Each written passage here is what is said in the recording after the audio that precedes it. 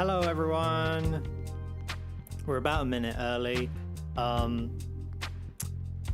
If you're watching, you probably know who I am, so I'm going to let my friend who I'm streaming with in person introduce herself. Solarpunk.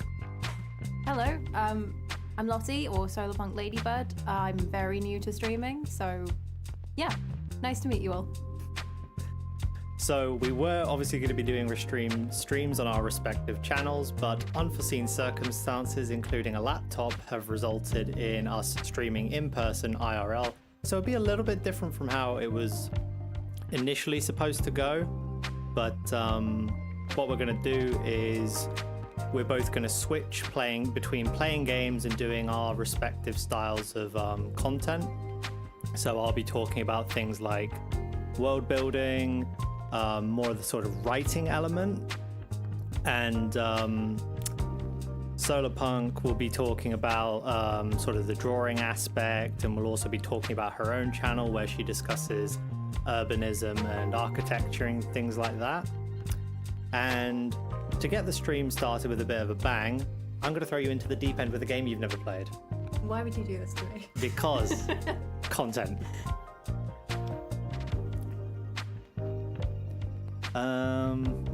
For the love of God, please do not put it on hardcore.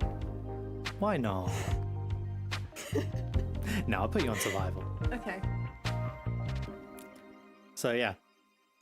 For context, I don't game. I do not game at all. I studied architecture. I'm much more into like architectural design and urban planning and like sustainable developments. So this is where the like kind of world building concept comes together for both of us, is that's our shared interest. This is completely new territory for me. I've watched RNG's videos on Subnautica, so I vaguely know what's going on, but that's the extent of it, quite honestly. Okay, now Solarpunk and I are going to swap seats, and she's going to play the game whilst I sit here and talk about sort of writing stuff and basically hold her hand through it. We also have a oh, never mind. Time for you to swap seats. I've accidentally started the cutscene. Send help. Once the introduction screen is over, we are also going to show the other part of our stream, which is a little spinning wheel of ideas that we can all talk about and draw and write and things like that.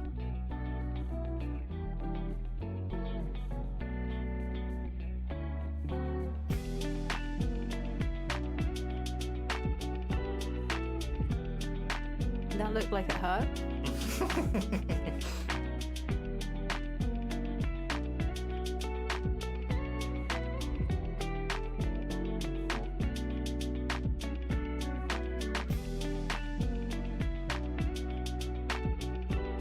you need to put your hand on the mouse. Okay. And you use WASD to move. Okay. Why do I get the feeling I'm about to die? If you die here, I will be honestly impressed. So how do you make this right work? Trigger. Okay. Right trigger, right mouse button. Not a console. So the best thing to do is aim for the base of the fire. Okay, hang on. There you go, you got it.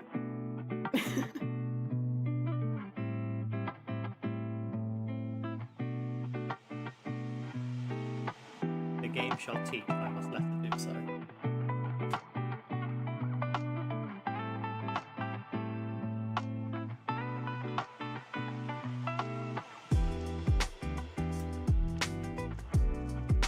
Have I made I think I've made a kerfuffle. I didn't unmute the game. Fuck. Thank you. I'm a moron. You're not a moron. I didn't unmute the game in a gaming stream. Don't tell me I'm not a moron. Okay, fine, I won't. Okay, well, I'm going to grab a time book. Oh, and also I need to show you use the mouse. You might as well learn what parts of my setup are which, so the little on that. Yep. Click it at the top and drag across.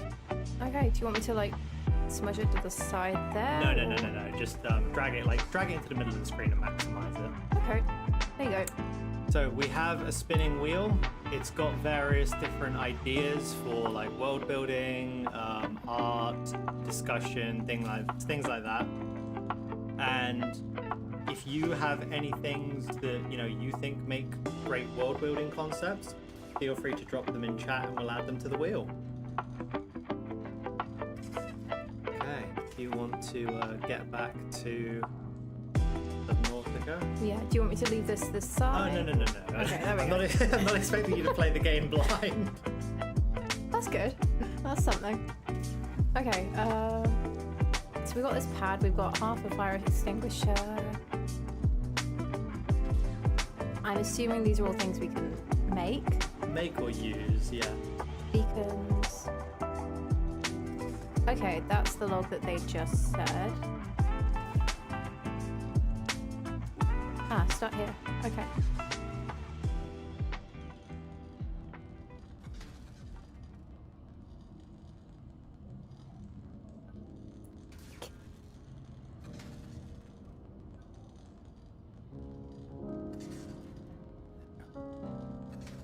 Okay.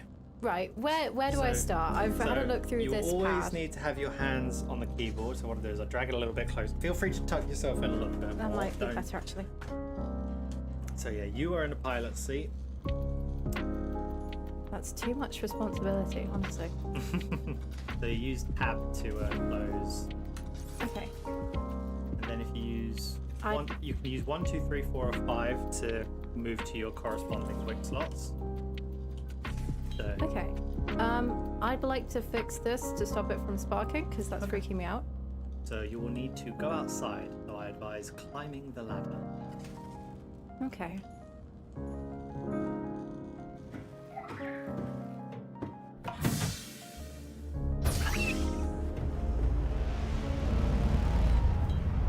Ah, fuck. It's got mods on it. Shit! I was like, why is that so far away? There's a mod on it. There's a fucking mod on it. Oh my god. One moment, everybody. I was like, that doesn't look right. What is this? No, this is great. Just put the rookie in hard mode with mods. Absolutely. Fantastic job. You are welcome. So I need to open this. Isn't this just great? I'm a genius. It is indeed a double blunder.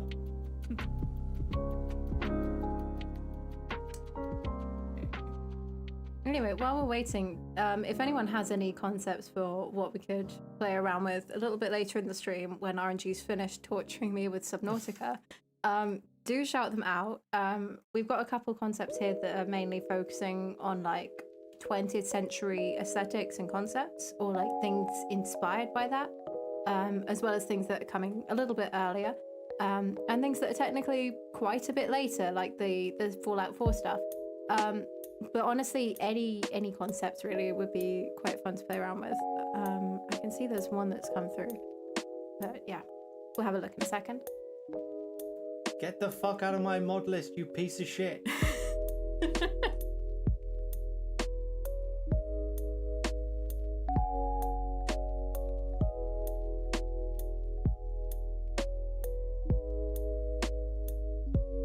Delete archive. This is making me feel a lot better now. Like the fact that my computer decided its time had come at the beginning of the week, I was just like, oh no, I'm not going to be able to do my stream and everything. But also, like, my stream would have been so much more of a mess than this, I guarantee. Like, I've done one of these before, and it was... You could tell I hadn't done it before, I'll put it that way. I'll put it mildly. Install the water to lava replacer mod. Jesus wept. I don't think I should do that. Right. Okay, that red core saying shouldn't have said anything that can play with mods, though. Thanks. I think you all just want me to suffer. Considering that it was only one mod I was using, and the mod was start in random location, and given that she'd probably started over one of the most hostile regions of the game, might not have been an ideal introductory period. Thank you for telling me that after we reset. Right, survival. And this time, stream will get to hear.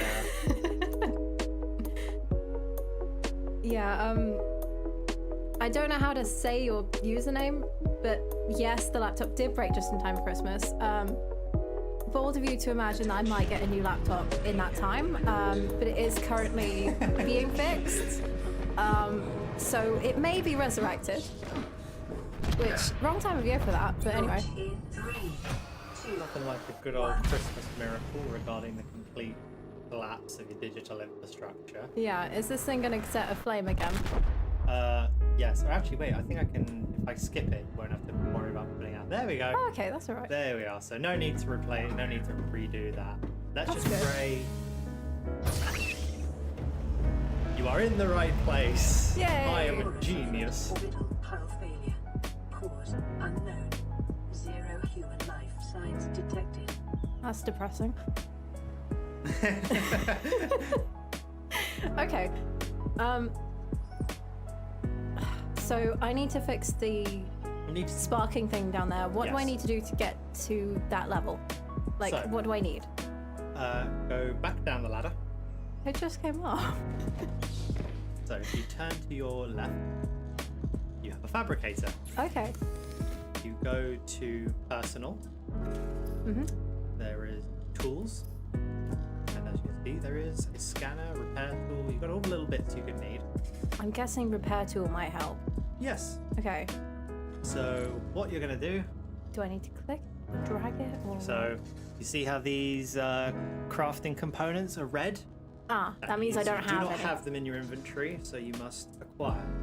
Gotcha. Right clicking has added it to your top right. Mhm. That way you've always got it on hand. So I'm gonna find this stuff somewhere in here. Sorry, I'm gonna try not to move the mouse to make people dizzy. I just realized I did that. Oh well. I mean, So you shall need to place your hands on WASD for moving, oh yeah. and then you must proceed into the drink.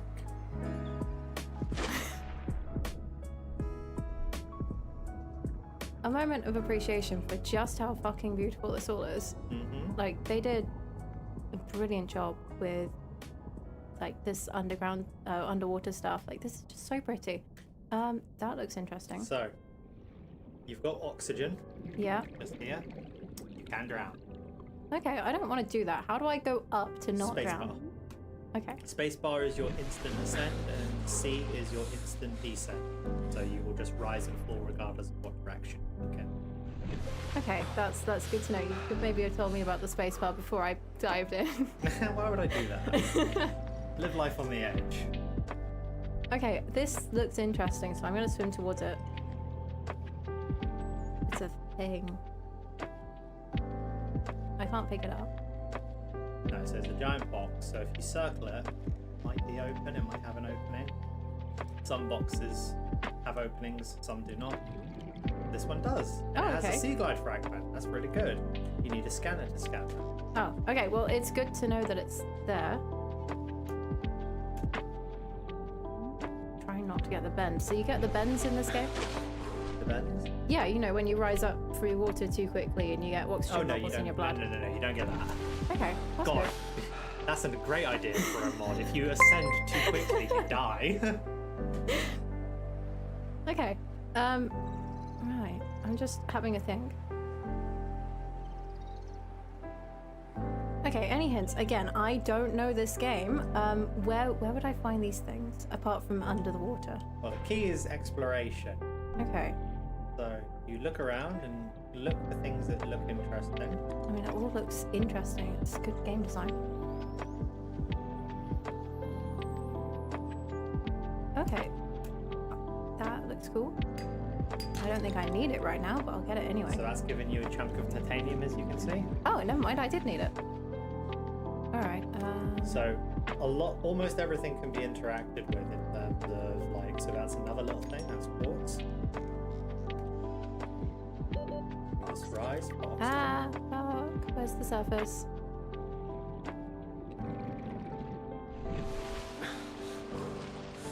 I'm hoping there's better scuba tanks in here. There are, yes.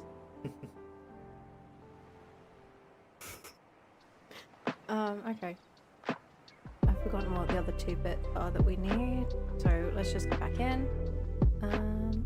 Did I pick up that creature egg or did I just... You did pick that creature. Okay, that's good. I'm gonna go into that tunnel thing. That looks cool. Can I go through that? I think you can. I think it's one of the ones that's big enough to swim through. Giant coral. Whee. Okay, there's something there. That's your life. Oh, that's... So you've got markers that will mark certain things. Oh, I hadn't realised I was going too far away from it. Okay. Yeah. So as you get far away, the markers become more visible. You can change the colour of them if you want in the PDA. Mm-hmm.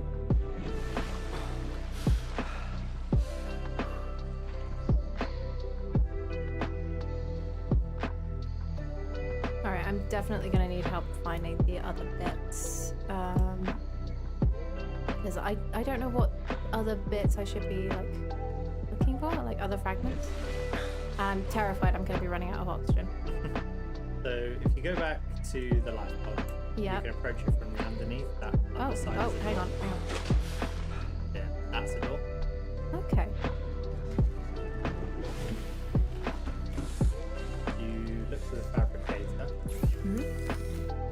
and look through it, and you'll find things that you need. I don't want to hold your hand to standard O2 tank. Okay, so I need another piece of titanium for that. Right, where would I find this silicon rubber? Because that doesn't feel like the kind of thing you might find underneath. You will find it in a very green area, or you will find the components. Actually, if you go to resources at the top, basic materials.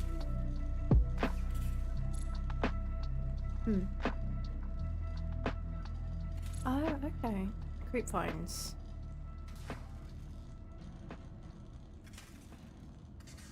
Right, we'll just go through the back door.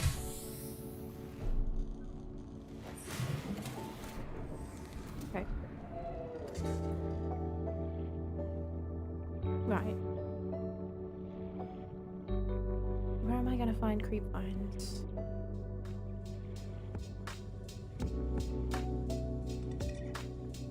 Thank you, you can pick Commander those Wolf. Oh, yes, you can pick up all the fish, and you will need those purple ones because they make water. Where'd it go? Welcome to Subnautica, where every time you try to catch a fish, you're wondering where is it gone. Thank you, Commander Wolf. Are you planning on making your own game universe and lore? Yes, I do write. I've started very recently writing D&D campaigns. And running one, actually. You did a one shot last month. Yes, I ran a one-shot for a few friends last month. I am making a game with another friend, but that's a long ways down the line yet. And I am planning to do Starfield reimagined, where it is only a reimagining in the very basic of concepts, because anything I don't like, I'll just give myself permission to get rid of, and anything I do like, I will allow myself to keep.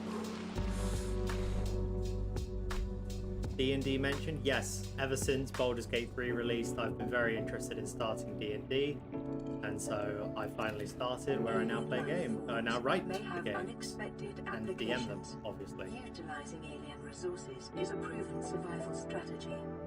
Okay, I picked up a bladderfish. What do I do with it? I can just see you looking at it. So, anytime you want to like process like fish or living creatures, you will take them back to a fabricator. It doesn't have to be the one in your life pod. Okay, well, And that's the then- only one I know right now. It's the only one you've got right now, where you can build bases. Mm-hmm.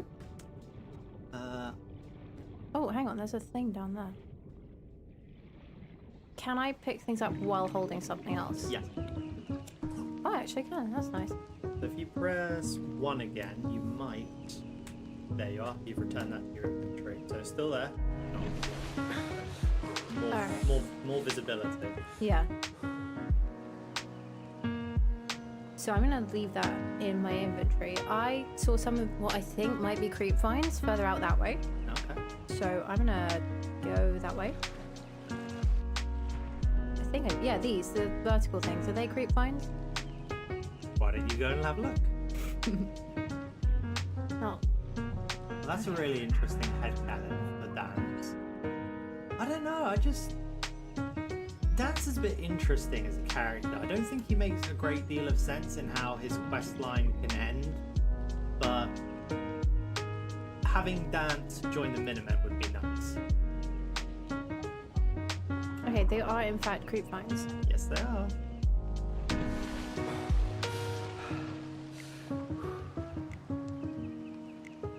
Again, just taking a moment to appreciate, like, that's really pretty. Yep. That's just very cool. Okay, let's see. Okay, not only do I need the creep vines, I think I need like the little, what do you call it? The actual seeds, I think. Is that right? Yes. I can't see any of those at the moment. Unless, is it the glowy thing? I'm not gonna say. See, when you say that, I'm going to assume that that's a yes. I should have said no.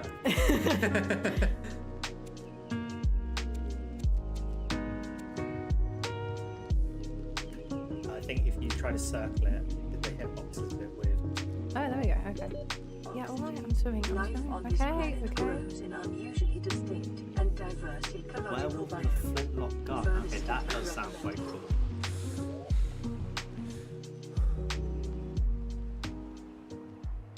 Okay. Let's head home. With the W, not with the space bar.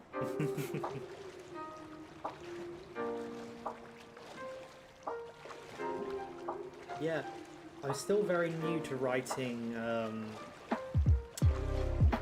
still very new to D&D period, so I don't know how. Because I'd like to add flintlock firearms, but I don't know exactly how I would implement them. I'd probably say that's probably something more your area of expertise as you've played. I imagine so. So I know one class that is actually proficient in weaponry, like flintlocks and guns and generally like that, is the Artificer, which is quite a new class in D&D. It's a very crunchy class. There's a lot you've got to think about. I believe it's an intelligence class, but I might be misremembering. It is, I think, one of the few that's specifically got like. I'm multitasking. This is hard. It's got specifically like proficiency in firearms, whereas like a lot of other classes just don't have that because it wasn't in the early versions of the game. So when I say it's new, I mean last 5 years kind of new. They put it in Unearthed Arcana 2 or 3 years ago, I think, and then they put it into the main game like a couple years ago. And I played an Unearthed Arcana Artificer a couple campaigns ago, so probably around 2021, I think. And it was really hard. There was a lot to juggle. But yeah, very fun.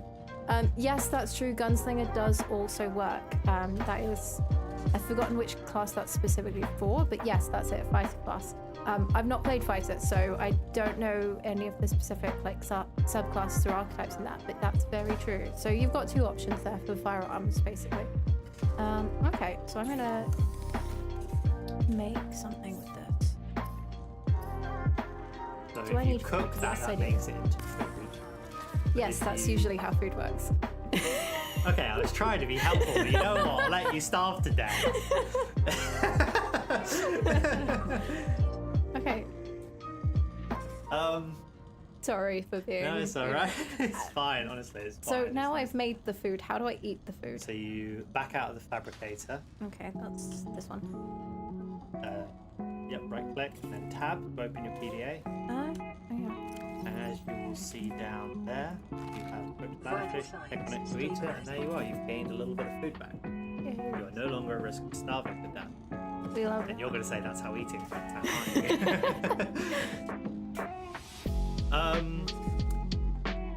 I wish the dance level worked for quest. No. The little info on rivers, literally reason. Yes. My problem with Dance Dilemma was the fact that Elder Maxon is willing to surrender on his morals or his beliefs for this person who he thinks is his enemy, which doesn't make any sense. But the main, and with regards to Rivet City and Sarah Lyons, I think it's just the fact that they didn't take the time to commit to more information, unfortunately, regarding those things. Using locally available materials. For your safety, this setting cannot be overridden. Fifth edition, there we are, with a mix of Mr. Highly recommended, Mr. Huh. Didn't know that. Neither did I actually. That's really cool. Oh, I can make a knife now. I know I was supposed to like make a repair tool, but like. Weapons were removed from standard survival blueprints following the massacre on Abraxas Prime. The knife remains the only exception. Knife.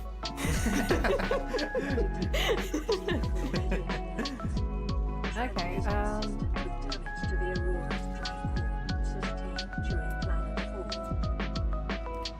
Hi, Grilled Soda. Oh, sorry, you go. No, it's all good. You go first. When making reimagining videos, do you think about player choice, like potential paths a player could choose to alter events? Yes, I do. So one of the big challenges regarding the reimaginings is trying to balance a good story with player choice, because obviously I can only cover one of the potential outcomes or one of the specific pathways in the story I write, or otherwise I'd probably just upload like a 7-hour video where I sound like a rambling maniac. So whenever I write them out, I think, okay, this could change if this player decides to go with that person or that. What on earth have you done? What do you mean, what have I done? I think you've just broken the game. That's not supposed to happen. Oh. I don't know. I don't know. I was just making things. I'm genuinely not. How have you? Unstuck? Is that it? Or do I just have a little floating knife icon now? I was just making things. Well, that's a really interesting little bug you've found. Right. Quick to main menu. Is this why I don't play games? Yes. Yeah. No, grilled soda, absolutely corkboard and red string. Yes, I think it would be really fun to just get you going on like a rambling, Yes. tangent series. I think Be that'd very be really much fun, like actually. that meme of the guy just stood on a whiteboard. Yeah, exactly. Right? Yeah, I want to see that. I think everyone here actually also wants to see that. Oh God. I'll get my videos will get downgraded from narrative documentary style to rambling manifesto. But Okay. anyway, what was that? I was saying. So yeah, basically, I think of the player choices, and then I choose what I believe will be the most interesting of the stories for my videos, and then I follow that particular narrative. But particularly with the Institute reimagining, you've got the 4 little internal blocks within the Institute, and they've all got different ideas about how to do things. There was like an idea that I experimented with for the Minutemen video where Ronnie Shaw would have been a very evil, sort of bitter old lady, and siding with her would have been the equivalent of like an evil karma ending. But I couldn't find a way to split the video very well, so I just had to focus on the best option, which I felt was the more sort of uplifting story.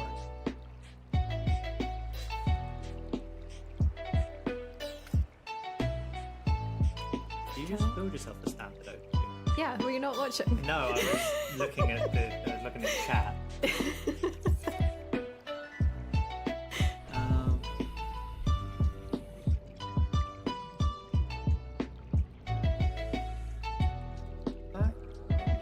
We've looked at that one. That showed up personally tap dance didn't feel right.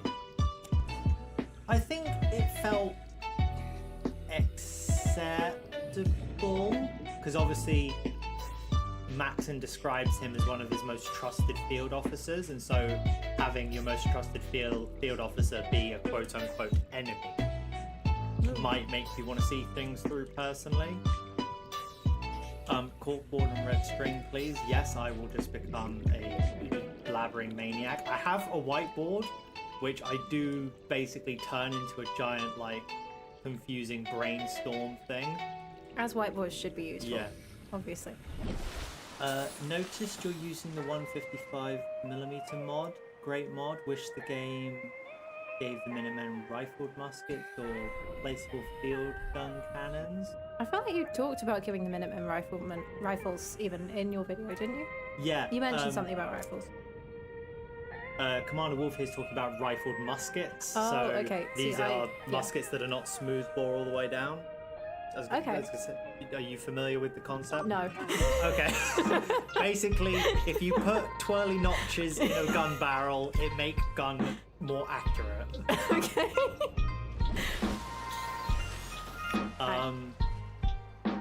I just personally, when it comes, because I do see this a lot, particularly on the Minutemen video, but also in videos talking about the Minutemen in general, is everyone goes give them muskets, and I personally just don't see the. I mean, I understand why, because it's got that kind of 18th century Revolutionary War era No, I vibe. don't. Release. I need food. I think it just doesn't really make a lot of practical sense in a world where you've got, you know, portable nuclear catapults and miniguns and like laser weapons.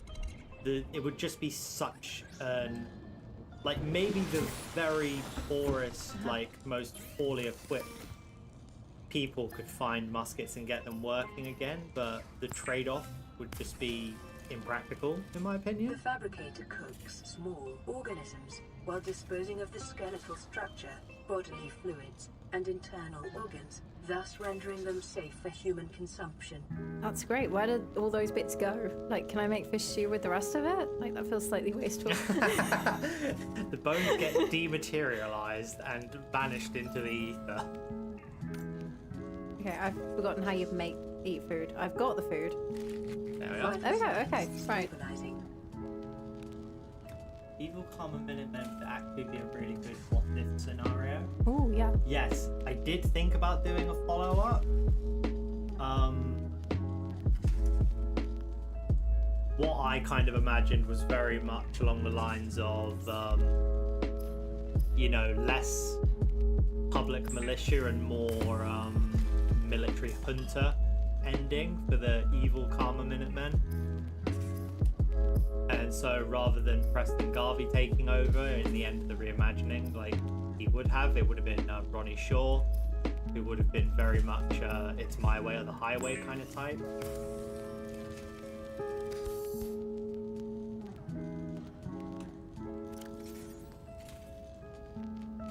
So, you just made another standard oxygen tank.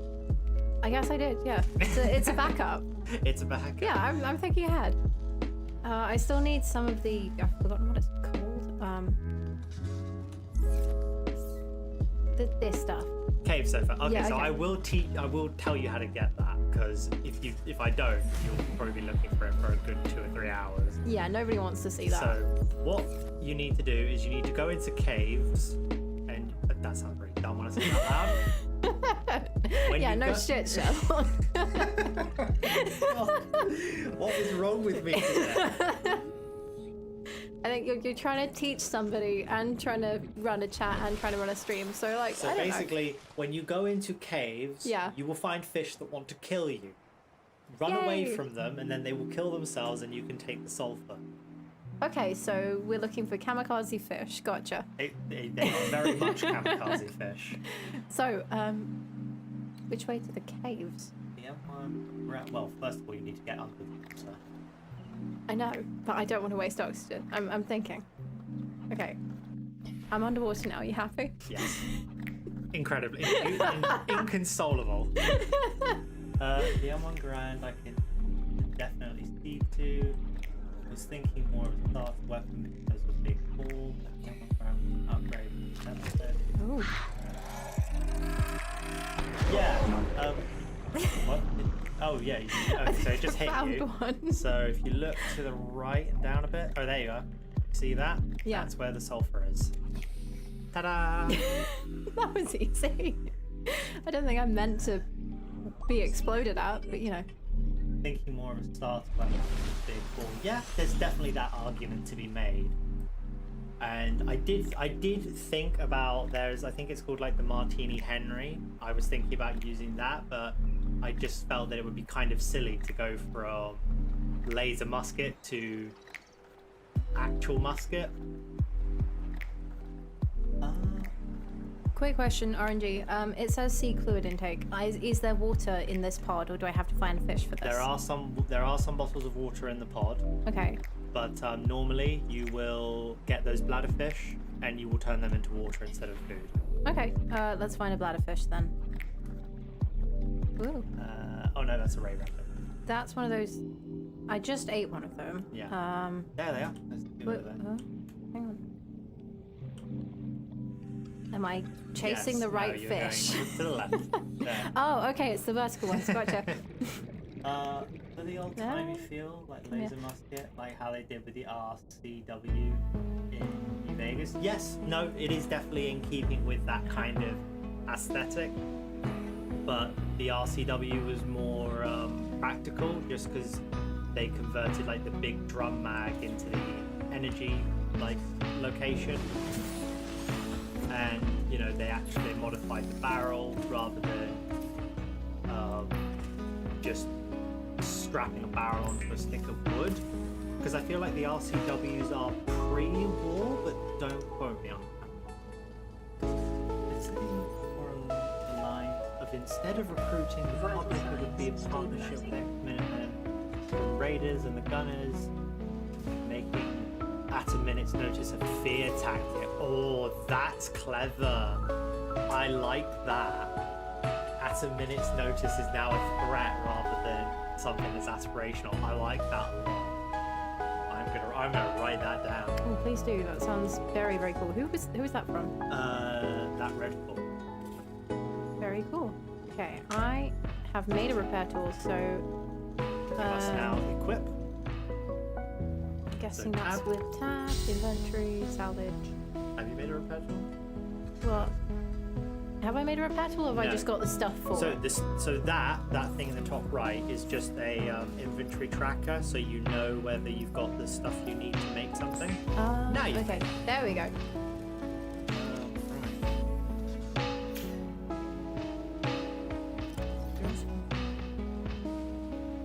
Yeah, that's fine.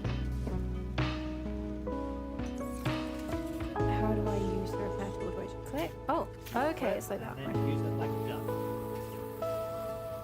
And you also need to have a Multiple secondary systems online, running full environment diagnostic and outputting results that's a to minute. database.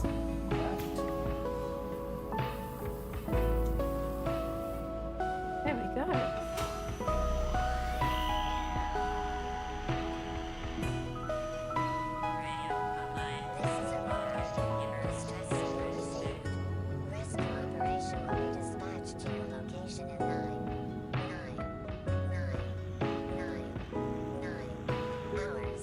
Something tells me that I'm not gonna be rescued.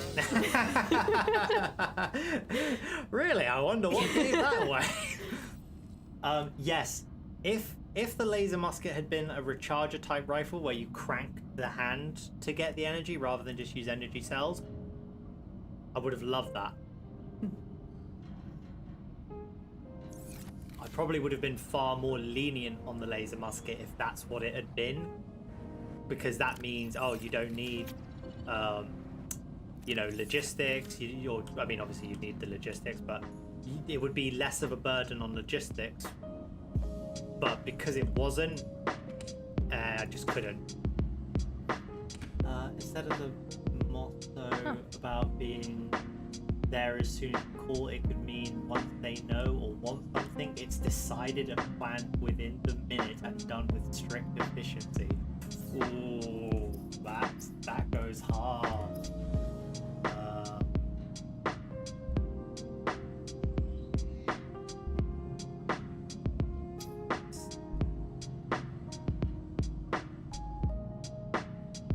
Oh, I can make bins now. That's cool. Okay, let's. I always forget that you have to step away from the fabricator to open up your inventory. Yeah. And I made a first aid kit as well. How do I get this out of my hands? How do I get the repair tool off my hand? So if you hover over the repair tool in your inventory, Yeah. No, not there. Oh, there, here. Okay. and then hit 2. There you are. You've unequipped it. Oh, okay. That's cool. And then I think I've equipped that. I've equipped that. You've made 2 sets of bins. Yeah, backup. Okay. Honestly, don't worry about spelling. I struggle with spelling myself, as Ladybird here will duly confirm whenever I send her my script proofreading. They are in a dire state, to say the least. They're really not, actually. I think you need to give yourself a bit more credit. I don't have to do a whole load of work on them. They're just... So I help with, like, proofreading, grammar, spelling, etc. Like, making sure things flow a little bit. Yeah. Martini Henry is good, but if you're thinking for American Western, recommend the Sharp rifle, 45-70 caliber rifle that got introduced in Far Harbor. Yes, I would have liked... I did think about using that, but again, I was kind of constrained by the mods I had available, and so I couldn't really find one that replaced the laser musket with the lever action. Would be fact case. I think it would be nice to see them in the story do an upgrade or make a better version of the laser musket, and still having a unique charm but with improvement. So, what was it?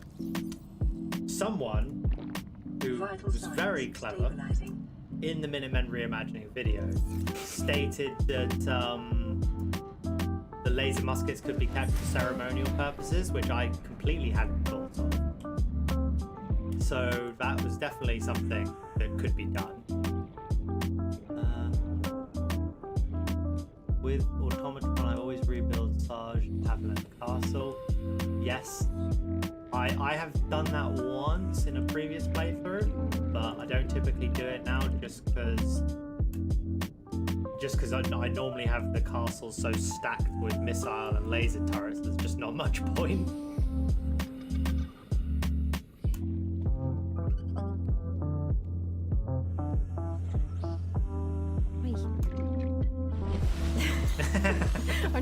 I'm trying to catch fish, and I'm not catching these saplings.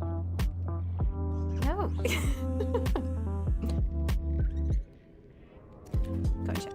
How do you get it into the inventory? Because I'm just holding them while I take them back. Oh no, to they're in your inventory. That's just the hotbar. No, but like I'm still holding it in my hand. Oh, just press 2. Oh, okay.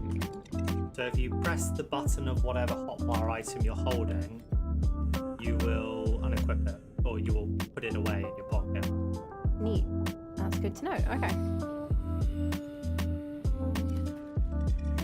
Did I pick that up? Okay, Yeah. good.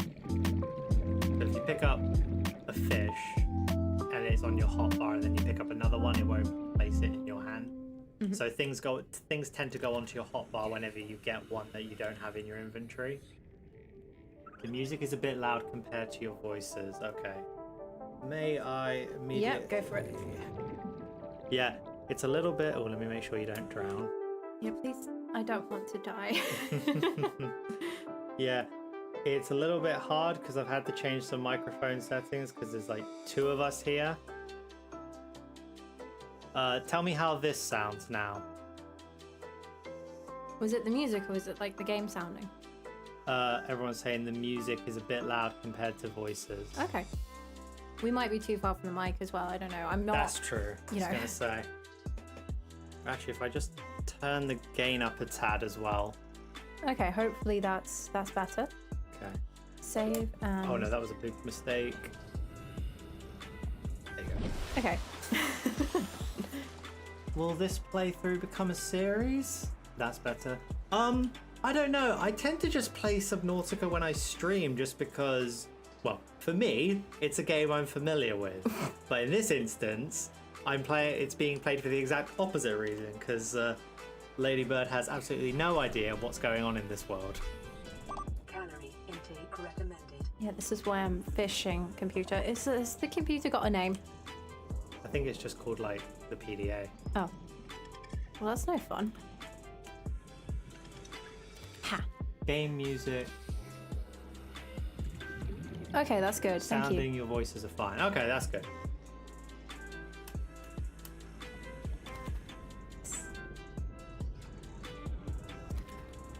I think I'm getting the hang of catching fish now. Yeah, it's a bit of a fine art. I don't know if I'd call it a fine art, if I can do it. Okay, that should be... Ooh, that's glowy.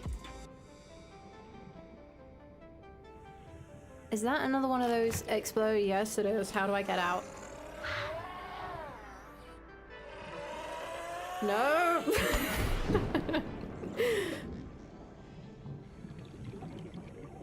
Hey, I didn't get exploded that I time. know, I'm so impressed. You are running out of oxygen though. Oh, shit.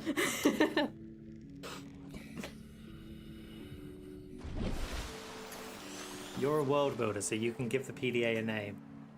Okay. Let me think about that while I go get my character some food. Has the character got a name? Or do you find that later? I think when the game released, the character didn't have a name, but I think they do have a name in the subsequent games after. I don't know. What is the character's name?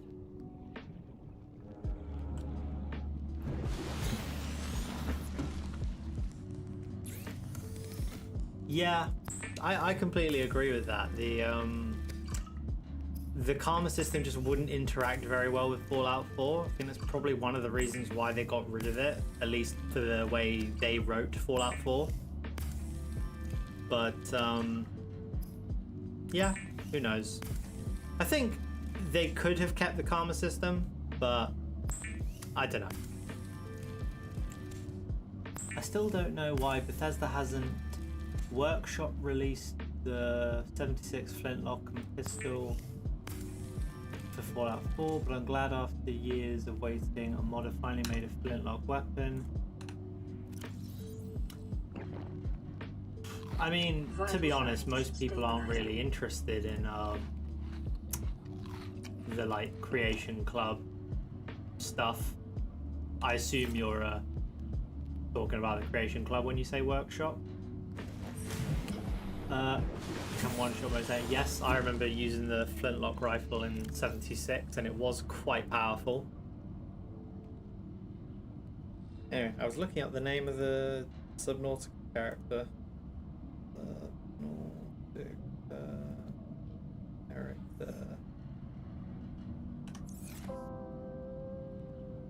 Riley Robinson. Okay, so this is Riley. I don't know why this is the name I've chosen, but I'm gonna call the PDA Ava. Okay, Ava the PDA. Yeah. It sounds decent. Okay, so I think I'm gonna keep going exploring. Where do we want to go next in terms of conversation topics? That is a good idea.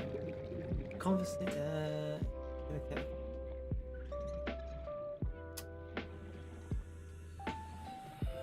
Oh, hang on. That had a... Oh, okay. I can cut this. Apparently.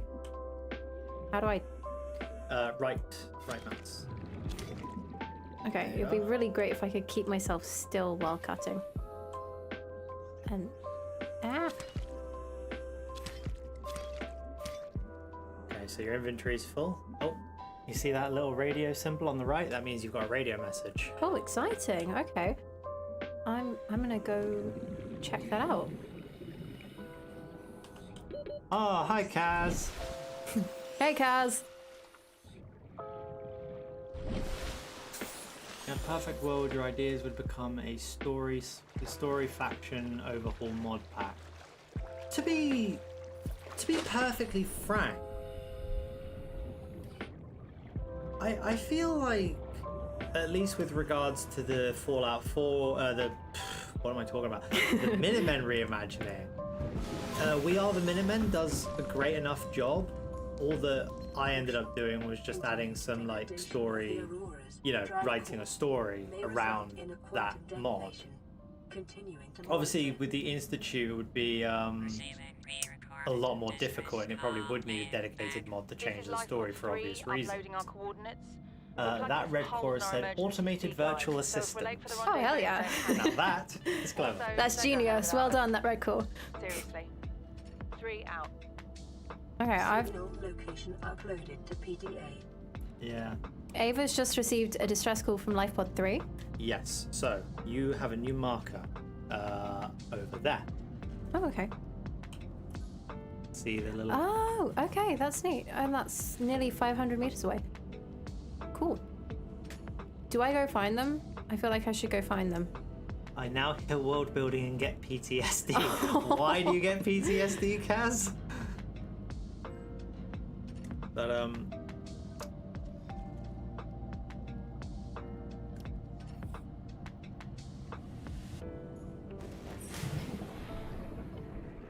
you've got. Did you build a scanner? I don't think. No, I still need to find something for the scanner. So for I don't know what this one batteries, is. that's a battery. Okay. You will need copper, Okay. and you will need acid mushrooms. I have acid mushrooms. I haven't done anything with them yet, but I did pick up a bunch because they looked interesting. Copper. I so don't have copper. you know the little limestone rock that you get titanium from? Yeah. You also have a chance to get copper out of those. Okay, so we got to go find some more limestone. Yes. All right.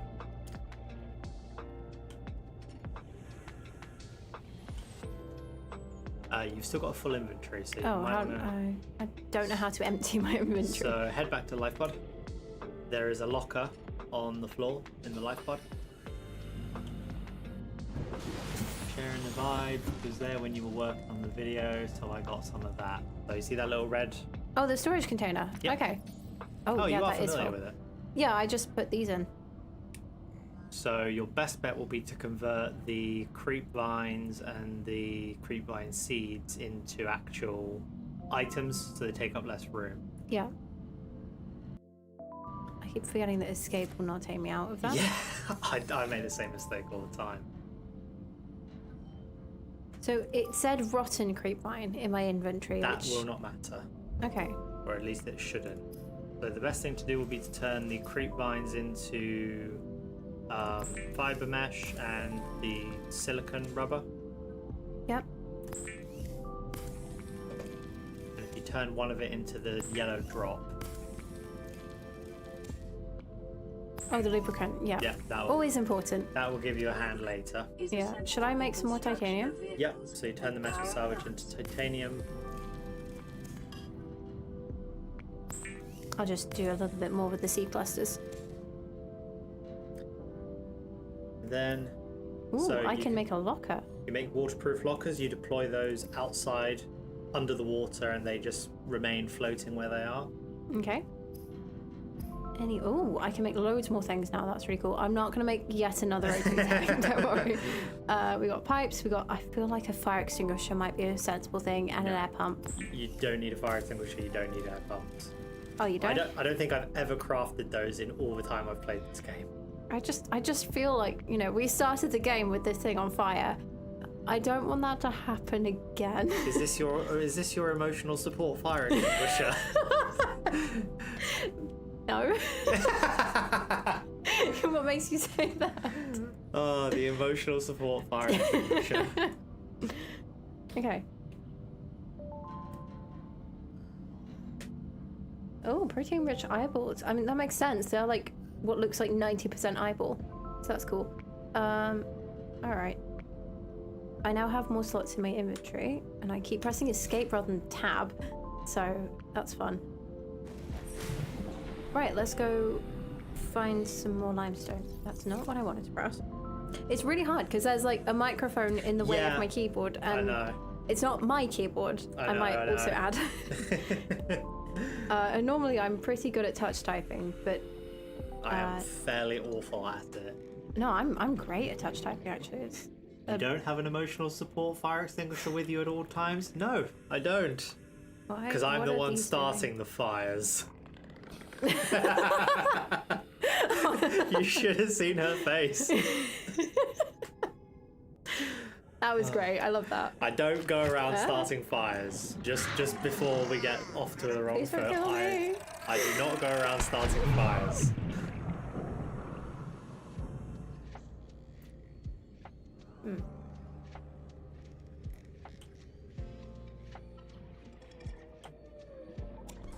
I'm not very good at getting away from the explodey fish. That's fine. You won't be at the start of the game. It's more of a get a bit of distance so you don't take full damage. Yeah, I mean, not as bad as it could have been. I'll give it that. I'm trying to figure out where the most likely place for like limestone fragments would be. You'll just find them all over. Oh, okay. Around where you are, like generally speaking, in this biome, you will find the most of them. There's one right. Copper There you are. is an You've got it. essential You've got everything you component need. of all powered equipment. Have I? Your Oh, progress okay, yeah. So you need one survival has copper and just 2 increased the mushrooms to make a unlikely battery. but plausible. Sweet. How fast are y'all at touch typing? Pretty fast. I have never measured how fast, but I can touch type at a remarkable rate. I It's think like- some people have gone like, holy shit, how have you typed that quickly? See, the problem is that for me, when it comes to touch typing, it's a trade-off between how fast I can type and how accurately I can type. Ah. So if I go too quickly, I just end up hitting all the wrong keys, and I'm like, oh, look at that, it's gibberish. No, that's one of my like not so secret flexes is I'm A, good at spelling and B, good at touch typing. So Nice. yeah, it's pretty sweet. Technology and to record alien biological data. So I've got a scanner now. You have a scanner now. Great. Before you put it to use, we are going to spin the wheel and come up with a topic to talk and discuss, because Do we want to save the game first, or do we want to spin and then save? We'll be good. We'll be good. Okay. Da da da da da da. Oh, okay. Okay. Fallout 4 City States. So this is what's going to be my next video. So I'm not going straight into the Brotherhood of Steel because that's going to take some time. So Fallout 4 City States is going to be basically reimagining Diamond City, Bunker Hill, and Good Neighbor.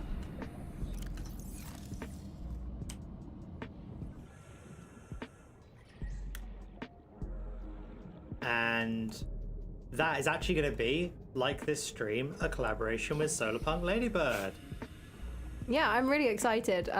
Again, very new to all this. That looks deep. Oh, this is exciting. So what we're going to be doing is working together with like different ideas. RNG's knowledge of Fallout and my understanding of like urban development and architecture and such like. I really ought not to be getting stuck in a cave, actually. I was just about to say, you are That's really not a good diving. idea. Where's the exit? Oh, thank God. Okay. And hey, I only got slightly blown up. Right, before I go back in there, let's not kill myself in a cave. That's not a great way to go.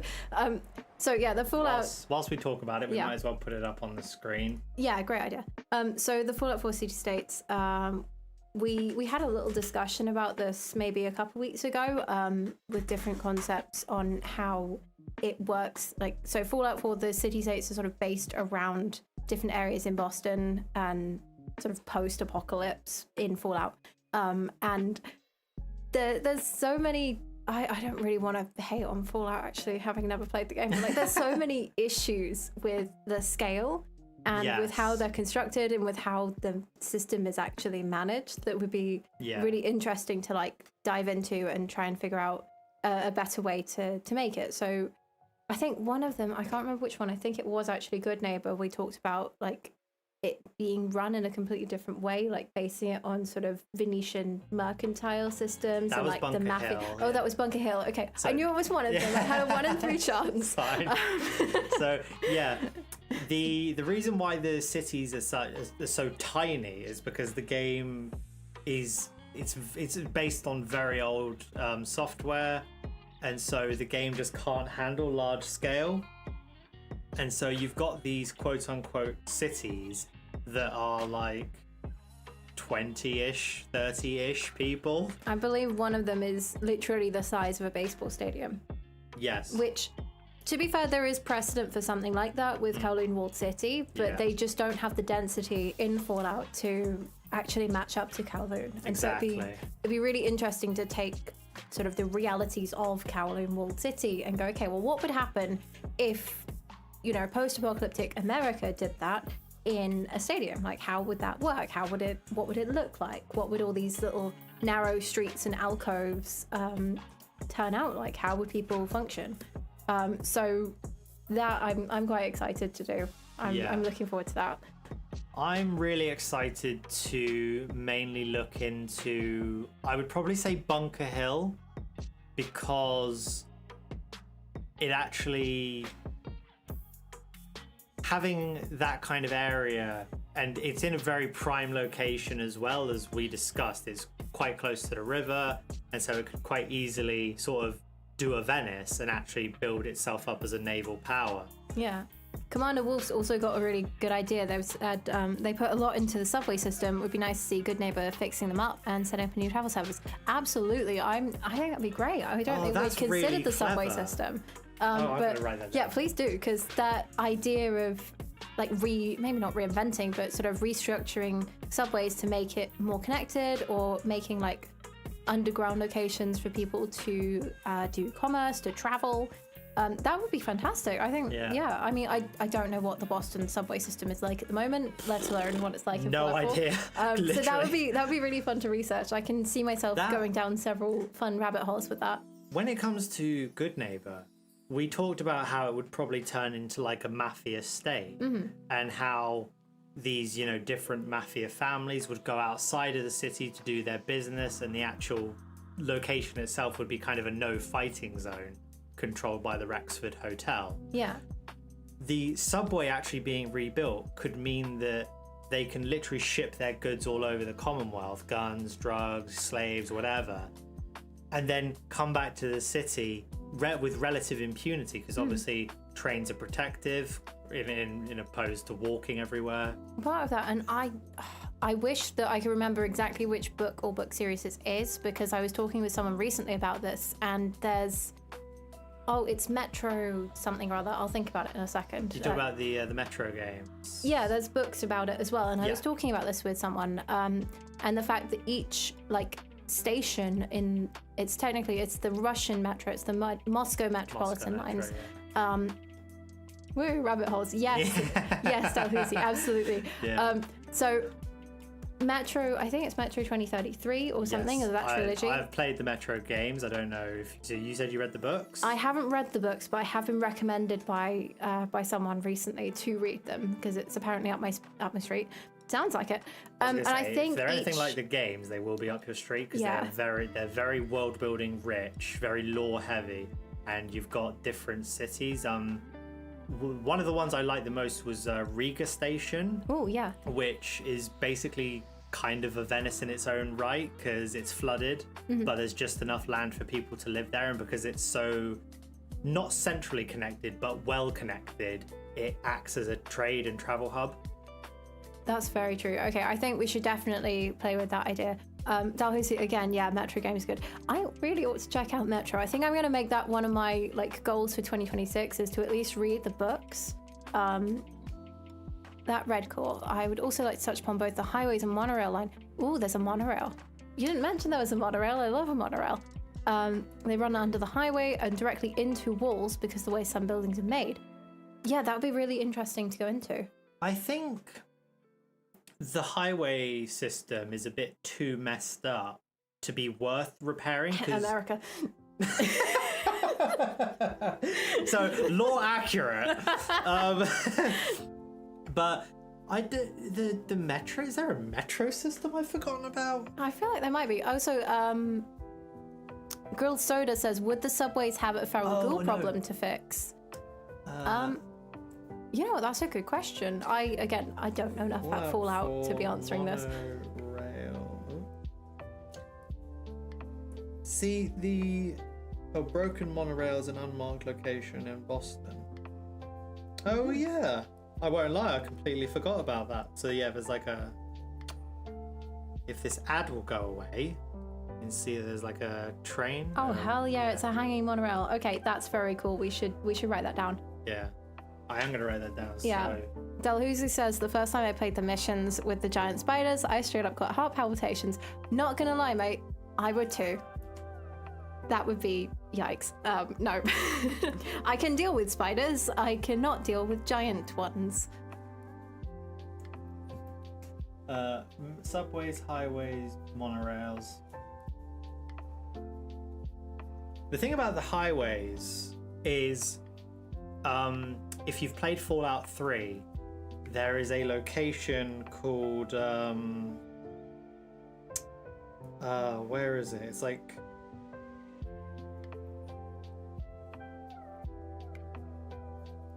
I feel like we should also write down Grilled Soda's concept about the feral ghouls. I think that'd be an interesting one to play around with.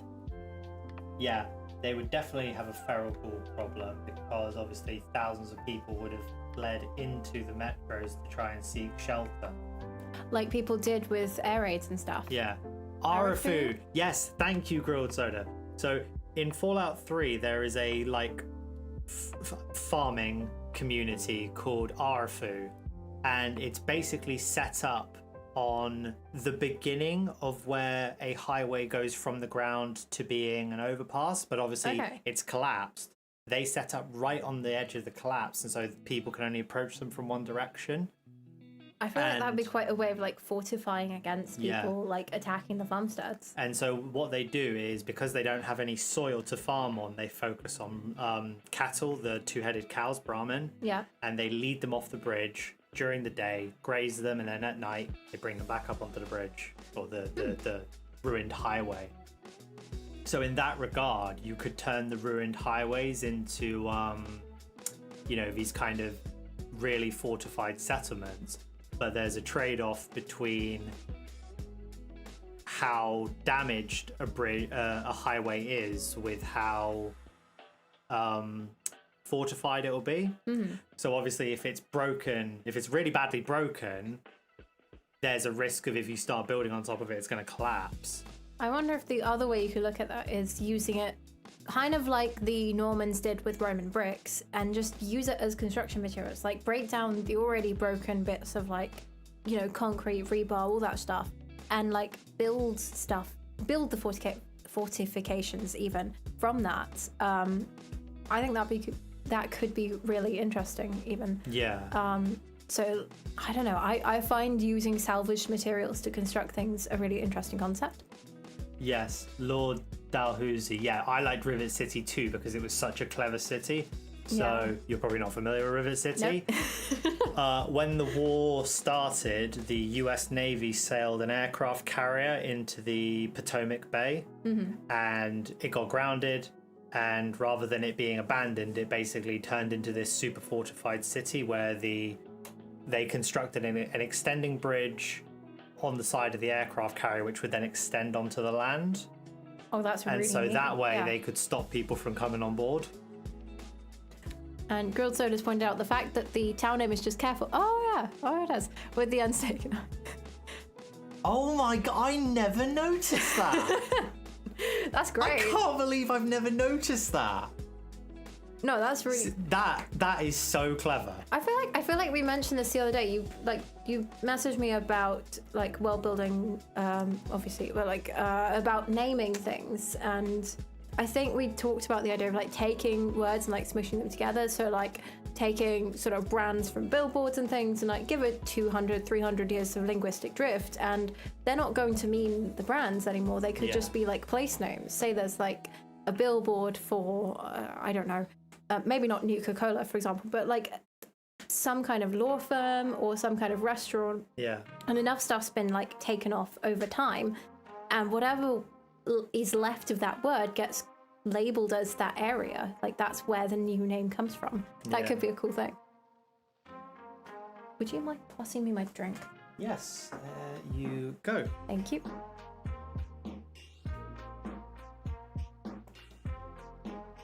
So yeah, I can't believe I never noticed that Arfu is literally just careful with letters missing.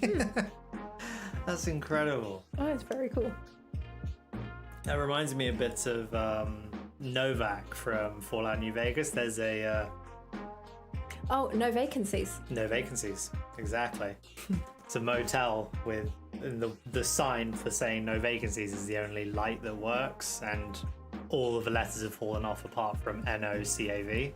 I don't know why, but that's just reminded me of, I think it must have been a Vine from forever ago, which was like a guy in a Target parking lot, and the Target lights, the logos, the T was flickering. So he was like, "Welcome to Target." Yes! Oh, it's such a quality meme. R.I.P. Vine. Oh, that's so good. That red core says there are a lot of settlements in the Fallout universe which are just shortened words, the pit being Pittsburgh. That's true. And Novak, yeah, Novak. just like RNG said. Yeah, they're great examples. Yeah, I mean, again, like, give linguistic drift enough time to happen, and a lot of fun things can happen with, like, different names, different ways we sort of talk about things. Like, I don't know, I could probably go into a linguistic rabbit hole at some point. But, like, I know that I've played, I think actually with Dalhousie, who's in chat, we've played these games called Dialect sometimes with our D&D group, and you take words and you sort of play around with them to make new words and make new phrases for specific settings. So like, you know, deep space in the far distant future, or a really isolated enclave, or anything like that. And it can be really fun to just mess about with language like that. So yeah, do we want to go back to the game, or do we want to do another spin? I don't know. Are you enjoying playing Subnautica, even though it's your first time? Because if you're not like super into it, then we can always switch over. I'm vibing. I don't really know what I'm doing with it, but it's kind of fun. That's fine. What we'll do is we will hide choice, and then we will do that. Doink. There we are. Okay. I'm gonna go see if I can go scanning things. I was That might kind be of fun. disappointed in the settlement system. Thank goodness for Kingath and his team on Sim Settlement 2 for that front.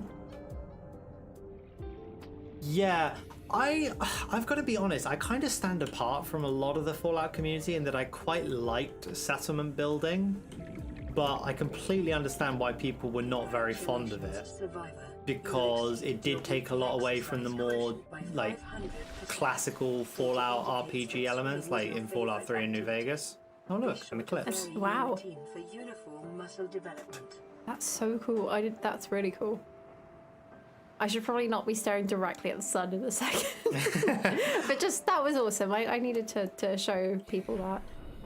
But Jamaica Plains was definitely my least favorite settlement, or at the very least one of my least favorite settlements.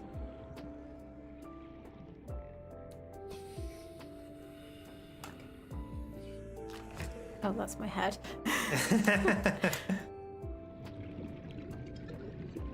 What are you looking for? Well, there's a cave system there, so I thought I'd fill up my oxygen tank and then take a quick look. Okay. I don't know if I'm looking for anything necessarily. Is that salvageable parts, actually? Yes. Quick side quest. I want to grab those. So yeah, there's some caves over there. I should not be wiggling the mouse. I am so sorry, people.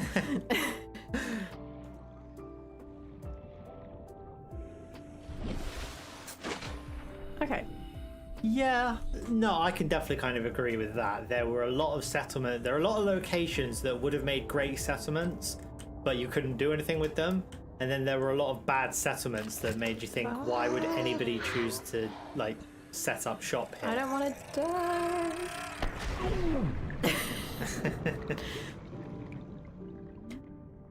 die. I can't get away from these things quickly enough, as it turns out. You will at some point. At some point, yeah. When should I start worrying about the health monitor, by the way? When it starts flashing red, which will do about 25%. Okay. So we're not dying yet. Don't you have a health pack in your inventory? Probably. Because you don't get full... Oh, no, you don't. Oh, it's back at base, that's why. Yeah.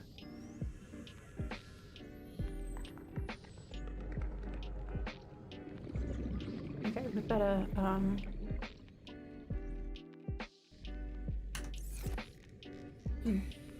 Should I go out that now, or should I go exploring first? Chat, what do you think?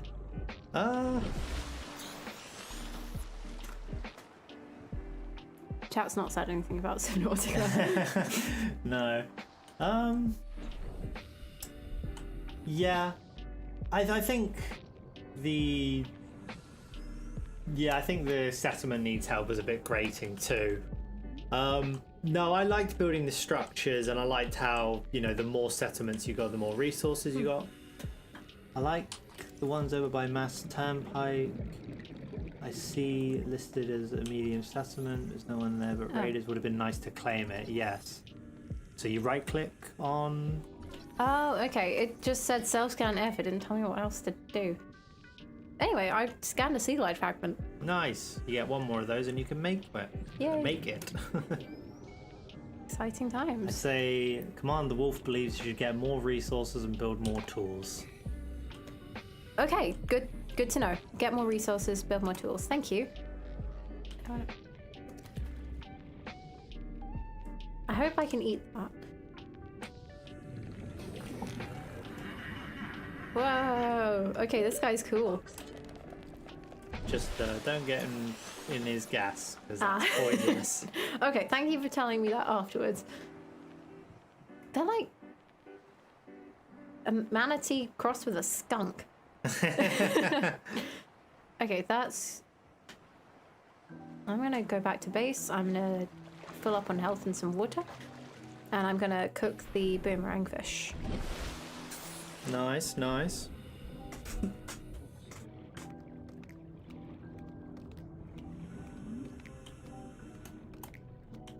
I pick up?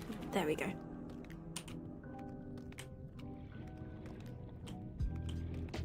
That's so pretty. I love the fish designs in this. They're very cool. Sorry, I'm aware that when I'm slamming the spacebar, it's probably being picked up by the microphone. My apologies. It's alright. The one thing I always wanted was a sort of New Vegas Easter egg where a raider camp could be discovered to actually be Caesar's Legion Frumentari investigating synths. That would have been a cool Easter egg. The problem is that it doesn't really make any sense for Caesar's Legion to go east, particularly that far, because they'd have to cross the Rockies, and then they'd have to cross the Great Plains. But I don't think Caesar's Legion is a faction that's built to last. I think that they would just crumble under their own weight, and I don't think any kind of changes could fix that, unfortunately. But as an Easter egg, that would have been really cool.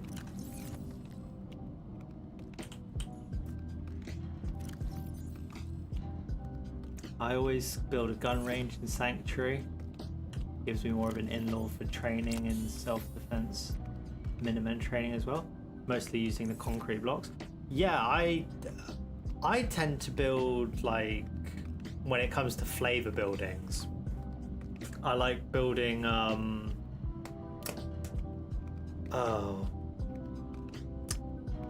I like building like the walls and the gates. I always use the snappable walls mod in that regard, and it always gives me you know, these kind of really heavily fortified compound vibes. Always thought the Legion and the Brotherhood would make good allies. Both hate the unrestricted use of tech. I disagree. The Brotherhood hates the unrestricted use of tech, whereas the Legion just hates technology altogether. They won't even use like stim packs and medicine, whereas the Brotherhood of Steel use like power armor and laser guns. Why wouldn't you even use medicine? Because it's not what Caesar, who leads Caesar's Legion, believes in. He believes that everything from like before the war was like, how do I describe like what Caesar's Legion was? It's basically like a bunch of Roman Legion cosplayers, and okay. they're slavers. They don't want people to none of their soldiers use like modern medicine. They'll all use things like healing powder and herbal remedies and things like that. They don't even like using guns, so they'll mainly focus on things like melee combat, so machetes, spears, that sort of thing. Some of the more advanced legionaries, like the Speculatories and Frumentari, will use firearms, but other than that, and everyone speaks Latin, or a lot of people speak Latin as well as English.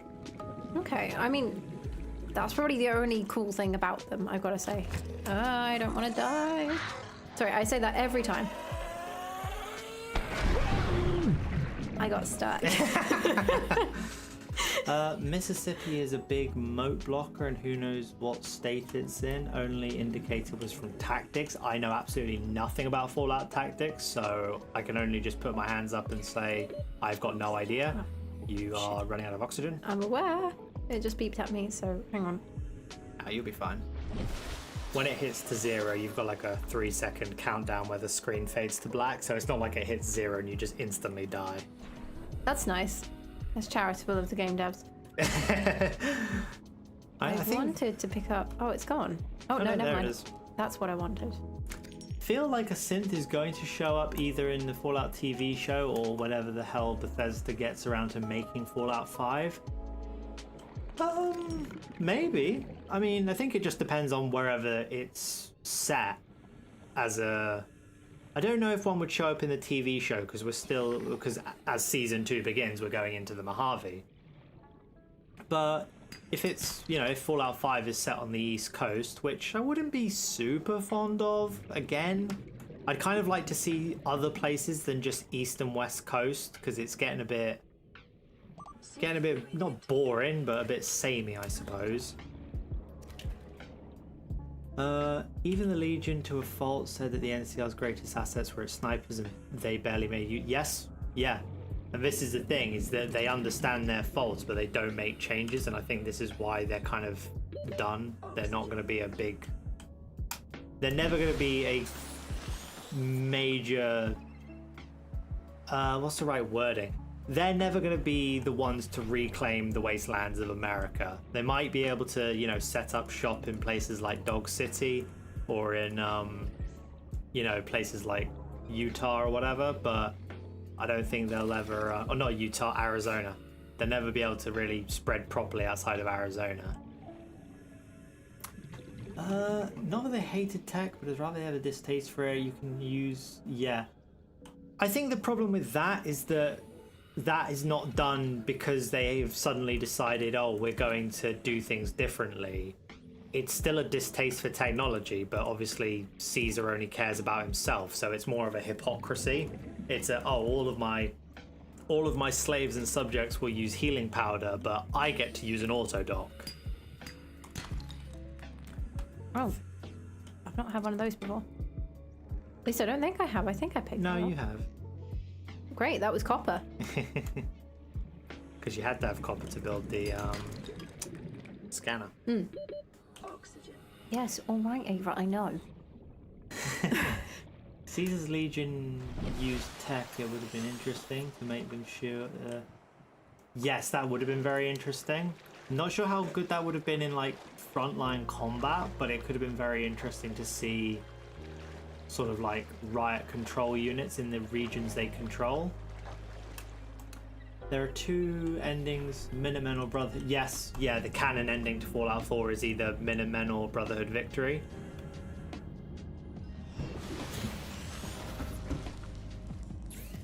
They can hold territory, but to fully retake it, no.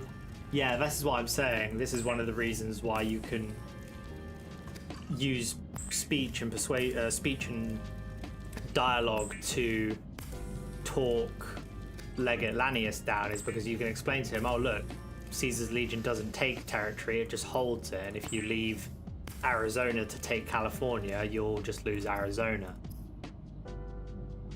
The Legion has tech, Caesar just forbids elite units like the Praetorians and Frumentari use tech. Yeah, they do, but again, this is I think those units are a really good example of why Caesar's Legion is never going to be good, because the Praetorians have advanced weapons and the Frumentari typically use guns and things, but Vital signs stabilizing.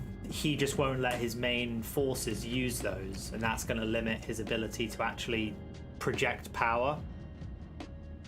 Yeah, it is, considering wasn't Caesar from the followers originally? Yes, he was from the followers, but the reason why he's so adverse to pre-war tech is because he views the US and the NCR by extension as failed states, and so he thinks, oh, if we do the exact opposite of those things, we will, you know, not survive necessarily, but we can build a better world.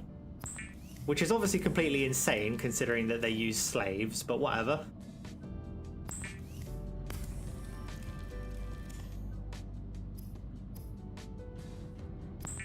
Oh, you're building the air pump. Yeah. Is that a good idea? You didn't like it when I built the fire extinguisher. I mean, the problem is you'll never really get a decent chance to use it.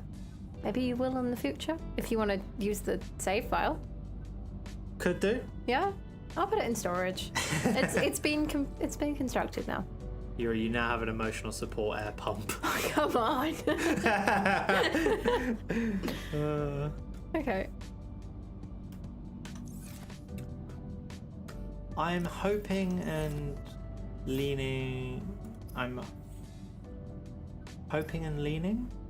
Minutemen. They tease Radio Freedom songs when the kids tried to contact the Brotherhood. I mean, if the Minutemen showed up on the West Coast, that would be an incredibly unlikely rise to, regional power. Not even regional power, but kind of national power. I'm back. What did I miss? Was on the phone.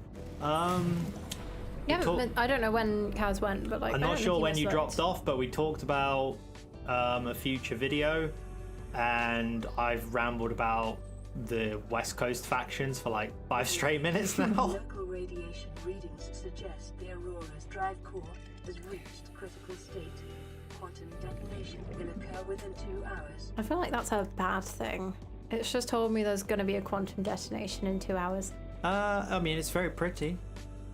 Great. Is it going to kill me? No. Well, I mean, it depends how close to it you are. I'll get as close as possible. I'm sure that the lights, like the light show, will look amazing. I wish to view the quantum explosion with a microscope.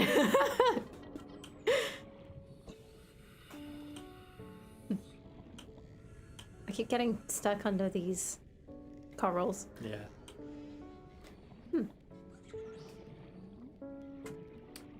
My guess would be that they went on national scale, operating in cells, decentralized but organized.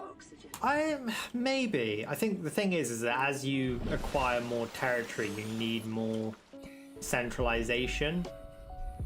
And so eventually you would see like a New Massachusetts Republic, or NMR or whatever they end up calling it. Maybe they just keep calling it the Commonwealth. Damn, I filled up my inventory again. Yeah, I keep finding things. People say I keep finding things. I know.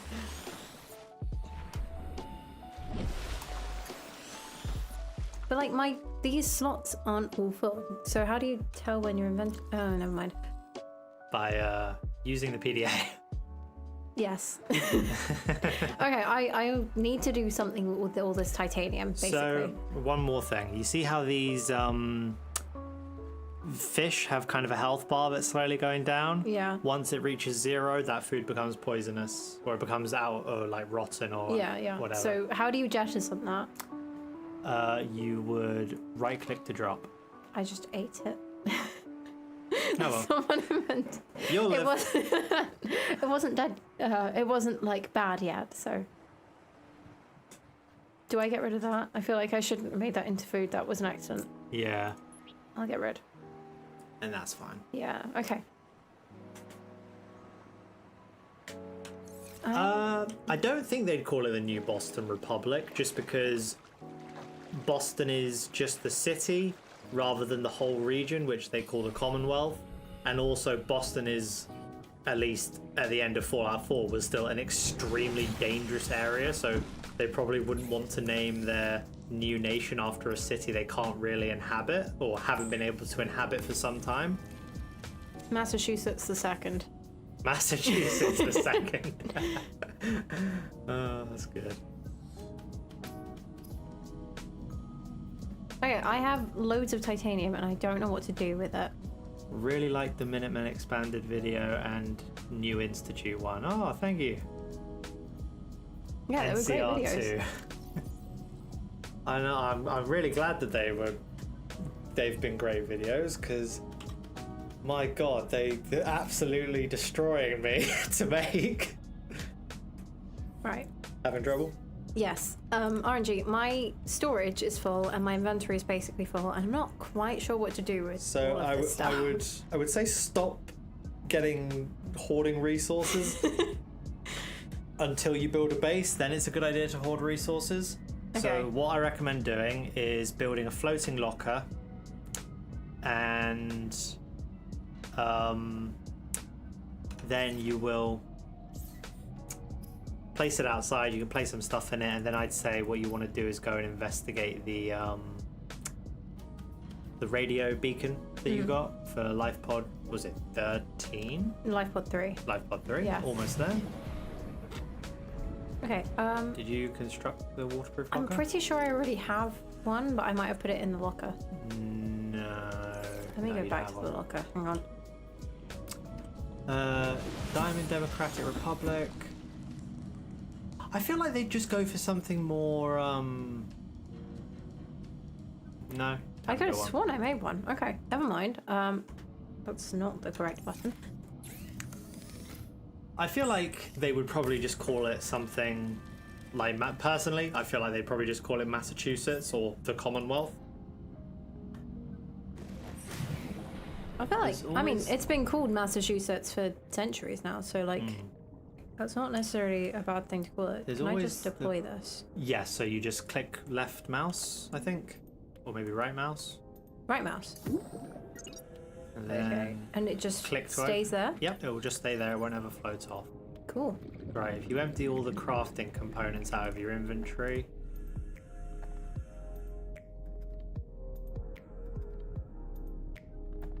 I think that's everything. yeah, that's fine for now. You Yeah. still got plenty of space. Are you only able to drink? Obviously, you're only able No. to drink the water when you're like on dry land. You can't drink it when you're in a scuba suit. No, you can drink it underwater. Can you? Yeah. Because it wasn't letting me just now. There you Oh, okay. I'm Yeah. not going to think about the mechanics of that.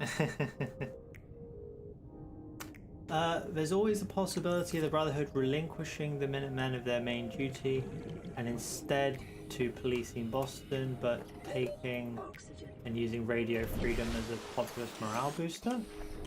Maybe. Learning from their mistakes of how they entered the Commonwealth. Yeah. Problem is though, I just don't think that's Elder Maxon's style.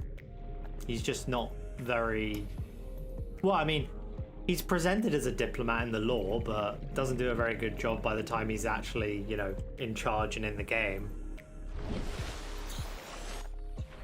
Oh, you've got another radio message. Oh, have I? Yeah. Oh. I mean, I have to go back to base. I've just come from there. That was a fun sound. Do I have to be worried about that creature? They might attack you. Might. That He says with a terrifying shitty grin on look. his face. Thanks for that vote of confidence. You're welcome. I have complete faith in your abilities to navigate hostile predatory alien life. That makes me So reassured, thank you.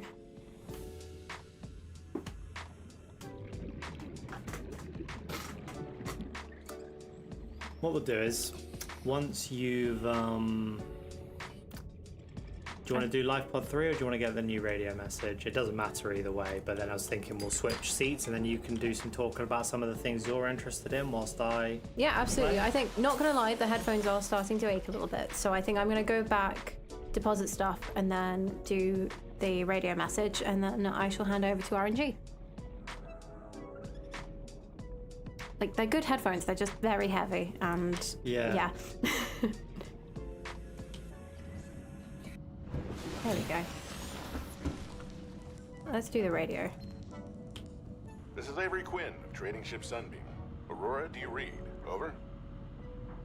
Great, how do I reply to that? These all we terrorist don't. ships. Oh. They run low on engine grease. It's one way. West. Oh. Help? What's the point in having a radio when you can't respond to Aurora, things? I'm out on the far side of the system. It's gonna take more than a week to reach your position. You still need our assistance. Officially Over. registered as Massachusetts and I'll try them again 1788, tomorrow. recorded Damn for the insurers first gonna have us recorded blowing our credits neat. running errands for Alterra. 1666. See what the long range 1616, not 66. That was the Great Recount Fire of London, real among other history things. record. Yes. Don't know why that cropped into my head. I think it was just a misread. No, that's cool. Thanks, Cass. Right. RNG, I'm handing the headphones over because I think my neck needs a break. I was going to say, you should have said that the headphones are starting to hurt. Well, I only just registered it, so. Fair enough. Because they can be... Could have changed them a little bit to just improve the comfort. Oh, they're good. There we are. Okay. Just realised I turned the microphone gain up too high.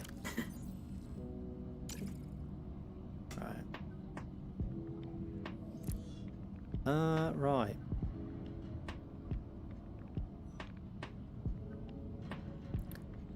Let's grab the wheel up. And you can just pick one of your topics to talk. We've had a couple of off-screen comments, actually. Oh my god, what? Yeah, my DM's been texting. The person who runs my D&D sessions, great person, fantastic stories, so shout out. They've said, I'm not going to be able to comment on the live stream since you're talking about Fallout 4. There's a big untapped thematic element with its setting and Boston and the Minutemen and their whole Revolutionary War aesthetic. With this came in a couple minutes ago, I gotta say. With the idea of settler colonialism recontextualized into a post-atomic war environment, and how that could be taken into a positive or negative spin as being condemned to repeat the past or reforging the past into a new positive direction. And also the whole thing of, quote, schizotech of the Minutemen, where older technology is possibly easier to reproduce if your industrial infrastructure is trashed. And then most recently, I'd also argue that the whole Caesar's Legion restricting high technology to his elite units is just a method of control over the rest of it. The Frumentari are elite and devoted to the cause and have an advantage against any rebels who are mostly stuck using melee while they are fully automatic guns and lasers. Thank you very much for those comments. I'm sorry I didn't pick them up sooner. I'm going to keep that chat open. If you want to keep commenting, do carry on. So yeah, anyway, coming back to our concepts. I'm going to add the whole... I'm just going to move your glass real quick because I'd hate to knock it over. That's not too... So, post-apocalyptic frontier colonialism. It would help if I didn't... Post-apocalyptic... Yeah, that's it. Frontier colonialism.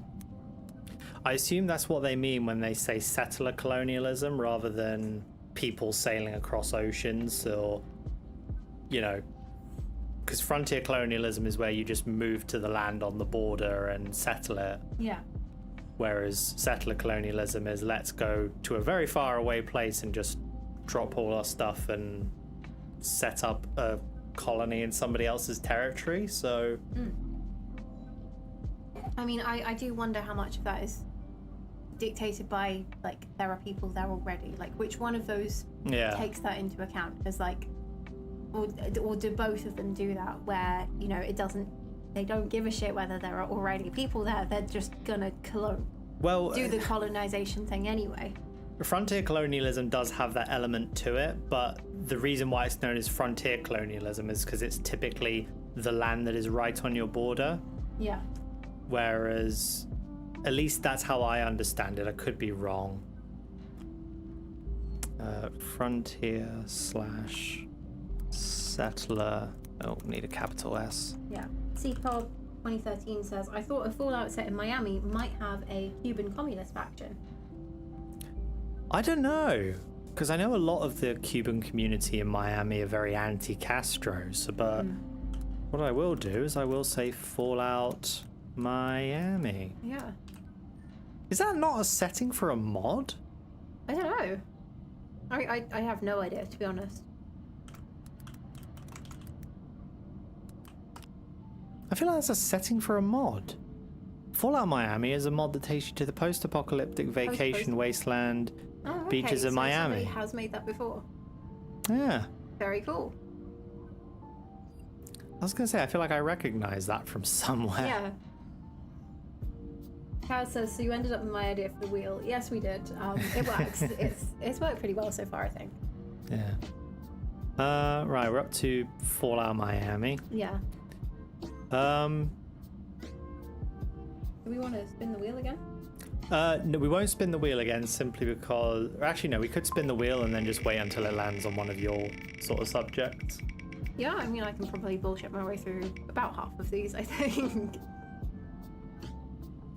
Oh, this is one of the concepts we came up with together, so I'll let you take the lead whilst I just play through Subnautica. Do a better job at Subnautica than me, show me how it's done. Yeah, okay, I see how it is. Oh, I didn't mean to minimize that. No, bollocks. it's fine. I think enough people saw it. We also got one more in the chat saying, I've always really liked the idea of Louisiana and or New Orleans for a Fallout area. It could be like an industrial new American Venice. That's very true, actually. Yeah. I think that could work really, really well. There's such a cultural melting pot in Louisiana with like the Cajuns and the connection with the Gulf of Mexico and such like that. And I think that could be a really interesting one. And especially, I don't know how much climate change factors into the Fallout world, but if there's enough climate change where the sea levels have changed, then you're going to have a vastly different coastline along Louisiana because of the changing levels in the bayous and such, which could mean that maybe you've got a seafaring or waterway faring settlement or civilization there. So that could be really cool. Well, from what I know about Louisiana is that it was set up in a very swampy area on what little land there was.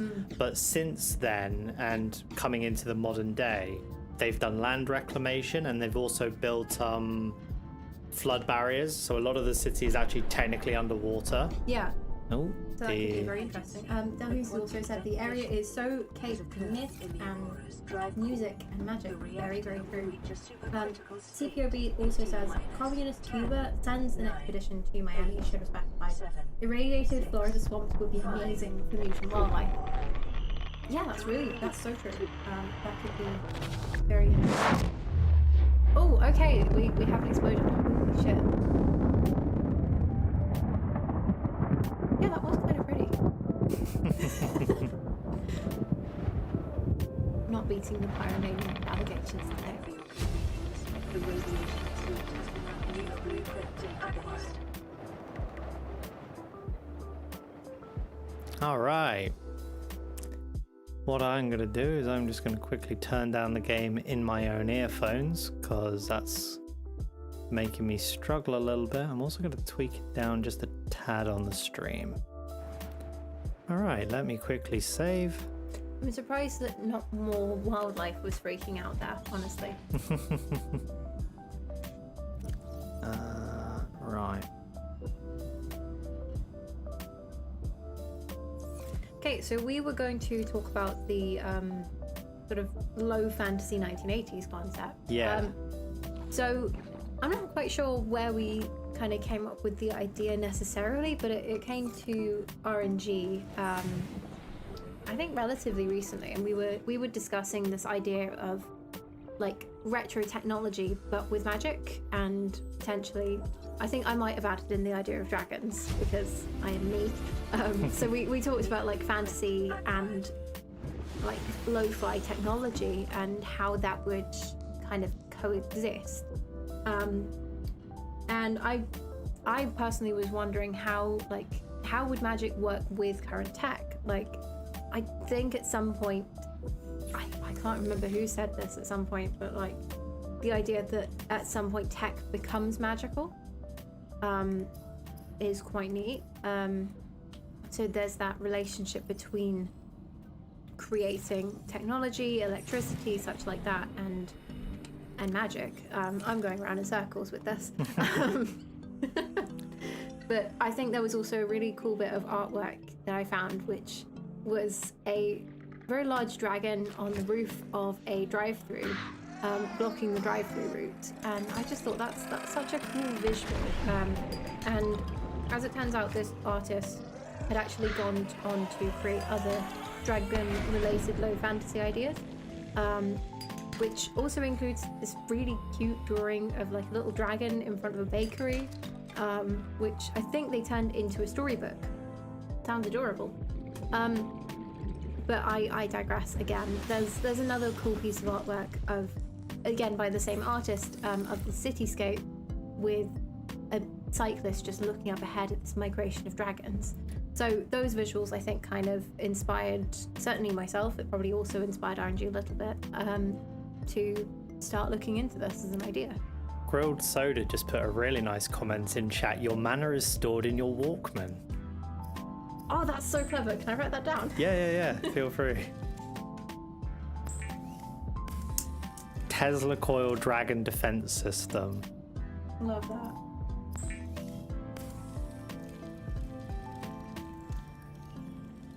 The Sea Glide will increase your effective exploration range. For your safety, Actually, please that pack supplies for long journeys could be something and really stay fun to within play with in 5 terms of kilometers the like nearest magic. lifeguard Is or music habitat. magic in this setting?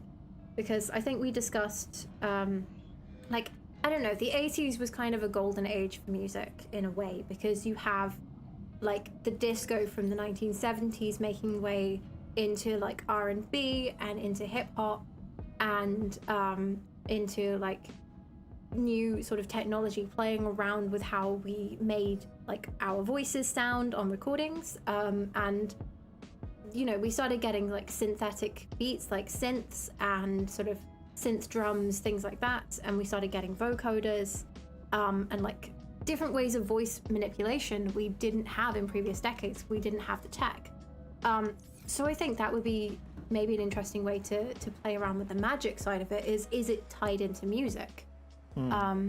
Is there some way that like being musically inclined gives you more power somehow? So that could be cool. Kaz says you should take a close look at Dishonored. That's really close to your low-tech fantasy magic setting. Good point. I've played the first Dishonored game, so I already know what Kaz is on about in that regard. I don't. I want to quickly get the whiteboard up. Yeah. Because I came up with a very what I think is an interesting idea. It probably is. Where with to create this setting, my thought was, rather than it just trying to think.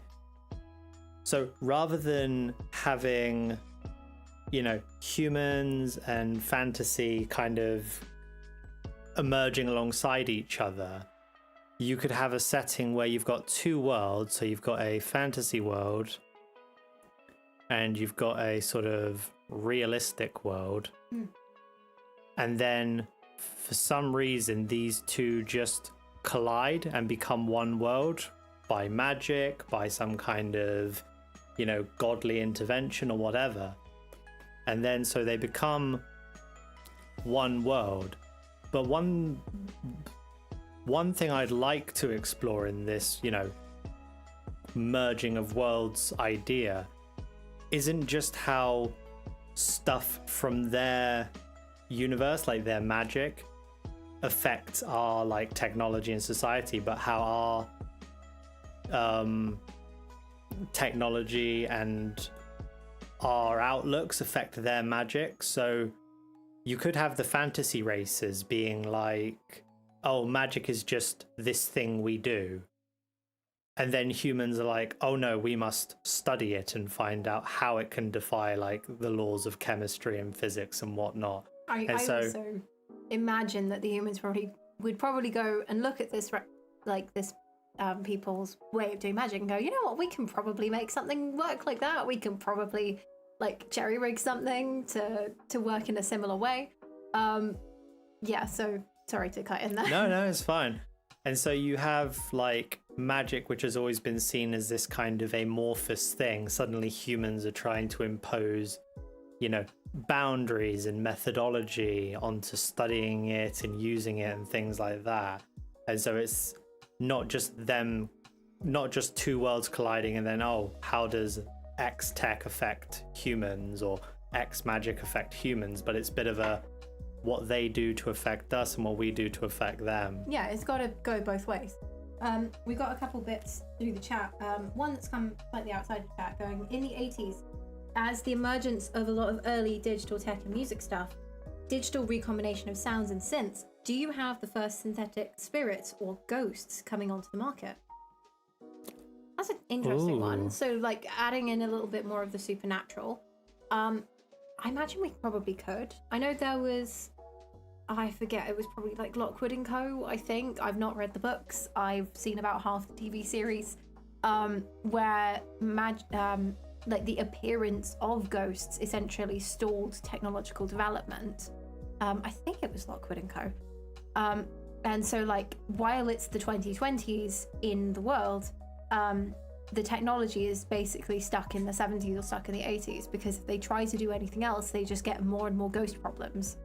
I'm vastly oversimplifying this because it's not my world, but like I thought that was quite a cool like concept. Also in chat we've got music being a portal thing for a specific synthwave vinyl. Yes, that could be really cool. Thank you, that Red 4. We've got a movie rec called Bright from Telhuzi. A game rec called Metaphor Ren Fantasio. I hope that's how you say it. Vinyl as wands, guitars. Yeah, Samurai Jack, that's also a really good point, CPOB. So Samurai Jack blended magic and technology all the time, mostly to use robots and oil as sensor-friendly substitute for people and blood. Good point. Actually, yeah, that's quite cool. And then we've also got Two Worlds Colliding is Near Automata. Oh, I don't know anything about Near Automata, so that's quite interesting. Yeah, that is very neat. And Shadowrun and Alex as well. Yeah, I mean, fantastic suggestions from all of you. Thank you. Yeah, so I don't know. Do we want to add some more things to the whiteboard with that? Yeah. So, all right, let's just go like right. There should be a way of doing typing. Yeah, well. there really should be. I don't know why I'm subjecting everyone to my terrible. You had a text box. There it is. Right. Just making your life ever so slightly easier for me. Yeah. I'm not going to do it for myself, so someone better tell me. Right, let's add, and then on the same level we will have. Oh, and we've got another one from Delhuzi. We can't read the magic language as humans, so we invented a device that beams the translated spell directly into our brains via mana radiation. Ooh. That could actually play around with like sound waves and stuff. Yeah. Like, you know, you can listen to music in different languages and still be moved by it, even if you don't understand the lyrics. So I think that could be really fun. I'm really gelling with, I should have written down who said this actually. I'm really gelling with like the mana sword in the Walkman. I can probably scroll up and find it. Where is it? Oh, I found it. It was grilled soda. That was great. I'm gonna write down the handle. Right.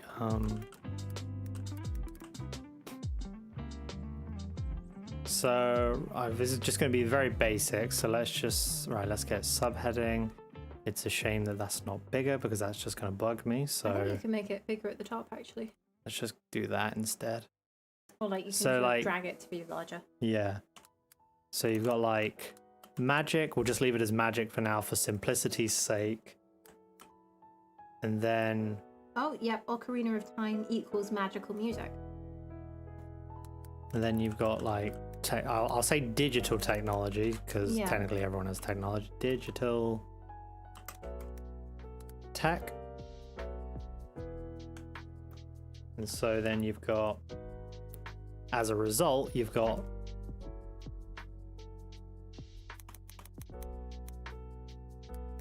hybrid, if I can hit the right key, hybrid. I'll get there. It's there somewhere. So then the result of the two is hybrid tech, where you've got like magical components, or on the inverse, you've got spells which are augmented with technology. So if a spell takes a great degree of physical pain to cast, if there's some kind of like, if a spell causes pain as you cast it, you could have people have things like you could have like pain patches or something. Yeah, you could have like basic, like automatic like pain dulling, like I'm trying to think of what they're called. You could have like a little like cybernetic thing on your arm which automatically doses you with painkillers, so that way you can cast for longer without hurting yourself and things like that. Yeah, we've got two more. We've got I can't remember if we mentioned the genres of music being different schools. I'm kind of a bit of a music nerd. I love that idea. That's really cool. There is I'm not sure if it's canon or if it's a theory, but the dwarves in the Elder Scrolls, they make their vast underground cities by actually playing music. So I'm trying to think of what it's called. I can't remember what it's called for the life of me. They have a special name for it. But basically the way the dwarves understood music is that existence is a song, and if you can play the right notes, you can manipulate it. And so they were able to create these massive underground cities in very short periods of time by basically manipulating the magic of the universe through music. That is really cool. I genuinely, the first time when you mentioned dwarves using music, I was like, okay, so they're using like heavy rock to like blast through with sound waves, right? No, it's far more they're doing subtle, it in a very lyrical way rather than very literal way. We've also got using D&D as a base for some ideas like spells and cantrips. That's true. So like different levels of spells. That's really cool.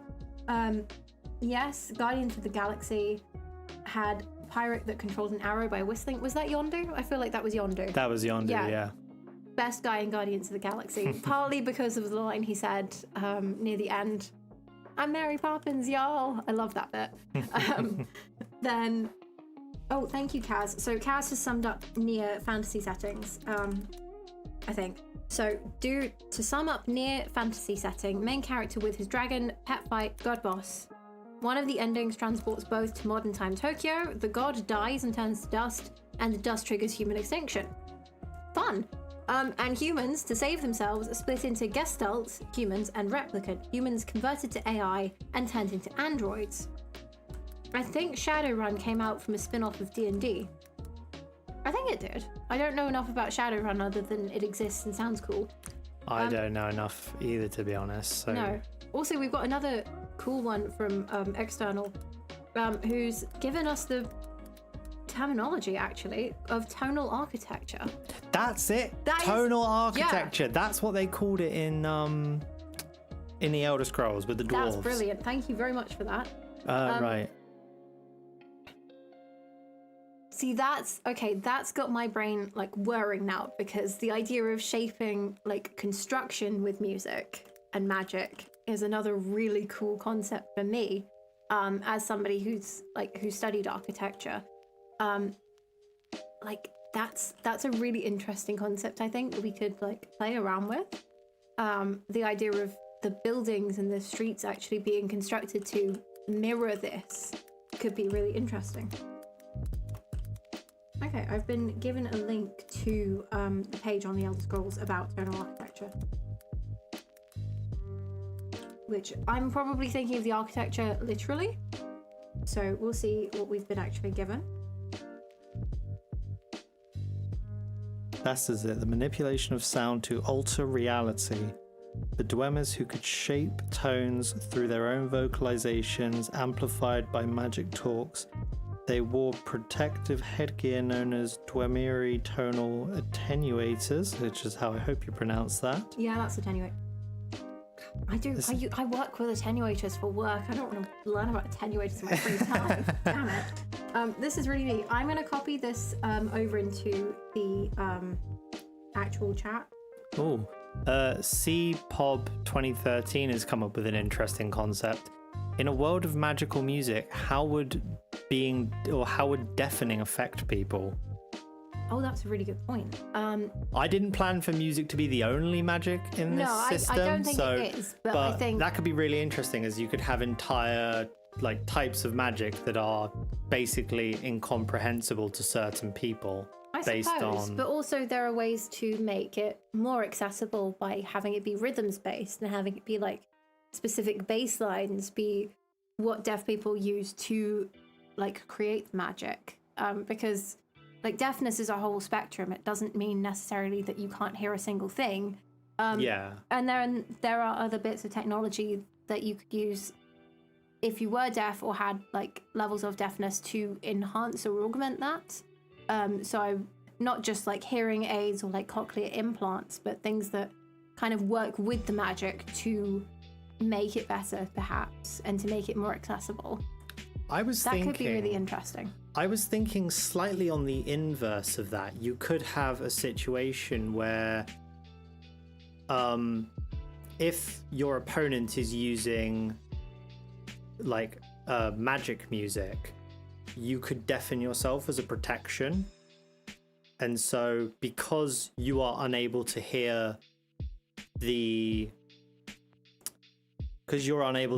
music, it doesn't have an effect on you. There's kind of a caster and recipient style of magical connection.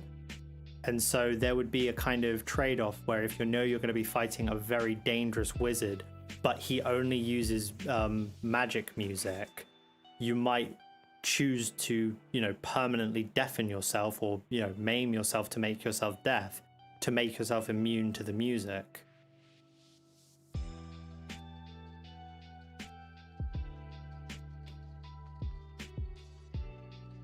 Oh, we've got another one come in from that red core. The concept of magic to see spirits and ghosts and things invisible to the naked eye could be tied to modified 3D glasses.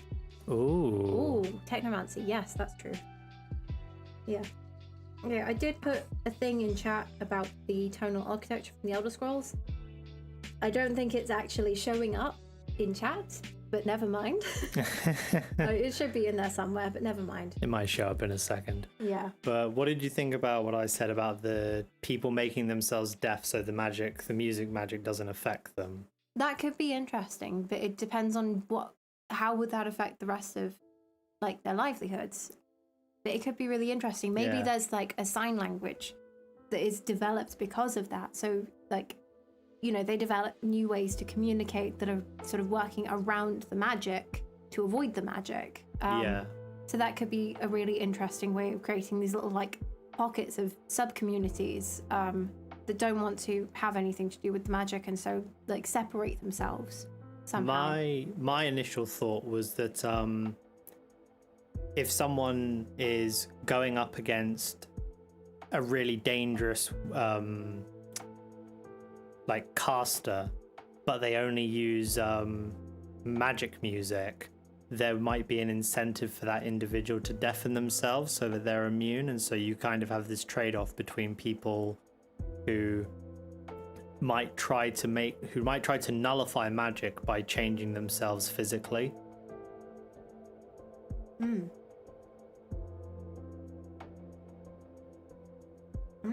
I'm just checking to see if my actual messages do come in. They do come in. Okay, that's good. Oh, it might. Did you say you posted a? I posted in a link and it probably thought it was spam. Right. Yeah, there is some kind of filter. Yeah, that's to stop links being pushed. I don't know how to change that, so... No, don't worry about it. Anyway, I just thought I'd double check to see if I can actually communicate via text with people. I can, just not via link. So, I don't know, that's a question I want to pose to everyone, is do we think that non-magical music still exists? Like, can you listen to a radio without being hypnotized? Yeah. Or is that a thing that, like, radio stations, if you go to a specific broadcast setting, you get, like, brainwashed, literally? Oh, this is a really... That could be really, like, dangerous, but cool. Kaz has put a really interesting counter in. Or would you sing a spell in reverse to cancel it out? I like that concept. That's reminding me of how dark magic works in a show called The Dragon Prince. So it's currently on hiatus between like The Dragon Prince and The Dragon King. It's really good if you like cool 2D animation and if you're a big fan of Avatar: The Last Airbender. Just casually plugging my favorite shows out there.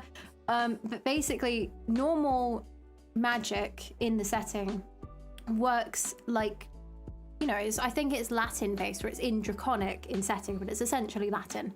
And then the dark magic that these humans have created, because they don't inherently have magic like the elves in the setting, who are the more like historically quote unquote superior species. Dark magic is used like with elements of magical creatures that are sort of destroyed in the process. And the way they make the incantations happen is they chant backwards. So that's kind of cool. So yeah, we've got... Yeah, Be Kind, Rewind. Girl Soda, you've got some great ideas. We've got something from the Red Core saying, I feel like people who deafen themselves to mitigate magic would have a higher sense for visual magic, and vice versa, people blinding themselves to avoid hallucinations and visual manipulation. And Grilled Soda's got VHS magic. Yes. Oh, VHS magic. Yeah. What I'm going to do is I'm going to start a quick,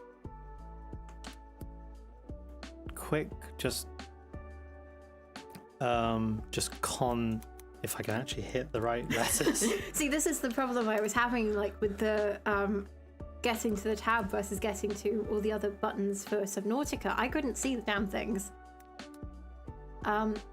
We've got some really amazing ideas coming through in chat. Thank you. So all. right, we've got right, Walkman, mana. I'm gonna just call them mana batteries. And then right, what was another one? Right, deafen to or adjust physical world to nullify magic world. Mm-hmm.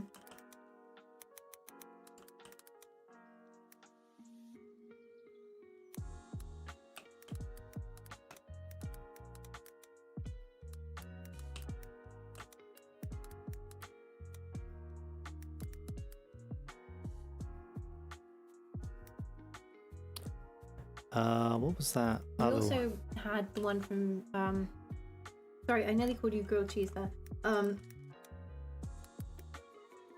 Okay, no, it was Kaz who said sing the spell in reverse, and then Grilled Soda who called it Be Kind, Rewind.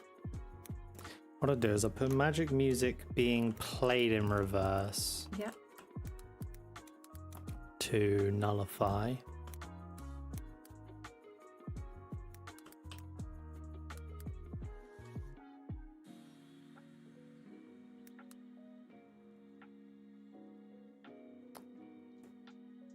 I'm really excited to get to do this more often because, like, everyone's got really fantastic ideas. Yeah, these are some really good ones. Yeah.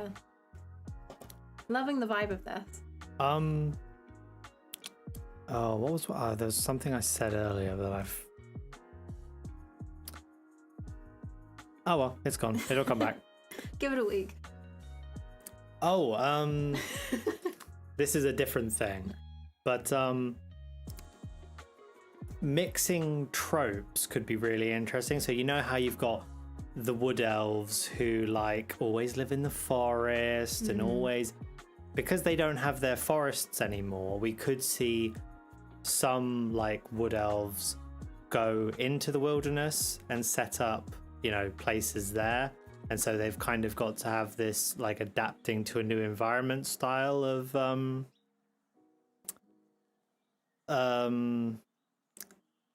like decision to make. Yeah. But on the other hand, if these wood elves have, you know, magic, they might be able to move into uninhabitable areas and fix them. Yeah. So you could have like wood elves moving into like the desert and creating a small oasis with their magic.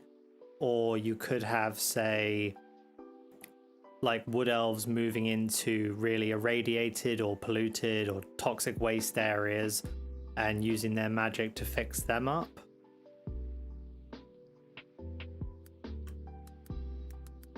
Yeah. Oh, Grilled Sodas just said that it's an 80s phrase that you'd make a VHS tape start at the beginning when you return it to a rental place. Yeah, see, as a 90s kid whose parents never used Blockbuster, I didn't actually know that. But that makes sense, because, like... What phrase is this, sorry? This last one, so be kind, rewind. Ah. I think that's really nice, actually, the fact that, like, obviously, growing up on VHS, you definitely want to rewind the thing before you put it away, otherwise you're going to have to rewind it when you start watching the film the next time, and it's just a bit of a pain. So it makes sense that that's also like a cultural thing to do when you're returning VHS tapes. And I guess probably cassette tapes as well. Yeah, that's neat. Based on RNG's concept of the wood elves moving into uninhabitable areas, I was thinking of like, you know, urban wildernesses and like urbex, urban explorers. That could be a really cool way of like, maybe not necessarily regenerating urban areas that have fallen into disrepair, is like kind of bringing people in to work with the people who maybe were still living there. We've got 2 cool ideas coming through about elves now. Wood elves who would only source their magic from nature and can alter their powers by having their own greenhouses. Yeah. That would be really cool for like an urban druid setting. So if they're druids and they draw their powers from nature, they might have a greenhouse on the roof of their like apartment building. Yeah, or like vertical so they can... farming, or, you know, vertical gardens, things like that. That's very cool. And then following that, we've got that red core saying nomadic elves, which are a collection of evolving elven types forced into a nomadic lifestyle. Not everything needs to be all retro. Remember, Mad Max exists as an 80s feeling. You know what? That is a great point. Wood elves would flock to Detroit. Yeah. Yeah. I think the trick would be like, how okay with gentrification are these wood elves? Yeah. Because like all of the ideas with regards to sort of urban greening and making spaces that are a bit, well, kind of run down, you have to tread a very fine line between like sort of bringing in your own ideas and working with the people who are already there to make sure you're not like destroying the community that was already there. Because it's all well and good, you know, swooping in as these new people and going, okay, well, we're going to like greenify everything, and we're going to make all these urban spaces have like parks and trees and like cycle racks and, you know, rooftop gardens and stuff. But like, if there's already people there and you're just coming in to like, you know, shove all of these ideas on top of them, what are you going to do to make sure that they're not just, you know, being left behind? Like, how does that work? Like, are there still humans in these places, or are these like uninhabitable areas? Like, who's calling them uninhabitable? Yeah. Because there's a lot of places, I'm thinking like Pripyat in the exclusion zone in Chernobyl, there's still people living there, aren't there? They do live on the edges. They do, but they do still live technically in the exclusion zone. Like, some people did not move out.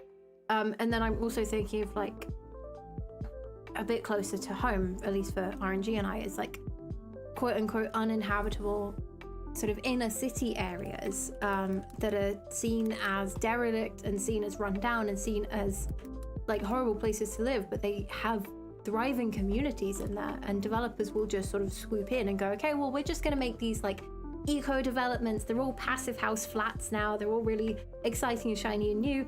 And also there's no affordable housing here anymore. You're welcome. Yeah.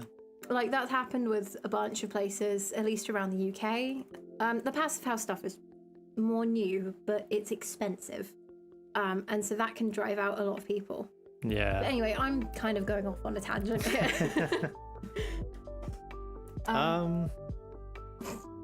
I love the ones from... Okay, hang on. We've got a few that have come through. I've not been looking at this. Kaz has said, since we are mixing magic and modern, when are we going to come up with the Gopnik elves? I'm not 100% certain on what Gopniks are. Is this safe to Google? Yeah. Okay, well... What are Gopniks? I think...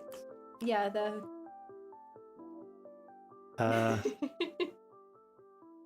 Juvenile delinquent urban subculture in... I'm trying to think of what like the British equivalent of that would be. I don't know whether chav is similar. Oh, is this where all this like Russian Yeah. squatting comes from? Yeah, the Slav squad. Yeah, Oh. and like hard base and stuff like that. Oh, and these are all the guys that wear like Nike all the time. Yeah, that's exactly it. And And Adidas. Yeah. specifically Adidas, I think. Oh, okay, okay. And like, you know, It turns out VWs, shit like that. I do know what Yeah, Gopniks are. you just didn't know the name for them. So yes, we totally could have some Gopnik elves. I think we need to write that down. And then we've got that red court. There's a concept in, surprisingly, the bad version of Teen Titans Go regarding the band BER, cross between fantasy, Mad Max, and retro styles.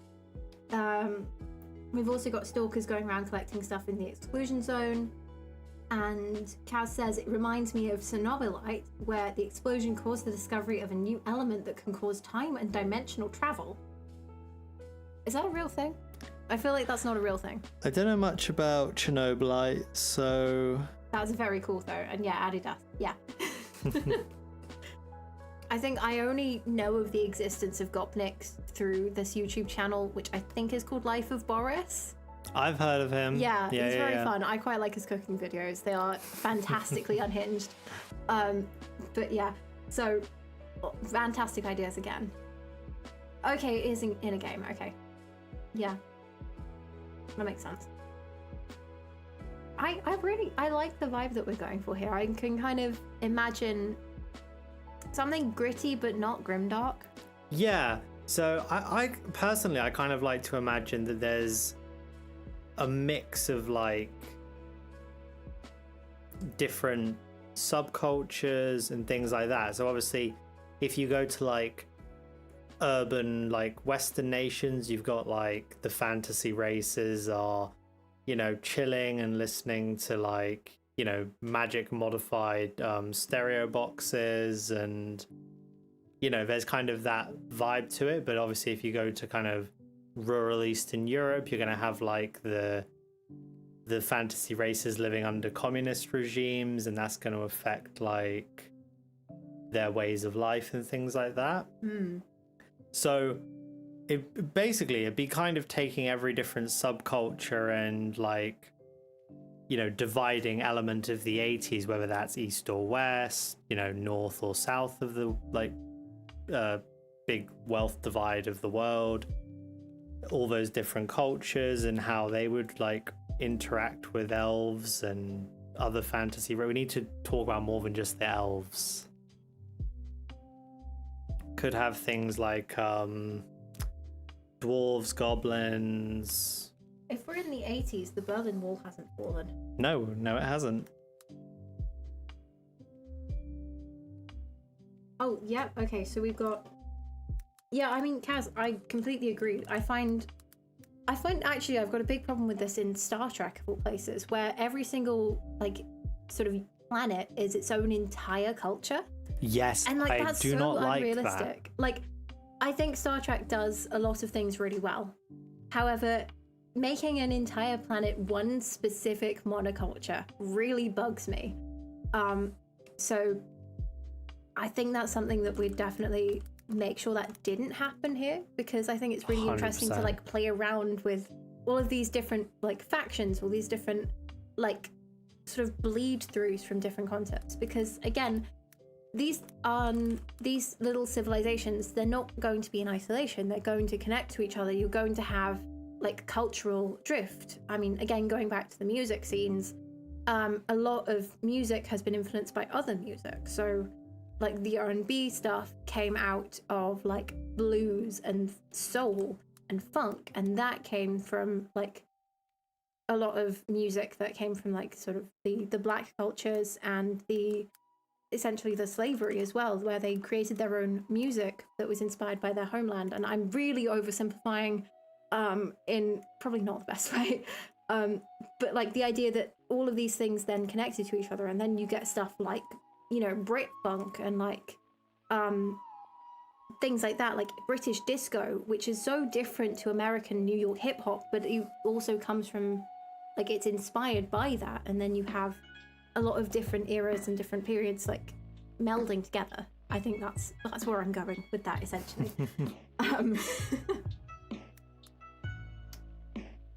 Yes, I did in fact mean diasporas, thank you. I could not think of the word. So again, externally, we've got our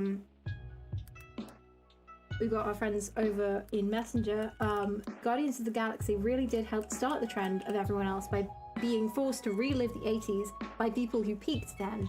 But it's actually developed on the aesthetic and its use of it throughout the trilogy, synonymously with the development in, I can't speak. What am I doing? Yeah, okay, so my friend says like the emotional and character development of Star-Lord goes from surface level and basically entirely positive and simple to more complex, for showing the urban-rural disparity and social issues within the third film in a quick but more complex fashion by having the evil guy from that film be obsessed with the 80s. Really good point, yeah. Sorry, I've just seen CPOB. I cast Rickroll. You can just imagine some delinquent mage just walking into a public area and going, never gonna Rickroll. give you up. And some poor guy is forced to fucking dance against his will. Oh my god. Yes, absolutely. 100%. I cast. I'm gonna write that down. Please Fuck do. it. I cast Rickroll. Oh my god.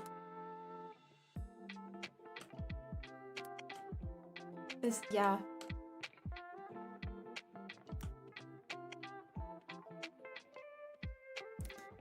Oh, we've also got a little thing about Star Trek. So I've watched very little Star Trek, but the implication that a monoculture has to be present in order to have unity and achieve space travel does bring into question what type of quote-unquote unity they are describing, or how that unity came about in the first place.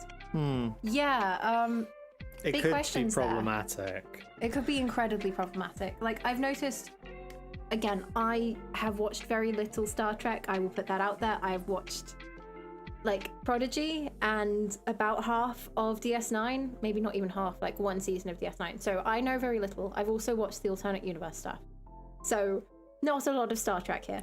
But what I've noticed about the Federation specifically, and I know this is entirely due to the fact that it is an American show at its core, is the way that the words are used, the way that language is used, is it's all very American references, and it's all very homogenous towards America, which, like, begs the question of what happened to literally everyone else on the planet. Yeah. Like, you know, is it just that the Federation is mostly just America being the spearhead, and then everyone else is sort of forced to follow along behind because America needs to be the person at front for their egos? When was this? When was this series created again? Was it in the 90s? Deep Space Nine was the 90s, yeah. The reason why that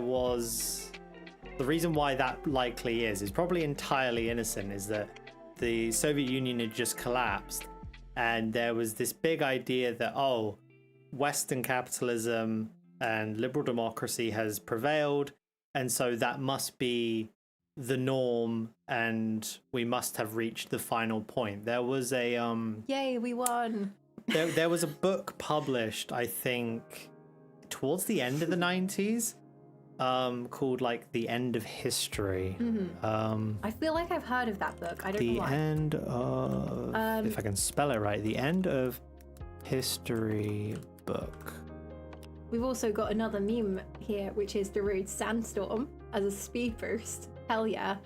And a very good question from Grilled Soda, which is, would the capitalist and communist societies affect magic uses? Yeah, I think we ought to do Definitely. a deep dive that on that in a little bit later. So yeah, this is the book I was talking about. This kind of became a really important piece. It was literally published in 1992. So a little bit later than like. Oh, so yeah. I mean, I'm talking about why there was this very American-centric ideal of what the future would be in what was it? Deep Space Nine. Deep yeah. Space Nine in the 90s was this idea that, oh, the Soviet Union has collapsed. Clearly, democracy is the way to the future. Yeah. And so there is this idea that American kind of values and ways of doing things would be the foundation for the future. Yeah. Oh, we've also got we've got a great idea from that Red Core, which is what about early games like Pac-Man, Galactica, Tetris, Pong, etc. Yeah, because it's kind of at the dawn of personal computers. You know what would be really interesting is you could have like those early games were obviously very limited by the technology of their time. And so with all this magic giving, technology a boost, having kind of hybrid technology, you might end up seeing games like Pac-Man and Tetris and Pong being these not really complicated, but these far more advanced games. And because they're being published at a time where, they are kind of the first games, because they're so much more advanced, they could become really big household names, and you could end up with like 12 editions of Pac-Man and like 5 versions of Pong, and they could have like the kind of video game heavyweight reputations that games like Call of Duty and things like that have, where because the magic being introduced allows them to become so much more accessible, so much less limited by the technology, that they could become household names. That is a really great point. Also, again, there's some great quotes happening here. There is no Cold War in Busting Say. There is Amazing. I love that. Also, like following on from the early games, we've got arcade machines, handheld game devices. Absolutely, yeah. Again, this is very much not my department, but like I love the visual aesthetic of all of that. That sounds incredibly cool. There could be some really fun technological developments of like games that have the magic built in, or like magic is part of their processing, I think. Yeah, that would be really interesting to play around with. And again, I think I'm trying to figure out where like Kaz is referring back. Oh, okay, Kaz is referring back to Grilled Soda's previous message. I think it would be in reverse for communist mages. High mages could take or give power to others, but also take it back whenever needed, like Vandenreich work in Bleach. Like teaching aliens about our culture using Space Invaders and StarCraft. Absolutely. Yeah. Also another message in the other chat, the USNC in Halo very explicitly purged communist and other alternative political viewpoints in a series of wars from the solar system before going into planetary with its colonization. And the quote-unquote insurrectionists is just a broad term for people of political alignment they don't like. Blimey, I didn't know that, and I was quite an avid Halo gamer at one point. I thought the UNSC only existed after the rebellions or the insurrectionists started. I don't know. I know it was called something else before. It was called like the United Nations, like space branch or something. I can't remember. It was a while ago I learned all of this. Cultural division in study/use of magic.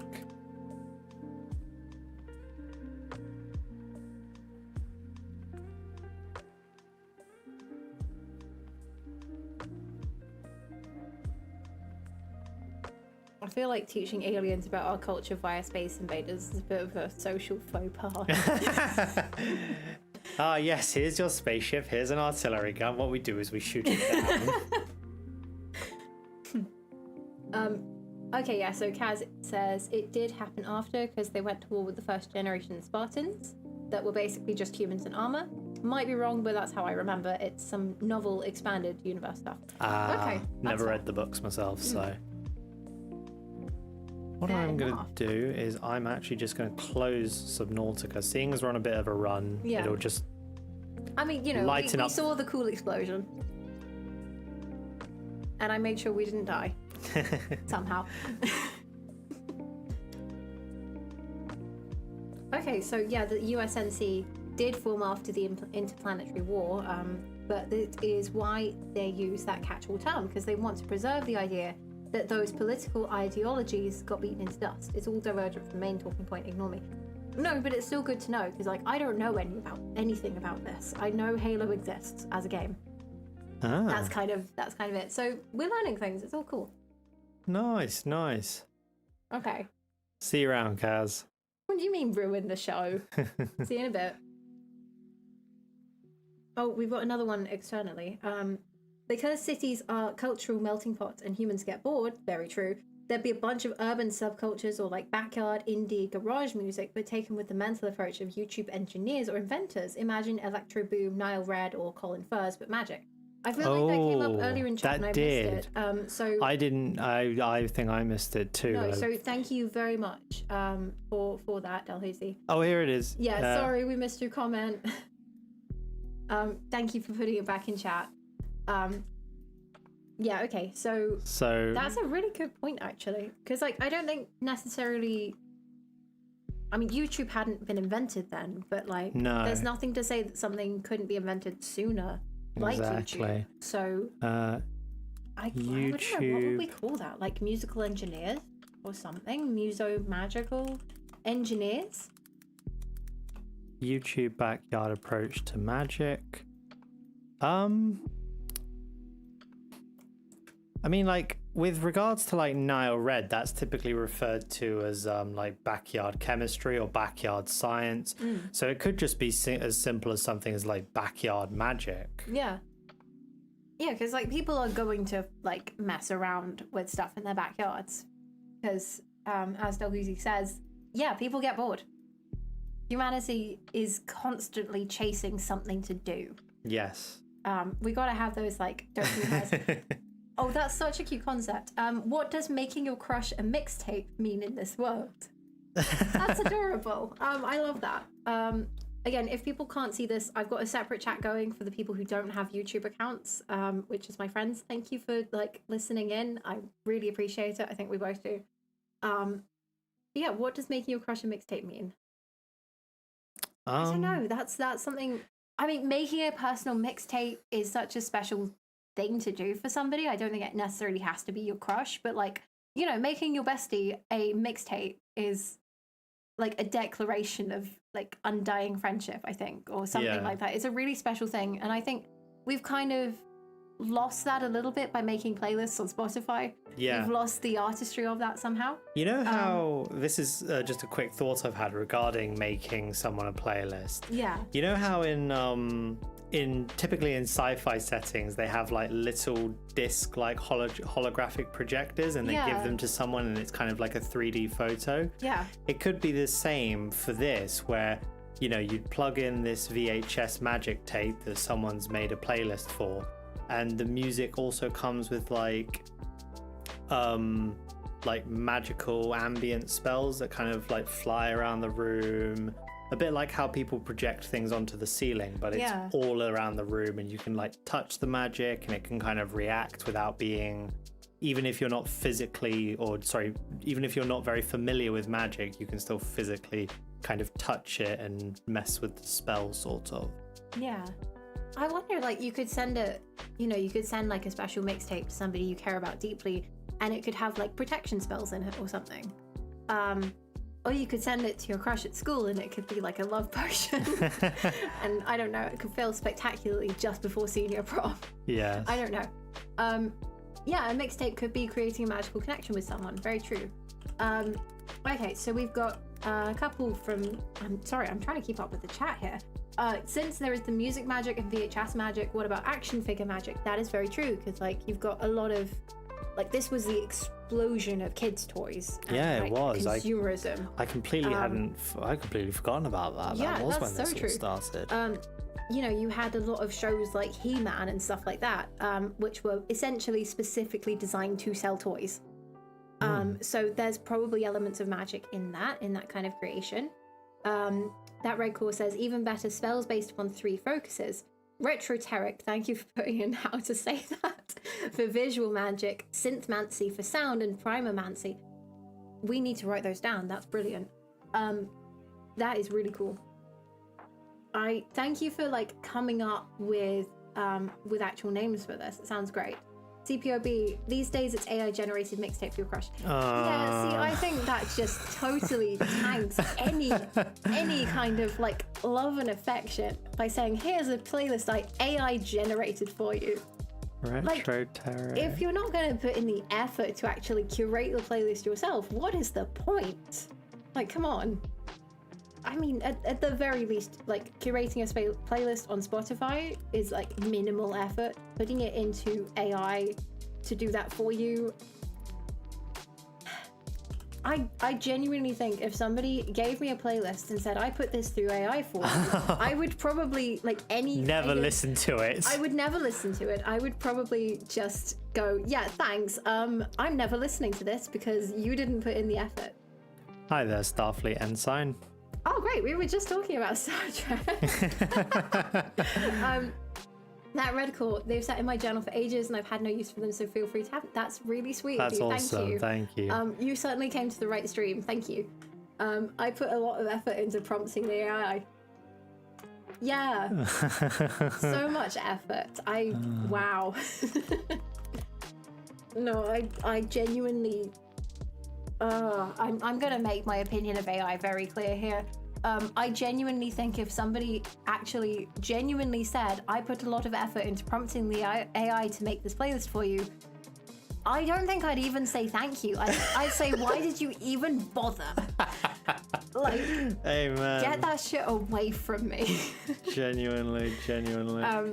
No, like, I don't know, we're off on this tangent, but like, if somebody makes me a playlist and like physically makes it and like goes to the effort to go like, these are songs that I think you'll like or that I like and they remind me of you, I think that's a really lovely thing to be able to do for somebody, and I think that can be a really heartfelt thing. So yeah. Yeah. That's fair enough. We kind of talked about a lot of the reimagining stuff earlier, but a lot of concepts have been brought up, like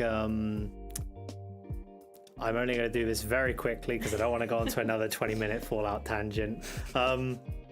Talked about potential settings like Fallout like Miami, Fallout New Orleans, sort of the Massachusetts becoming like the NCR of the East Coast. Oh, I mean, if Commander Data made me a playlist, that's different. I feel like that's different. I really do feel like that's different. I haven't watched TNG, so I don't actually know a lot about Data. But like, actually, I think that would be quite sweet, because if Data's made it himself, I think that's actually quite lovely. AI is great for one thing, helping sort data for a human to go through. Police reports, cases like that. Yeah, I mean, as long as it doesn't hallucinate random bits of data that may or may not be in the system. That's the problem, though. That's what it's doing at the moment. That is true, it's very hallucination prone. And I really hate for my parking ticket to turn into first-degree fucking murder. Yeah. Oh, what's that? You came in for a $50 fine. Well, now you're going to the chair. I hope you enjoy it. That went very dark, very quickly. Moving on. This is another I start fires moment. Jesus. My friend said, I feel like Bill Bailey would love backyard magic. Absolutely. Can you imagine? Oh, hell yeah. Yes, absolutely. You'd get him on the instrument that you use your hands in thin air to play, and butterflies would come out with something. Okay, so the hands in thin air instrument, that's called a theremin. And they're very cool. You have this like metal vertical pole. It's probably about like 30 centimeters on something else, probably connected to some kind of technology, I don't know. And you can wave your hand towards or away from this metal pole, which nobody can see this except RNG. I'm demonstrating this. A hand is being waved around in front of us. And essentially, like, closer or further away from it and higher and lower on this pole is you make different sound waves. It's a very cool thing. And yeah, I can 100% imagine Bill Bailey playing around with that and like making magical things happen. Like that's so cool. What we're doing here, Starfleet Ensign, is we're doing like gameplay and talking about world building, and there's going to be a little bit of drawing later, possibly. Typically, when we need something to talk about, we are spinning the wheel, and I now need to remove low fantasy 80s like I should have done. Can I write down Kaz's concept of what if the synths in Fallout were powered by GPT-4? Oh, I don't know. They'd spend all their time walking into walls and throwing themselves into radioactive rivers. That would be funny, though. I think... You know what you should do? What? You should make that an April Fool's video. An April... I like that. Oh, God.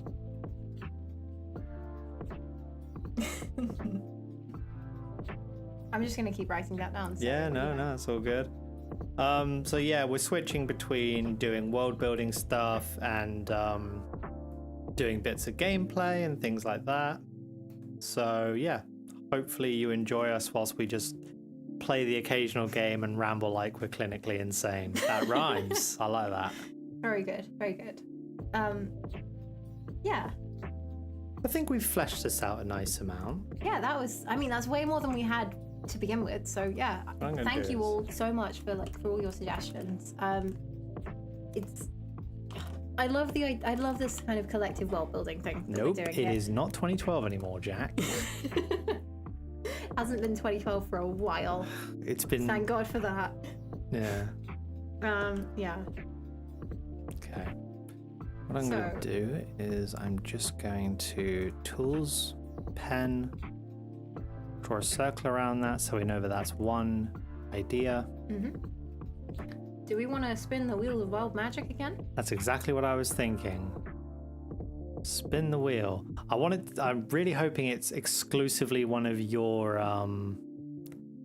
honestly, I want to start my own channel just to ramble about the things that pop into my head. So I like that idea. Oh, I'm glad. Ensign, that's exactly what I'm planning to do. Like RNG and Kaz as well, who might still be in the stream. We were talking about video stuff because like both of them have been doing content creation for a while, and I sort of dipped my toes into it last year with a little baking podcast that's currently on hiatus. Really enjoyed it, although like it was definitely very much amateur in terms of like, well, everything. Like in terms of the baking, in terms of the setup, it was very much like myself and my best friend, we just went, you know what, we're going to start a podcast in 2024. And we did it. And we had like 8 solid episodes. And, you know, when things stabilize a little bit, hopefully we'll be able to do more of that. But I enjoyed that so much. And I enjoyed getting to talk with RNG and with Kaz so much about like different concepts. I was like, you know what, I could totally do this myself. So that's kind of why I'm here. Like I have no channel presence to speak of apart from one admittedly kind of shit stream that I did about 4 months ago. It wasn't that bad. I was going to say your stream was far more interesting than mine because you actually drew. For the first 20 minutes I didn't. Hey, I completely forgot that I had modded Subnautica and I forgot to turn the music threw me on. in the deep end. I forgot. Literally. I forgot to turn the game audio on, and I forgot to disable my mods. So I'm sure you're fine. But yeah, so absolutely. Ensign, I'm doing that. You should too. Absolutely go for it. We'd love to see what you make. All right. I'm praying it's just one of your concepts. Oh, I was so excited for it to be Le Corbusier. You know what? I can still talk about Le Corbusier. Okay. So, brutalism. Where do we want to start with this? I tell you what, let's start with giving everyone an image of brutalism so they know what we're talking about. Why was I typing image? I can't talk and type. Brutalism. So for those who don't know what brutalism is, it's a very mid-century. Oh, these are some great examples, actually. Oh, here's a really good. That's a great trilogy. I mixed can talk about image. 2 out of 3 of those buildings easy. I don't know the third one. No, not link in new tab. Open That one. image in new tab. Thank you. Okay, so brutalist architecture It's a little bit emerged grainy. in the 1950s as kind of a post-war response, a way of like rebuilding visible confusion. If this is about Le Corbusier, don't worry, we'll get to him. We will get to him. So brutalism emerged after World War II, predominantly in Europe, mostly as a way of rebuilding and making this sort of sleek, fresh, new environment after half the world had kind of been bombed to shit. Yeah, I mean, brutalism, that record, yes, we can cover the rest of the 20th century as well. And one of the like main ideas behind brutalism is this use of raw concrete. This is where the phrase or the word comes from. So you might imagine that brutalism means like, you know, it's very harsh. There's a lot of like sharp contrast in terms of light and shadow. It must be a very brutal like architectural style. And that's actually incorrect. That's actually a false cognate. So brutalism actually comes, yeah, you'd think that actually comes from the French béton brut, which is kind of the phrase for concrete essentially, and it just means like hardness. Sharpens nails for Le Corbusier crucifixion. Just you wait. Everyone's on edge now. Like, when we're gonna get that fucker? And it actually, when done right, can be a really beautiful play on materiality and on light and space. See if we can find like a beautiful brutalism concept. Try looking up Louis Kahn. Okay. Louis. L-O-U-I. No, why am I in capitals? Kahn. Ah, you've spoken about him before. Yes. So this is what I mean when I'm looking at like light and space and materiality. I mean this one's all right. Oh, That's yeah. if we can find just the building instead of the whole. I'm trying to remember what exactly it's called. It's a library somewhere, but this is what I mean. It's this play on the raw materials as a way of exploring like shapes and spaces. This is, in my opinion, again, this is just subjective. This is, in my opinion, brutalism done right, because it's got this raw concrete aesthetic that isn't dirty, and it's using shapes to sort of draw your attention and draw the eye into the books, as well as providing an awful lot of light down from the top, which in this specific example where you've got a library here, you want there to be brightness so you can, you know, see the books, but also you don't want the books themselves to be affected by like light just being directly on them, so that's why it's been sheltered away. This is what I would call good brutalism. This is the kind of brutalism that I love. Going back, could you go back to the other 3 drawing images even? So 2 of these I can talk about. The one on the far left, I'm gonna forget the name of this. It's in Montreal, and I think it's called like Habitat 59 or something like that. And it was this idea of a stacked vertical village. Let's see if we can find a dedicated image of it. I swear it's called Habitat 59. If you do Habitat Montreal, it's not Habitat 59. Nope. I've forgotten what it was called. Habitat Montreal. Ta-da! 67. I was so far out. This was an idea that they made into. This was more just a proof of concept than anything else, and the idea was this was going to be the new way of building like settlements and building like tower blocks essentially. So each sort of block, this kind of looks like a really greebled box, doesn't it? You just got all these random extrusions. It's like somebody with severe like coordination disorder has tried to build Lego. Yeah. But there's a very deliberate method to this madness, which is every single apartment in this habitat had external views, they had rooftop gardens, and it made sure that every single place had light to it. So that's one of those concepts. The middle concept was, I believe, nope, I've forgotten what it was actually. Why am I doing this? I don't know. Don't ask me. I think it's like Detroit University Library, or it's that's a it. library. Yeah. That looks really cool. And again, it's a very exciting use of materials. I'm pretty sure it's Detroit Library. That red core says, I like how brutalism looks. It feels somewhat frozen in time to me, and its visual design looks really nice. Yeah, you know what? You're right. Yeah. I have to admit, I used to absolutely hate the stuff. Maybe it's not Detroit. It's not Chicago, is it? Maybe it is actually. Maybe it's the Chicago. Let's just try Brutalism Library. San Diego. Of course it's San Diego. Honestly, I call myself an architecture fan and I don't know what the fuck I'm talking about. But this is the Geisel Library, and again, as you can see, there's a lot of like light coming in, and there's a lot of like use of spatiality and a lot of emphasis on the materials that I just think is really neat. I'd love to do a proper deep dive that isn't just me going, look at this cool building, but this is what it's turning into right now. Actually, while we're at it, I think I want to show you an example of what I hate about brutalism, which you might. I don't know whether this exists in the Fallout verse. Probably. Does Boston City Hall still exist in Fallout? Let's find out. Like.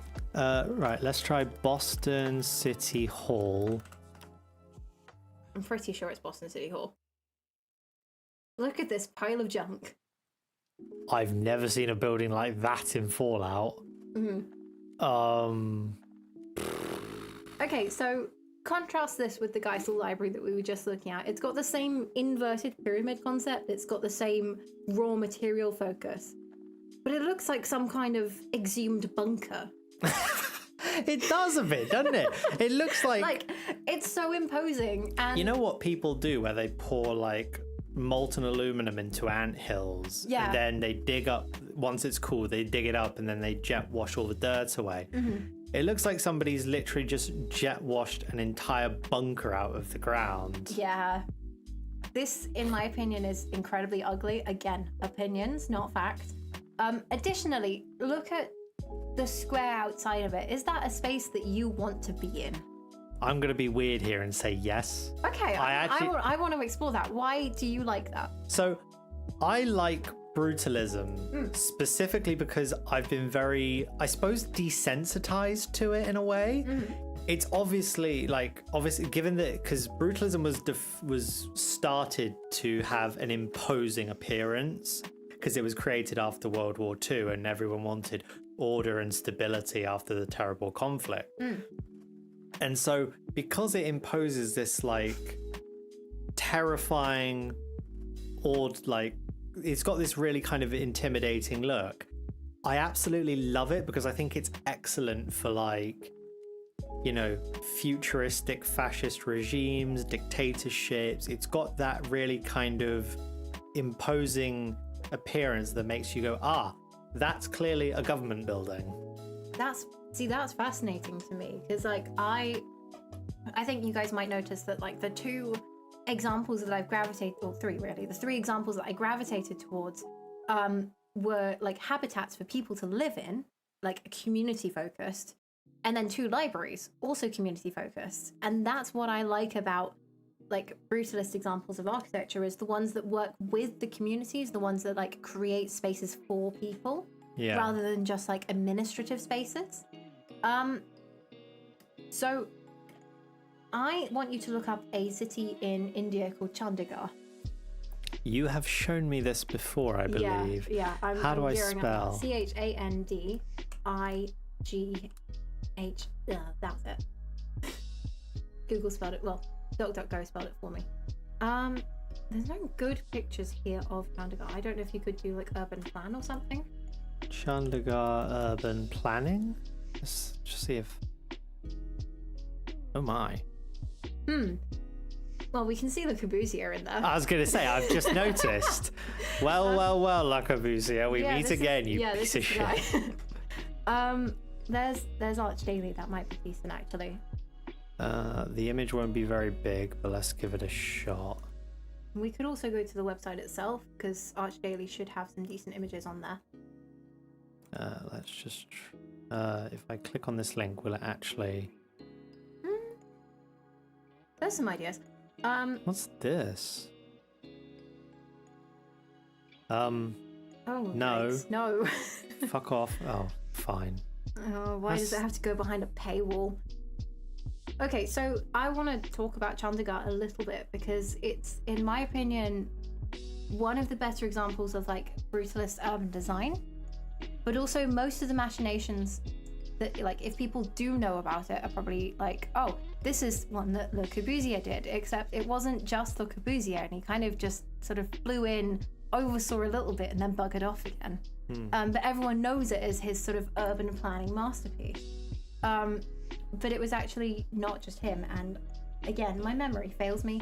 I've forgotten who else worked on this. I'm gonna have to look it up real quick. Whilst you look that up, I want to quickly jot down something that Kaz has just dropped in chat, which is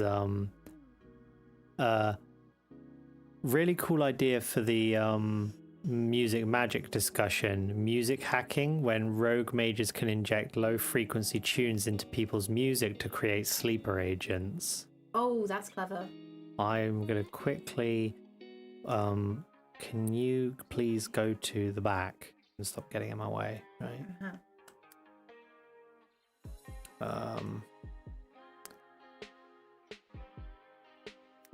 Injecting low res frequency into music to create sleeper agents.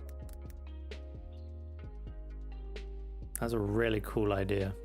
That is really awesome. But we're gonna get back to urbanism. Okay, so a lot of the actual work, I'm afraid I have had to look this up really quickly. I feel like bored. It's fine, honestly. So Le Corbusier takes a lot of the credit for Chandigarh and its success as like urban design. Do you want to take it back to, I think it was this, or no, that was Habitat 67.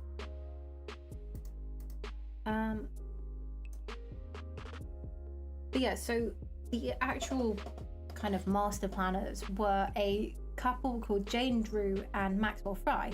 And Jane Drew was kind of a pioneer of modernism in this era. She was one of the like few women who had graduated from the like Architectural Association in London at that time, which was incredibly rare for women to even go into architecture at this time period.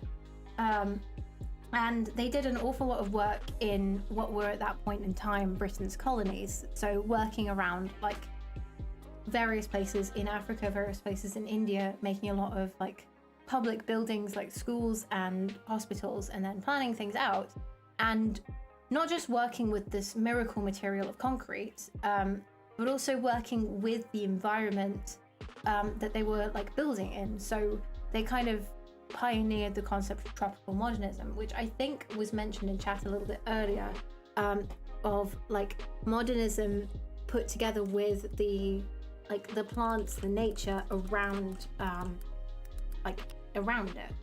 So yeah. I think it's really quite beautiful. Unfortunately, about half of these are AI stuff. Yeah, I was gonna say I'm starting to see an alarming trend here. Which sucks. Hide? Did something. It helped a little. Okay, you know what? The Oscar Niemeyer one is quite cool. That's actually genuinely beautiful. I don't know. I hope that's an Oscar Niemeyer.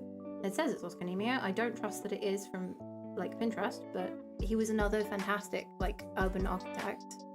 If you want to look up Brasilia, he did the master plan for that. I know I'm going on. Wait, like the city, Brasilia? Yeah. Oh, I had no idea. I think it's single L. Okay, yeah, so if you look particularly at the sort of the tall skyscraper, the upended dish, and this, which I believe is a cathedral, these were all designed by Oscar Niemeyer, who was this incredible Brazilian architect who again pioneered like modernism. And again, this was sort of the same era, maybe slightly later than brutalism. This was like late 50s, early 60s. I don't know how well Brasilia did as a purpose-designed capital. I'd love to do more research into that because it's not the first purpose-built capital. Australia did the same thing. Yeah, they did it with Canberra. That was their Canberra. And there's another one in Southeast Asia which they've recently completed, which I've forgotten the name of because my brain works like that. What country was it? Don't ask me important questions like that. I don't know. I feel like it might have been Malaysia or somewhere like that. I will probably be incredibly incorrect. But they completed it, I think, last year, and it's basically a ghost town. Oh, yikes. Yeah, yikes indeed. But again, this is another example of like that kind of urban development and design that was happening in the sort of 50s and 60s that's all connected into brutalism. Circling back to Le Corbusier, another reason why he's so sort of prominent in this period of time is he developed this concept called La Ville Radieuse, which I'm hoping I'm not butchering the French. And this idea was to make cities that were essentially zoned. So you had specific places for housing, specific places for factories and industry, specific places for commerce. And he also like pioneered a lot of ideas of like tower blocks and very car-centric cities. And you can see across a lot of the world today, particularly a lot of the Western world, we still subscribe to a lot of his ideas about car-centricism and like zoning. Because it was kind of the era of gasoline. It was the era of the motor car being like the thing to have. So Corb was incredibly popular in his time for that. And he kind of steamrolled basically everyone else. In terms of like the smaller scale, in terms of his sort of housing development, he said of housing that it must be a machine for living in. Oh, that's it. I was thinking something about a machine for living when you said his name. Yeah, that was Le Corbusier. And I don't know, personally, I fundamentally disagree with this. No, it sounds like a fucking horrible concept. Yes, because like I don't want my house to be a machine. I want it to be like a habitat. I want it to be a home. I want it to like feel comfortable as opposed to feeling like sterile and automated and everything. And I don't know, maybe I'm old-fashioned for that, but that's my opinion. I'm not one for like making everything sort of automated, hyper efficient. Yeah. I don't necessarily want hyper efficient. I want things that are crafted and handmade. So yeah, it's exactly. I think the other point that I think I want to make, and I wrote this down and I've forgotten what it was called because brain. I think it might just be like the pressure of being on stream and having people like listening and hopefully hanging on to every word we say. It's fine. Hi, Cody Fleming. Yes, I will be doing a video on the Brotherhood, and I will be doing a video that involves the Gunners and reimagining them, but they're going to be part of a video that covers all the minor factions. Right. One more thing with the Le Corbusier sort of hate train, and then we'll move on. I might take him out the wheel.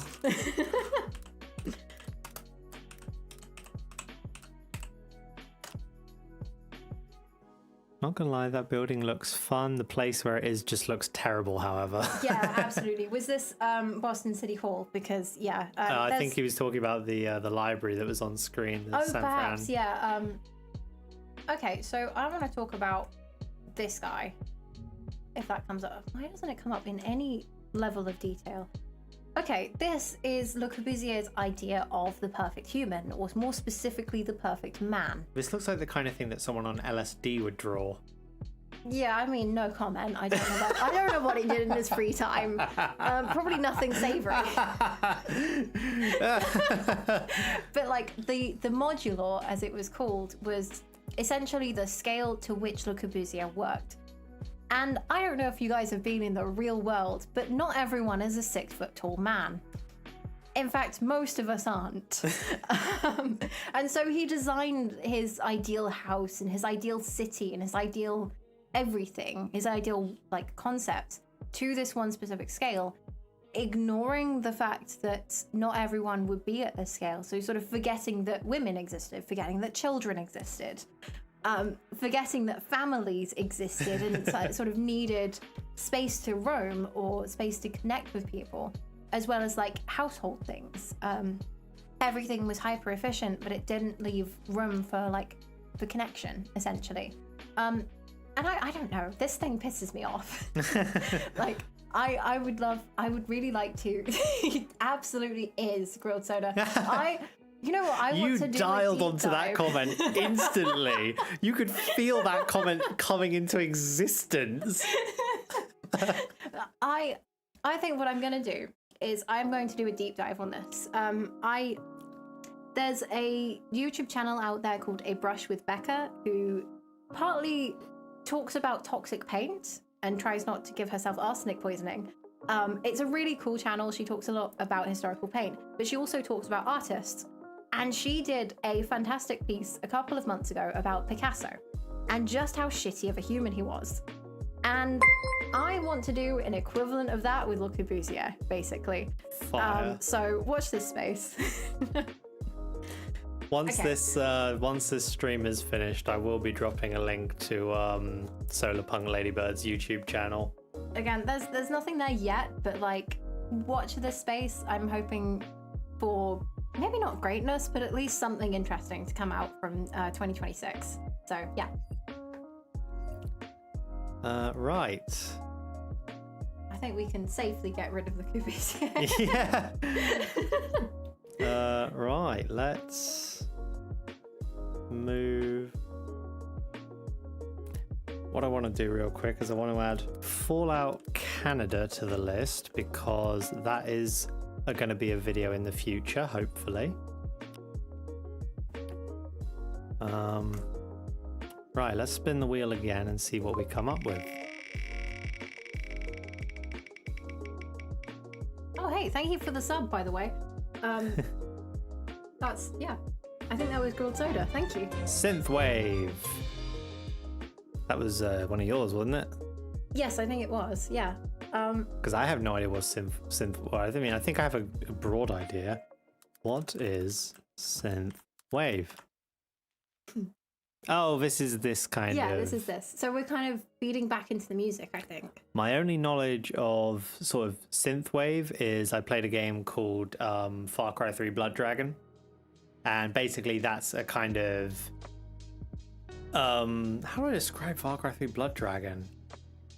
It's if an acid trip was in digital form mixed with every 1980s action movie stereotype. Holy shit. Yeah. Oh, that red cord. Thank you. Yes, that was a very fun topic. Back to Now the 80s. back to the Yeah, 80s. we've jumped forward about 2 decades, I think, because we've been focusing on the 50s and 60s. So yeah. Again, I don't know a lot about synthwave. I just think it's an interesting visual, because it plays on a lot of, like RNG just said, it plays on a lot of visuals from the 80s. It's very colorful, it's very digital, I think, as well. That explains why Far Cry 3 Blood Dragon is so like Yeah. everything's like bloody neon purple. Let me see if I can grab some images. Far Cry 3 Blue Dragon. Why did you say it like I that? have no idea. Well, I mean, I think you can kind of get what's going on with this that image. is so synthwave. That is, wow. That looks like a very cool thing to play, actually. I don't know what the mechanics would be like, but like just It's yeah. it's a first-person shooter. fun. So yeah, you've got like dinosaurs and stuff blowing up. I think it's like taking place in the middle of like a third world war between like the US and the Soviet Union. Marginally less fun, but like there are dinosaurs. Yeah. So yeah. I mean, I think I just put synthwave in as just another kind of concept that we can add visually to the world building, because it just plays around with a lot of cool graphics that I think would be interesting to explore. I'd love to sort of dive into how it connects to, I guess, other, I suppose, street art and street genres, because I can see in, I don't know, in Far Cry 3, like the Blood Dragon text looks like graffiti. Yeah. So I don't know if there's any connection in the game with that. Sorry, C-Bob. My eyes did not consent to this much purple. Apologies. Do you want to know what could be really like an interesting idea for our Fantasies 1980? Yeah. Is if, say, a music wizard and like some kind of visually based magic wizard fought, when their spells hit each other, it could create like synthwave particle effect style. Yes. And if people want to play synthwave in a club, they have to have like someone who understands like music magic as well as visual magic. So it might be that you have synthwave bands rather than people who make synthwave with like computers and stuff like that. Potentially, yeah. It's based upon the 80s as a whole and the concept of action movies, which had started to become more mainstream at that time. Yes. I feel like plays back into, I can't remember whose idea this was actually, I'm afraid, but somebody mentioned action figures. Yes. I think that was maybe that was that red record. If it is, well, either way, that was a good suggestion. So like, yeah, I think sort of G.I. Joes, I guess, and like Maverick was 2020s. Yeah. But there's a lot those of sort of things. There's a lot of those kind of elements within it where you've got like, you know, main character who's really sure of himself, scientist lady love interest, and you know, big bad guy who's like got a 10-pack and is the size of a house. Yeah. So it's in that. It's definitely right up that kind of alleyway. Okay. Oh no, it was Kaz. It was Kaz that mentioned that. Ah. Well, either way, that was good. Right. Let's... Yeah.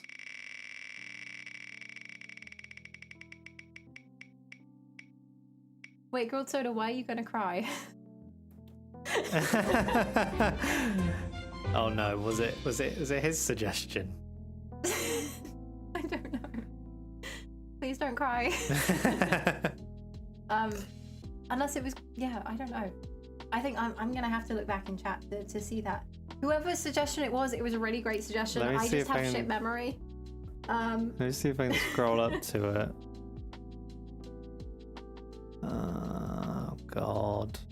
There's no way of searching in chat for this. No. And you only scroll so far.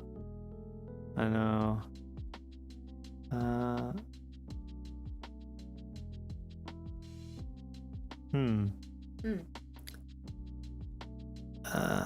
No, I think I've gone too far now. Yeah. Somehow. Oh, it was. Whoops. I'm so sorry, Soda. Oh, my bad. Oh man, we will do better, I promise. We'll do better. Okay. City drawing. I don't know how we're gonna do this, because this is... I was supposed to bring a webcam today, and I brought the box for the webcam, and I brought the tripod for the webcam. And I did not bring the webcam. So, city spokes are aesthetic but impractical. City spokes. Don't know what that means. Might need some clarification on that. What are city If you mean like spokes? spires, or Actually, no, I'm not going to find it on there. I don't think we're gonna find it on there. No, That's I think not it. I've... That no, might be a misspelling, but if you mean spires, yes, but Gothic is very aesthetic. Maybe we should move on from the cities drawing. I feel like that could be something we do next time.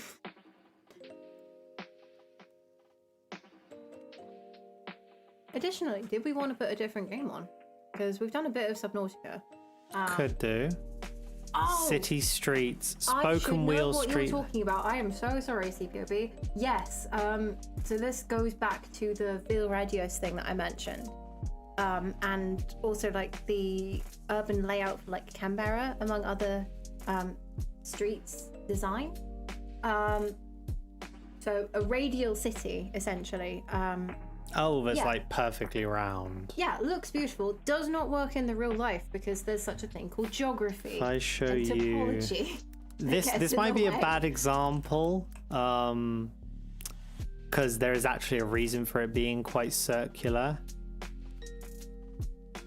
Oh, yeah, that's very radial. Yeah, Yeah. it looks very cool. It's almost actually. radial to the point of comicalness, because there are circular things within these little cutouts. Which looks really neat, but the problem with a fortified city like that is once you get to a certain level of population, you have nowhere to go. So either you're going to continue to overpopulate your radial city, or you're going to have to spill out and ruin that beautiful geometry. Yeah. Wedge buildings are not very useful. No, because the floor plans are a bit stupid. I was gonna say, what do you 'cause- do with the little pointy bit at the end? It's why I have a minor issue with the Flatiron building in New York, because it's just a wedge. Like, what do you do with that pointy bit?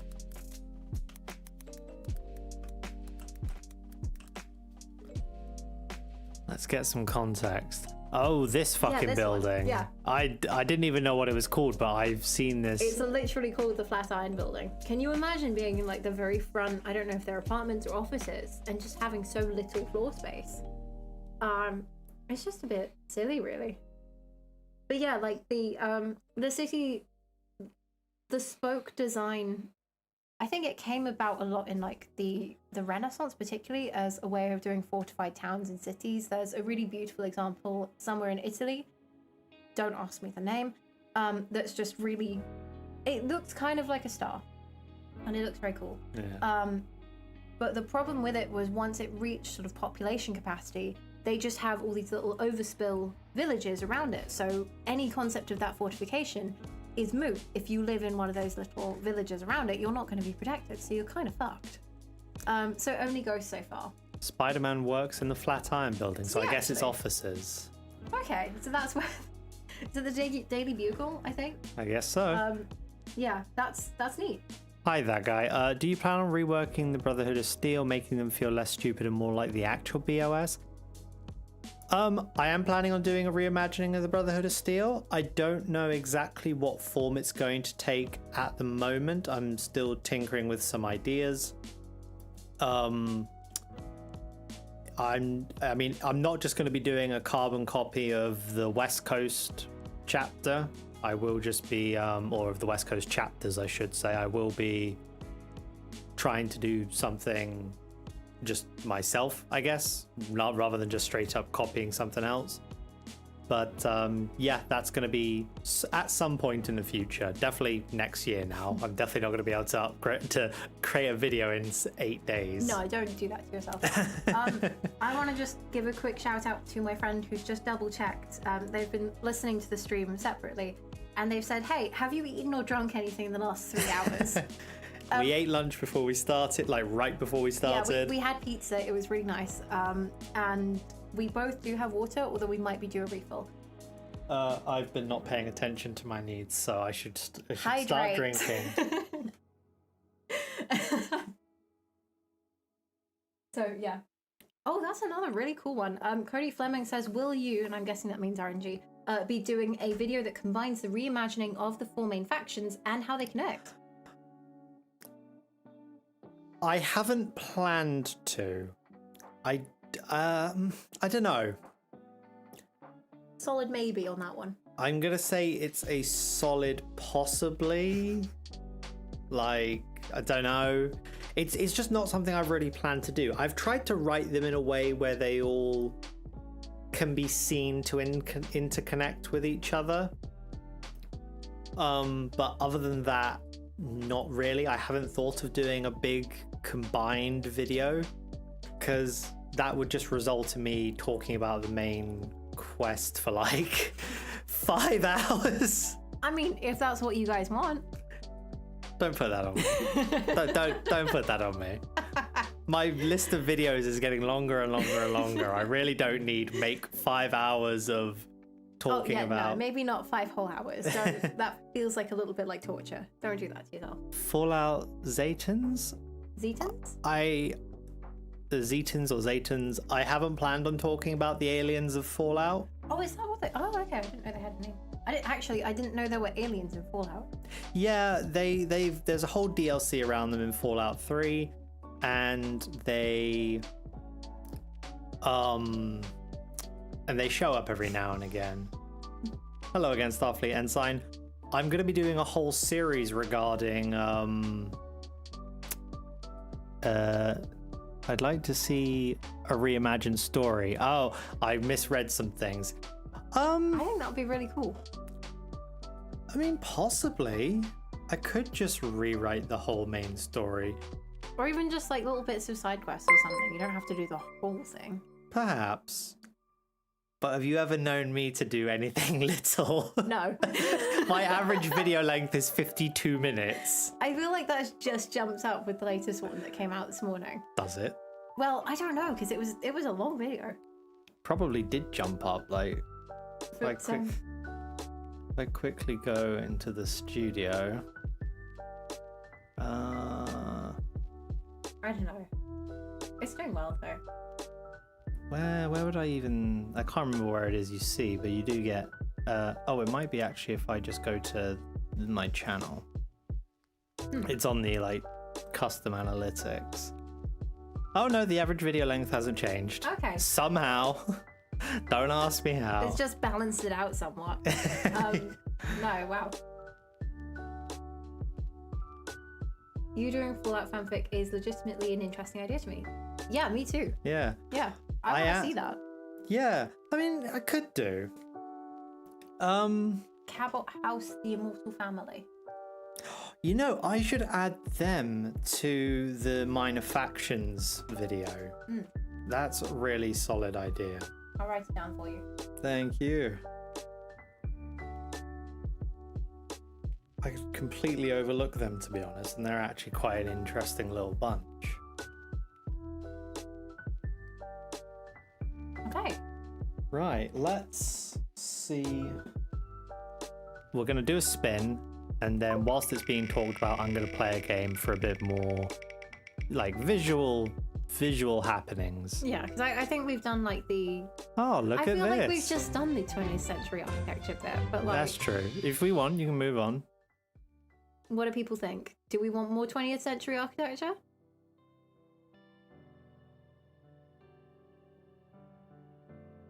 Speak now or forever hold your peace. It'll take a minute for them to see what we see. Yeah. Because like I will happily talk about like Art Deco or something, or Move on. That's fair. We have done quite a bit on that, and I feel like there's only so much like Googling that we can do in a stream before people get bored. Yes, yeah. Yeah, thank you. No, we're good. Fallout, Louisiana.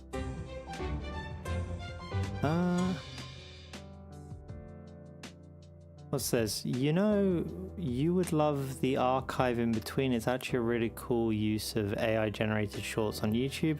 I don't really like AI generated like stuff. It's just, I don't like it because it's mostly stolen from other people and it looks kind of crap, to be honest, but I'll happily give it a look and judge it on its own merits. Hi there, Landbeers 2010.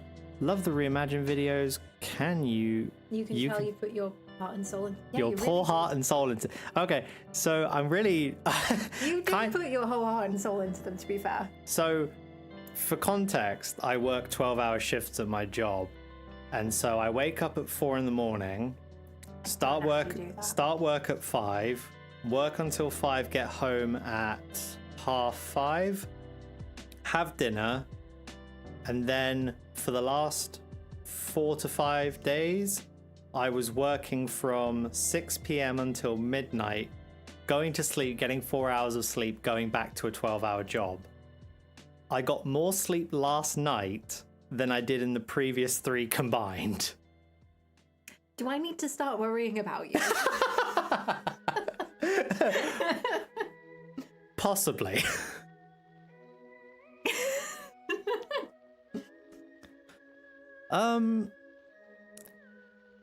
I feel like Fudge Muppet did a video on Fallout Louisiana. They're a big Bethesda Fallout and Elder Scrolls channel. They talked a lot about voodoo and like the French Quarter and how a lot of the city would be underwater and things like that. Oh, this is regarding New Orleans, sorry. But I don't know, what would a wider sort of Fallout set in Louisiana be like? Tell you what, you can do some looking up stuff on your phone whilst I start another game. What am I looking up? Sorry. Louisiana, and see what interesting ideas spawn from Many things to imagine. yeah. Let's see. What shall I start in the meantime? I mean, you were showing me a little bit of Surviving the Aftermath at the very beginning before we went on stream. That could be an idea, or there's Tropico 6. Like, we sort of talked about both of those as options. As we've been talking about urbanism a lot, let's do some Tropico 6. Mm-hmm.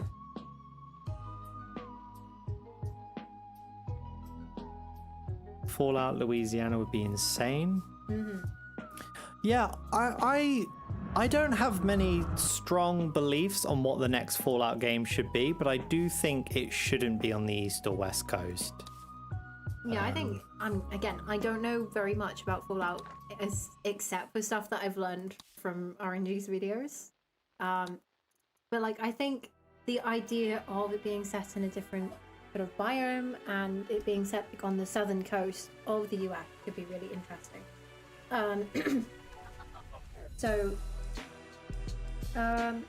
I think the really interesting thing about Louisiana is the fact that it was once part of like the French colonies. So there's a really interesting like cultural melting pot that's kind of unique to the region that you don't really get elsewhere. And so that could be a really fun thing to play around in terms of like the visuals, in terms of the architecture, and you know, it's just a very different style to like the West Coast or to sort of Massachusetts. CPOB said Fallout on the Gulf Coast anywhere would be cool, irradiated swamps. Yeah, absolutely. Yeah. So I think somebody mentioned really near the beginning of our stream, the idea that like the wildlife in the swamps and the bayous being kind of irradiated and mutated would definitely cause some very interesting hazards, I think, and sort of issues for people to deal with. So I think that would be really cool. I think I mentioned at the very like beginning when this first came in as a concept, like how would sea level change sort of change things essentially in terms of the infrastructure? Like, would there be, you know, would we essentially get a reimagined Venice on the water? And like, you know, would we be playing around with like people sort of working with the swamps or working against the swamps? What kind of land reclamation would they be able to do? Has all of that failed in the ensuing like sort of the preceding atomic war? Like, what happened to Louisiana when all of the bombs went off? Lambier says, I'm from Alaska, so a Fallout Alaska would be amazing. Yeah, Fallout again, Alaska would be a cool. really interesting choice. Yeah, because it's incredibly remote and isolated. I gotta say, I don't know a lot about Alaska, apart from the fact that it's just, it looks like incredibly beautiful areas, and it also looks very sparsely populated as well. So yeah, that would be really interesting. Yeah, Fallout Anchorage, yeah. So in Fallout, Alaska was the place of one of the last major oil reserves in the world, and this is why it gets invaded by the People's Republic of China. And so it would be a very kind of war-torn region because the Chinese army only got pushed out immediately prior to the Great War, which obviously was the nuclear fight. So it would be very kind of, you know, war-torn even more so. We've also got another concept. Sorry, I'm way too far from the mic there. We've also got another concept for Fallout Detroit, which could be another really interesting one.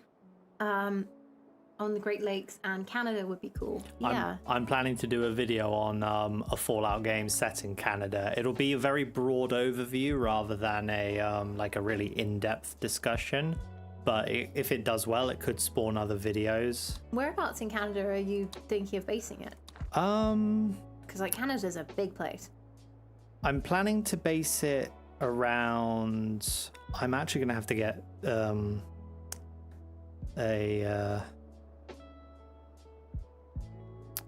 Oh, that's unfortunate. Let me quickly just pull up Google Maps. It'd be nice if I could, you know, spell maps. Canada. So it would be based around kind of the Toronto, kind of like where I'm circling now. So you'd have like Toronto, Montreal, and Ottawa kind of being major locations, basically around kind of where I'm circling now, I guess. Yeah. I mean, that's where the vast majority of the Canadian population kind of lives, is below that parallel.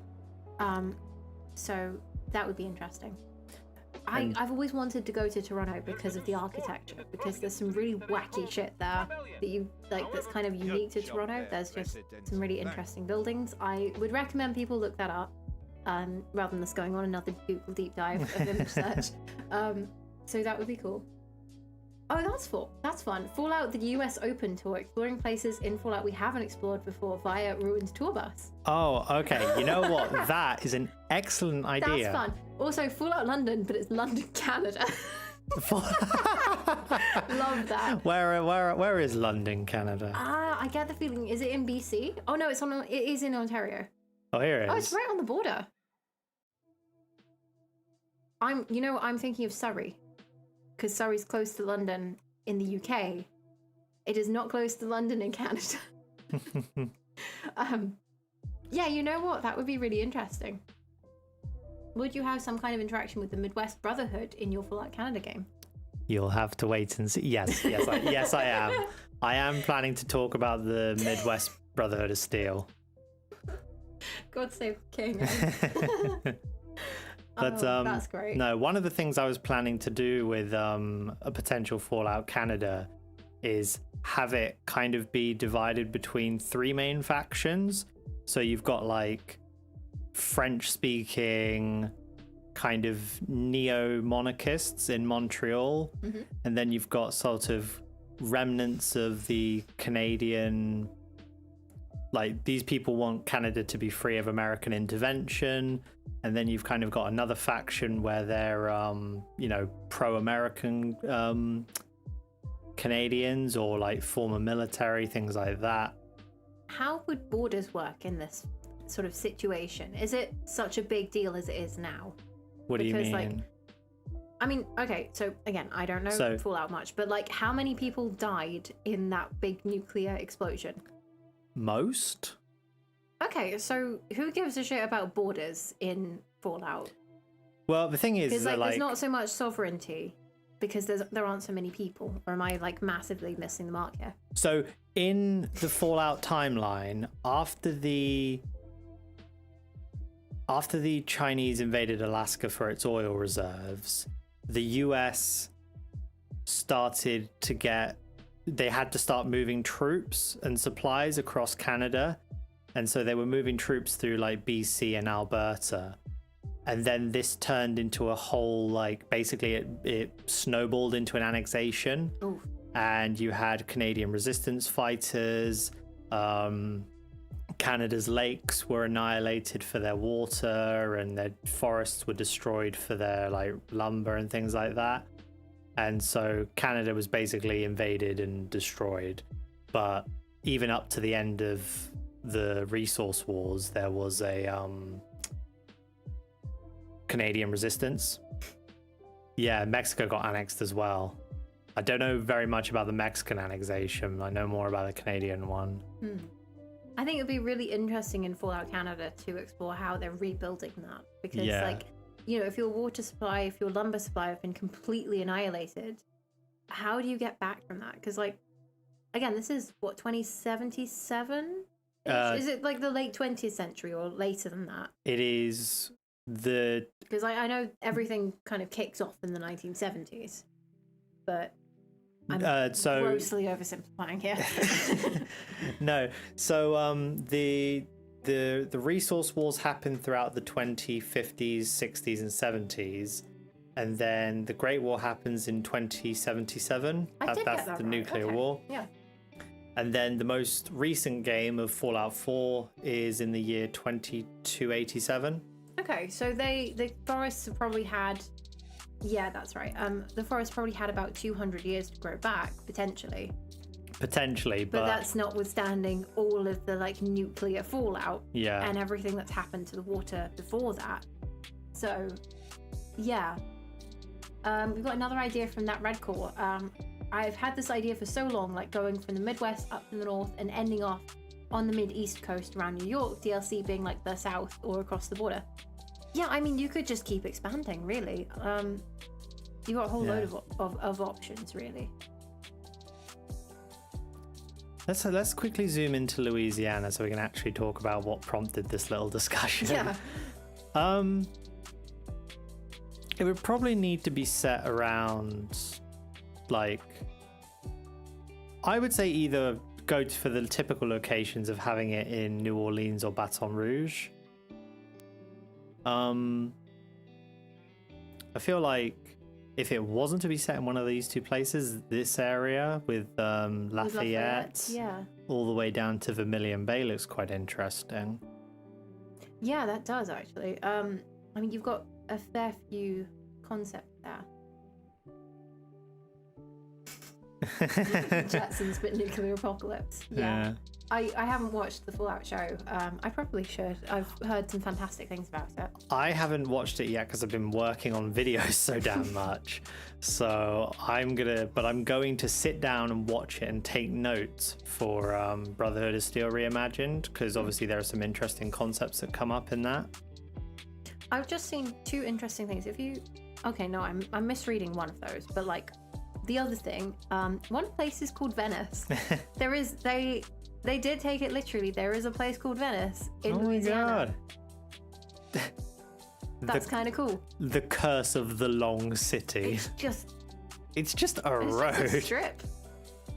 Oh my god. I mean, it's probably way more than that. Like the amount of engineering that's gone into creating that is probably quite cool. But it's just a long single road. Just a long road, yeah. One way in, one way out. I absolutely love this place here, just from the look of it. Yeah, why don't we put that on satellite? Actually, that could look really cool. Thank you. A lot of mud. No, that's interesting. Yeah. Because it doesn't. Yeah, that's cool. I don't know whether that would still like exist, but there are a couple of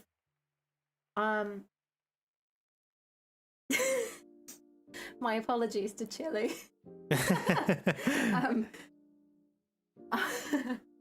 Thank you, Starfleet Ensign, for signing in. Yes. Also, I feel like at least one of us has just been called out by Land Beers. ADHD subject creep is real, lol.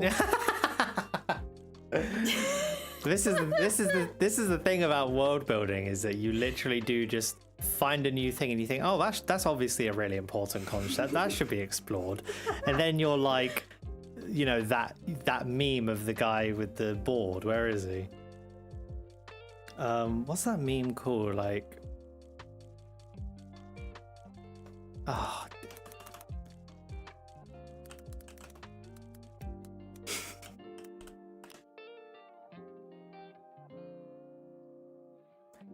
This guy. yeah. This fucking guy, you end up like him. Yeah. That's a better one. That's the meme itself. detective themed display. I feel like that should be like, maybe not that, but like a riff on that should be the thumbnail for this. I gotta be honest. So, world building. Yeah. What is this meme called? I don't know. Pepe hang on. Sylvia. Yeah, Pepe Sylvia. Thank you.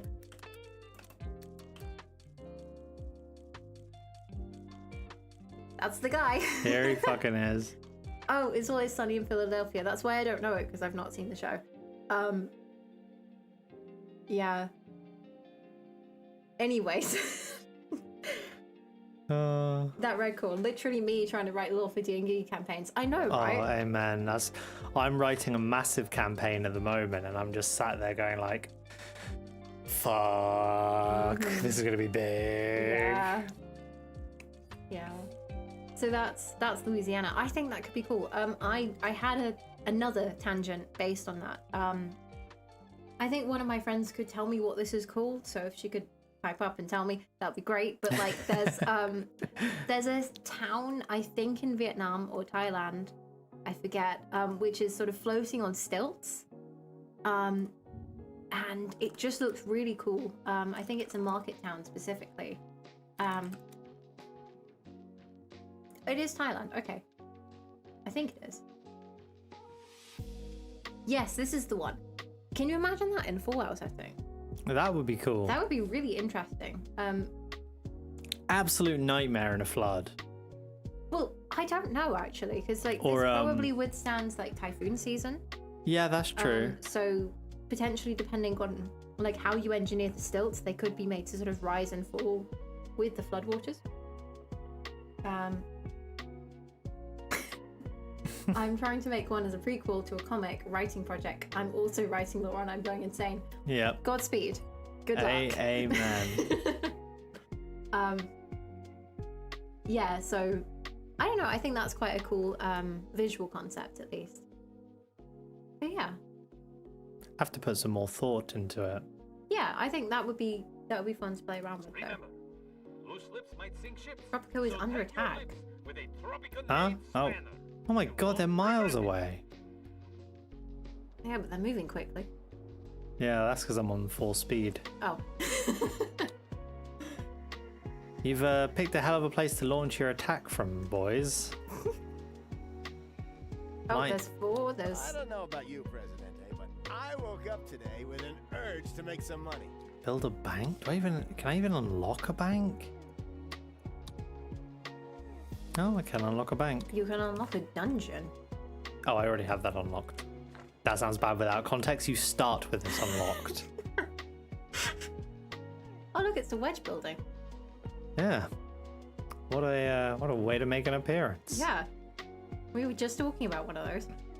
Bugger it. Put it there. Run, boys, run. No, not that way.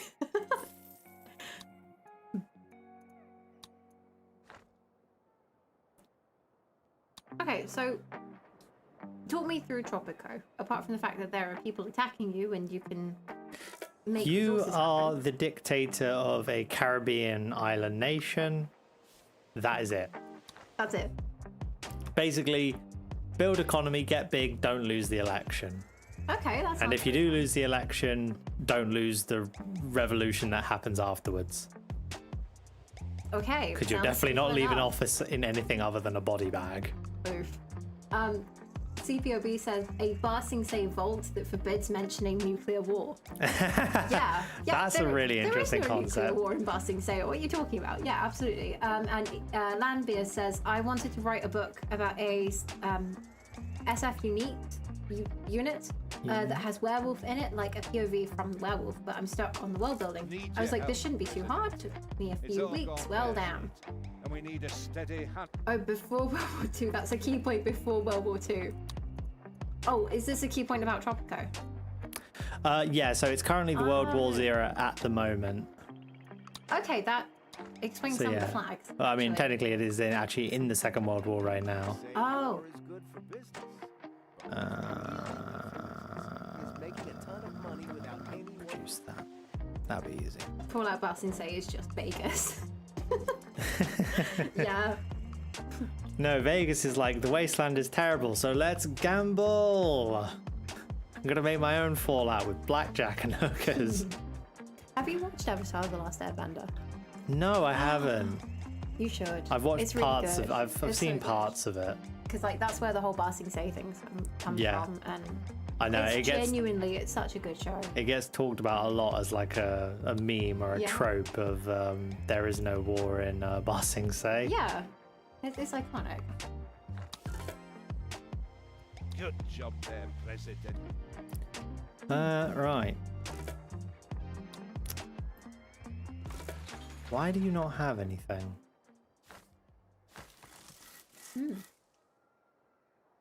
Right, you are going to be copied. Oh, by the way, if you want help with your D&D campaign, my friend said she's happy to help. Oh, thank you.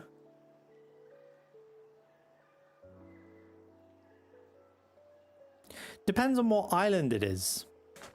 I think there were some free tropical islands.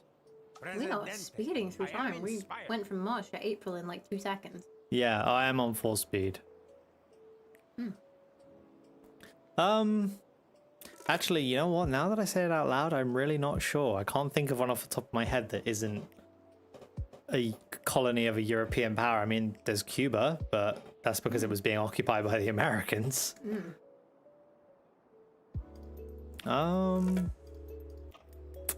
No, I think all couldn't of them tell were you. colonized. Appreciated. With your help, we'll double our armed forces, redouble our efforts, and halve our expectations.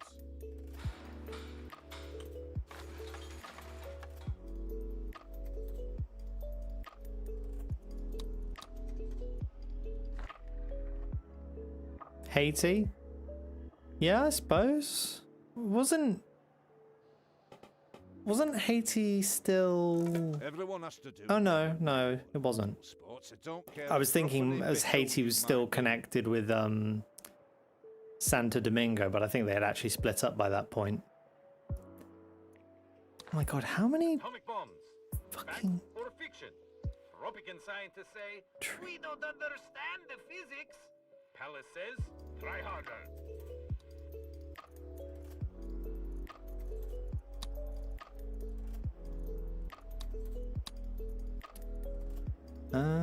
Right.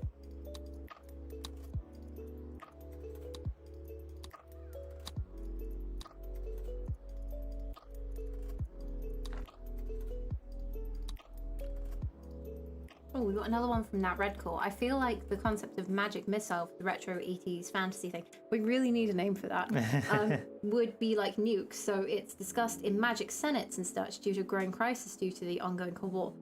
You know what? Yeah, that's a really good point. How does warfare work in this setting? Because if we're sort of, you know, taking 1980s and adding magic, that could be kind of explosive, I think, in more ways than one. I mean, Afghanistan would have just ended. I mean, if we're talking like the mid-80s, or at the very least, the thing in Afghanistan is sort of winding down. But also, like, by this point, the Soviet Union's pretty much on the verge of bankruptcy. And other things that I'm struggling to form a sentence on. It was having a bad time. Yeah. But yeah, you'd probably see like a kind of magical arms race or a magical energy race. And I really wish you'd stop shouting over me. I think this is why this isn't such a great game for streaming, because people keep shouting demands at me. Is the Survivors one like slightly calmer? Don't know. Post-magic missile society. The post-Cold War magic yeah. society is just the post-magic missile society. I like that.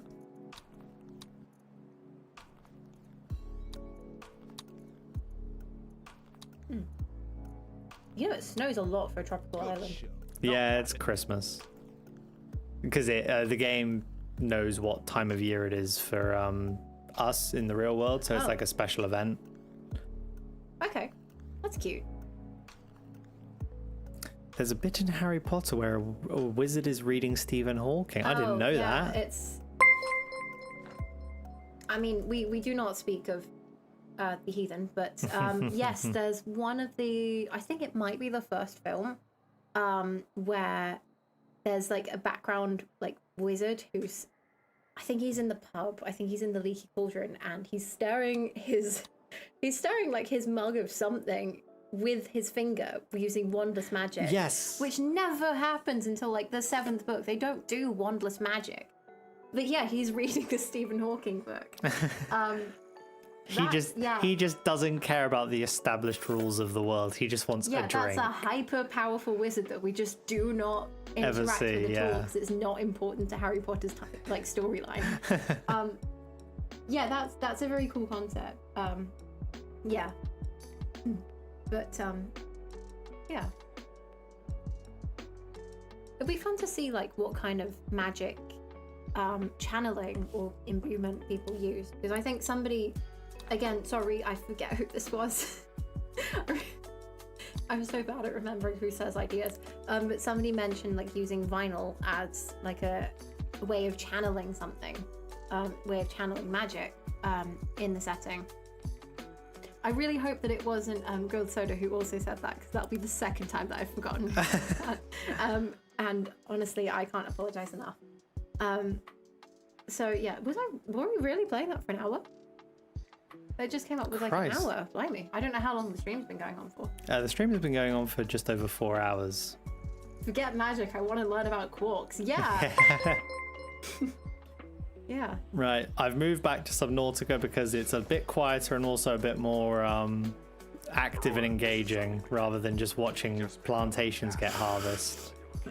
I think I made Soda cry. I'm so sorry. Currently sobbing. What can I do to make it up to you? We're gonna bring you home. Like, I can shout you out in my video or something. I think it might have been like one of my very earliest subscribers. I think I had the email come through. So yeah, I don't know. Tell me what I can do to make it okay. So are all the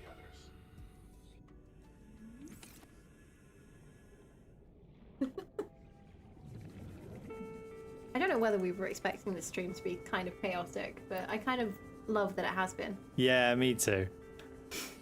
I kind of like that it's just us moving between games and a whiteboard and a spinning wheel. Yeah.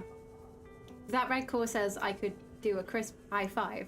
That's great. I don't know Grilled Soda's location, and I feel like that would be a GDPR violation to leave out. So it'll have to be a virtual high five. I hope that's okay.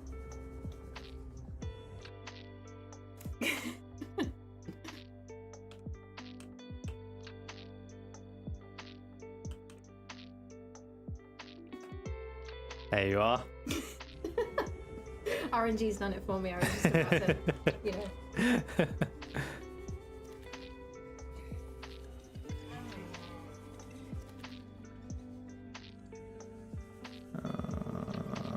Okay. Oh, there's There you another go. one. Send it by a fax machine. There's only so much I can do, I'm afraid. I don't know. Oh, is this the pod? Yeah. That is looking distinctly charred. Yeah. I don't think they survived. Really? What gave you that impression? Next time you're just going to say, gee, Captain Obvious. New blueprint acquired. Okay. Oh. Wait, where did you get that thing from? You crafted it. When did I craft that? Right before we switched over to whatever we did right after this. Okay. Oh no, I think I crafted it when I got on, and then we closed the game down to start pulling up okay. the wheel. That makes me feel better about my terrible memory. This is a recurring thing. I'm gonna have to like script everything so that I don't forget to say something. I won't lie, I feel like a few high belt fed Feed Freedom seed spiders would have made that last Harry Potter. Battle unfair. Oh, yes. The whole of the Harry Potter gang just show up with AR-15s. Jesus. It would shorten the books, to be fair. Oh, God, so much would shorten that damn book. Yeah. I mean, he couldn't even kill a baby. What was he doing?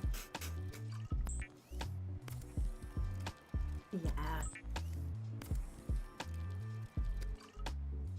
Oh, high caliber. All right, Yeah. 50 cal machine guns it is.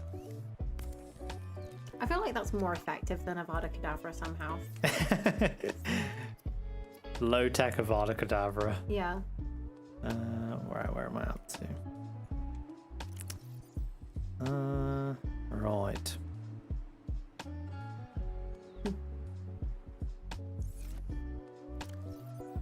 Okay, so what is the next goal from this? Because you've just found the last, like, the life pod. Wait, you can cure the fish as well? Yeah. Oh, it was the sea glide. No, I remember making that now. I just forgot that was what it was called.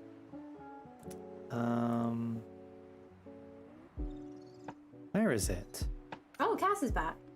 Hello again. Hi, Cass.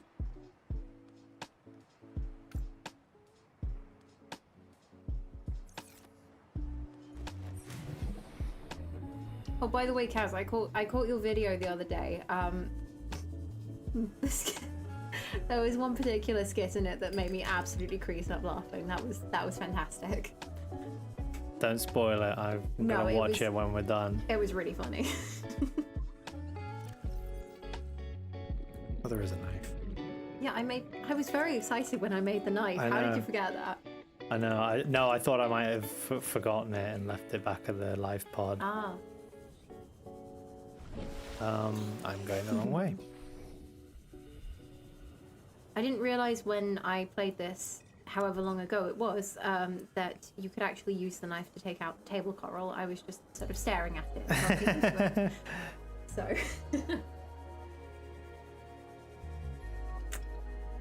I think you should do more skits like that, actually. It was very funny. Oh my god, what was that thing? Sand shark? Would it attack her? Yes. Okay. Oh, there's another sandstone bit around there.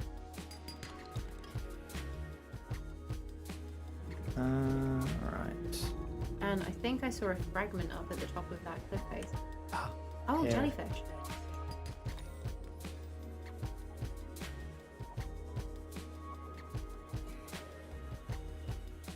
The fact that you can't make boomsticks turned me off to this game. I mean, you made the stasis gun. I guess. Oh, it's just a bot.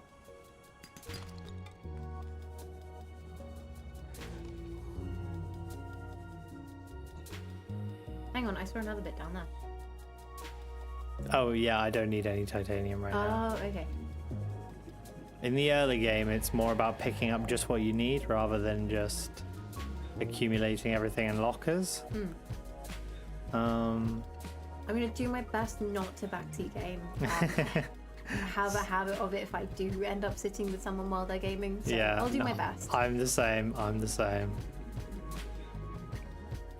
See, I feel like when I'm in like the pilot seat necessarily, then it's okay for you to backseat game because I don't know what the hell I'm doing. Yeah, but the thing is, if you don't play, you won't learn. Yeah, that's true.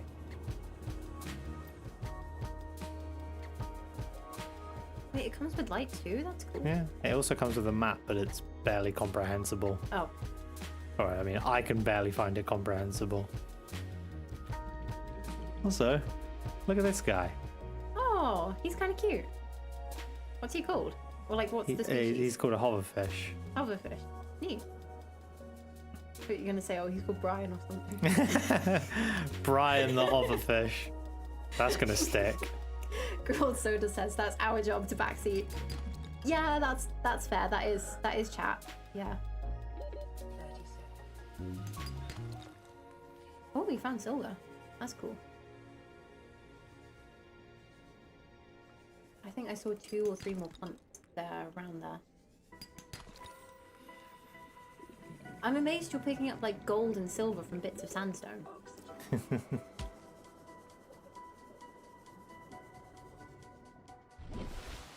Have you got the oxygen tank equipped? Yep. Okay. You might.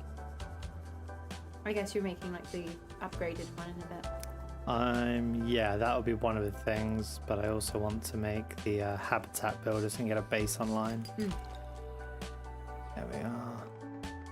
I can just find one more piece of silver. Is that not one that we went past just now? Oh no, these are limescale rocks, and the ones that give you the valuable stuff are sandstone. So different rocks give different resources. Brian the Hoverfish as an animal familiar. Yeah, I mean, we've already got the emotional the emotional support fire extinguisher.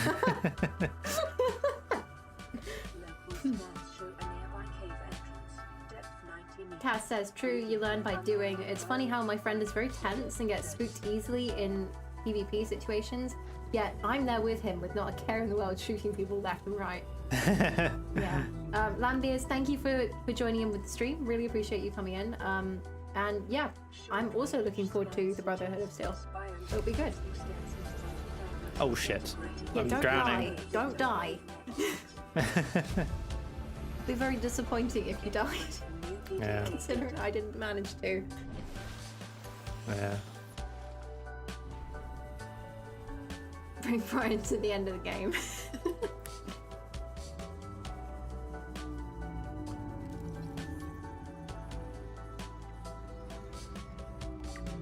Oh cool, we can make that now. God damn it. I need fucking silver. Oh, there's, hang on. Sorry, I just poked your monitor. There was another one just there. And That there was we go, silver. I got silver. That's limescale. Limescale? Limestone. Limestone.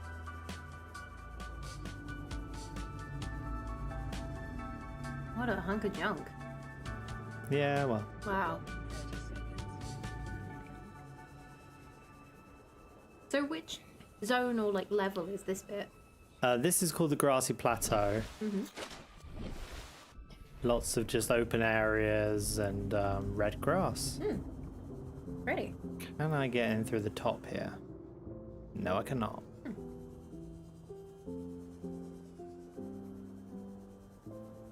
Oh, something was sparking just then.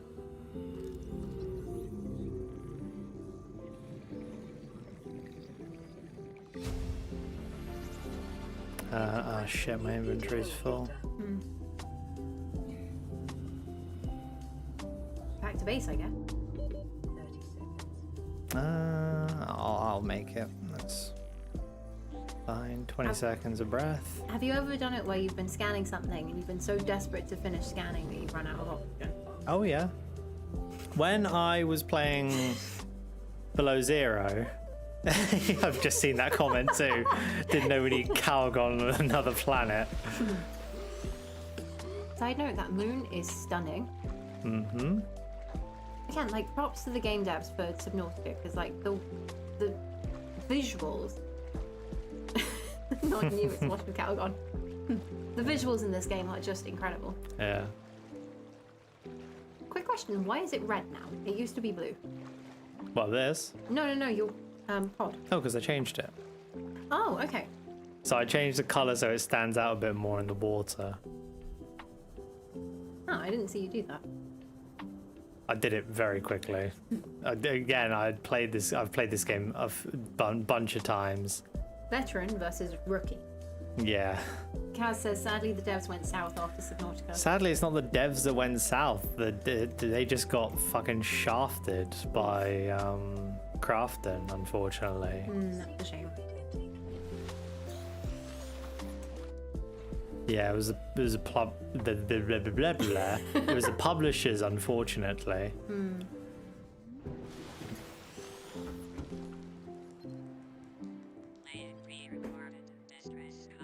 This is Ozzy from the cafeteria. What the hell, guys? They Oh, I didn't feel warn bad us for this Ozzy. might happen.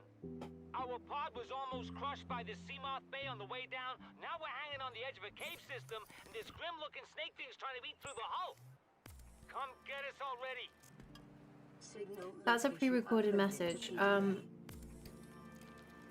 I don't think they're going to be alive by the time we get there, I'll be honest. New blueprint acquired. Like, not to be, you know, the pessimist.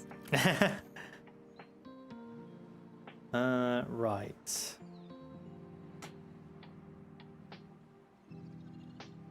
I just need a battery now.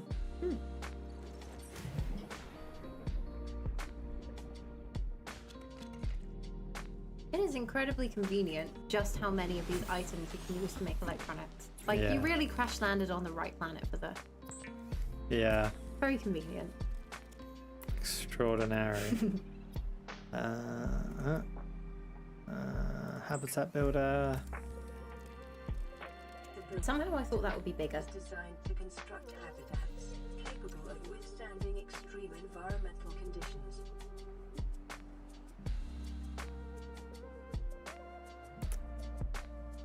I don't have the multi-purpose room yet, unfortunately, so I will just pin that instead. And that.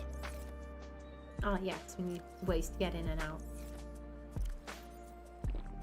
Vital signs stabilizing.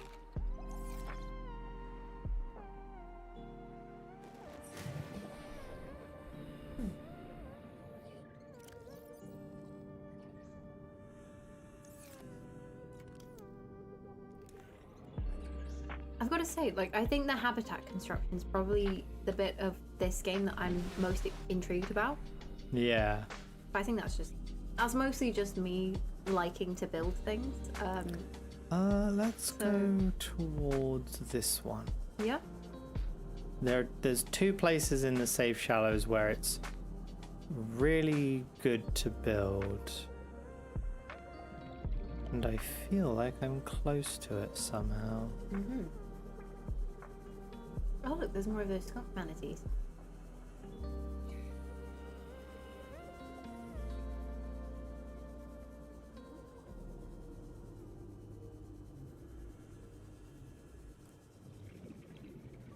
So when you're building a habitat, what kind of like ideal location do you look for? Easy or renewable power. Hmm. Which is why I'm interested in this place. Aha, geothermal vent. Yeah. Like you're thinking. Yeah, that's insanely easy to build. I can't make geothermal Those power don't yet. No, I'm all right. I'm all good. So what I'm going to be doing instead is making. Can you do solar power? Yes, you can. Aha. Quartz and copper.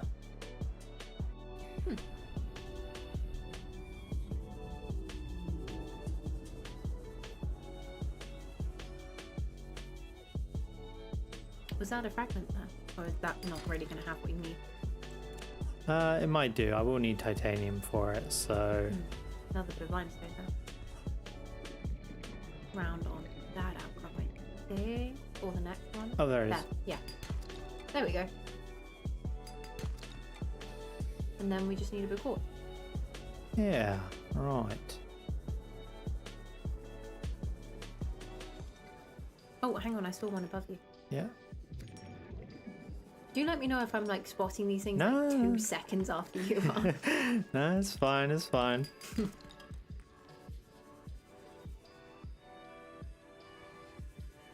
Oh, there was 2 there. On the other wall. How much copper do I 2. have? I think.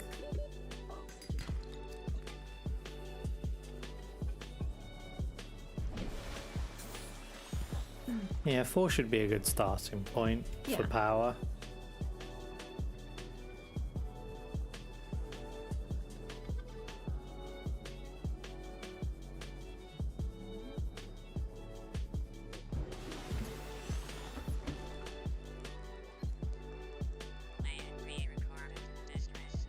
This is Life Pod 6. I have a passenger on board. Coordinates attached. We've landed a kilometer from the crash site. Is that a There's new radiation in between radio us or and like a the New rendezvous. one. pre-recorded? Oh no, it's pre-recorded. Immediate Oh, shoot. assistance. 6 out. Stranded near cave. Signal coordinates corrupted. Approximate transmission coordinates origin corrupted. recorded to date to bank. Oh no, Wait, So Life there Pod are- 17. LifePod 17 was a previous one. Yeah. But this one... LifePod 6.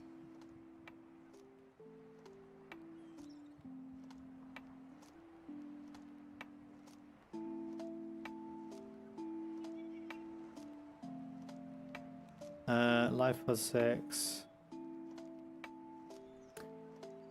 Approximately 400 meters west. West is approximately that direction. I think. Do I have spare silver? Oh no, I have a wiring kit which I needed to turn into a compass.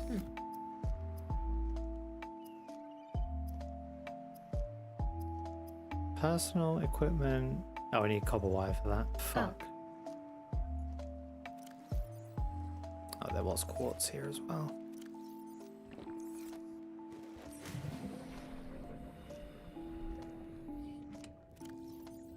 Oh, that's annoying. Fuck it. Oh, I've just made a critical pivotal error. Yeah. I didn't mark where the base was. Damn. That was dumb of me. That red core has a question for Retro Magica, who's going to call it that. That's a great name, actually. Is it more akin to magic dropping into our world in the 80s, or more like 80s culture or life dropping into a fantasy setting?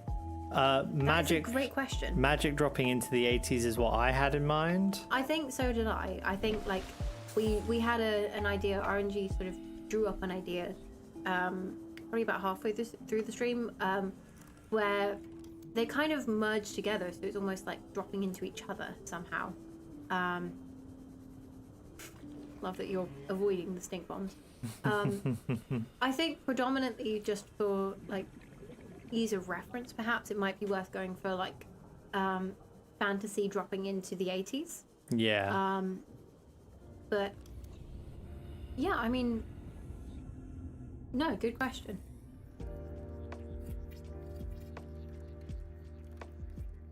Starfleet Unseen says Subnautica. Yes, absolutely. Is the actual favorite game. You know what? I think, considering I've played all of about an hour of it, I quite like it too, actually. Yeah. If you haven't already, RNG's got some really good videos about Subnautica, particularly like the perfect level design in the first game, which is the one we're playing at the moment. Yeah. So like, do go check that out if you've got a minute. Maybe after the stream though, because we like having people in the stream.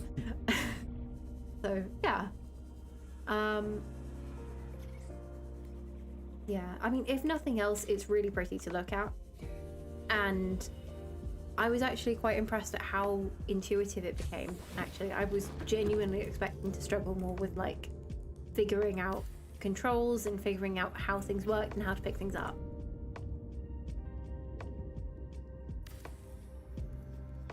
There we are. We have Nice. a base. Does this person ever need to sleep? Because they've never slept. They can sleep. They do not have to. Damn, wish I had that. Yeah, same, honestly. Right. Do you need a water refill? I'll tell you what I'm going to do is I'm going to throw you back into the driver's seat. Fun, okay. And I'm less intimidated by that now than when you did that the first time. With the mod. Yeah. And I will go and get us water refills, and I'll also get us fizzy drinks as well. Sounds good. All right.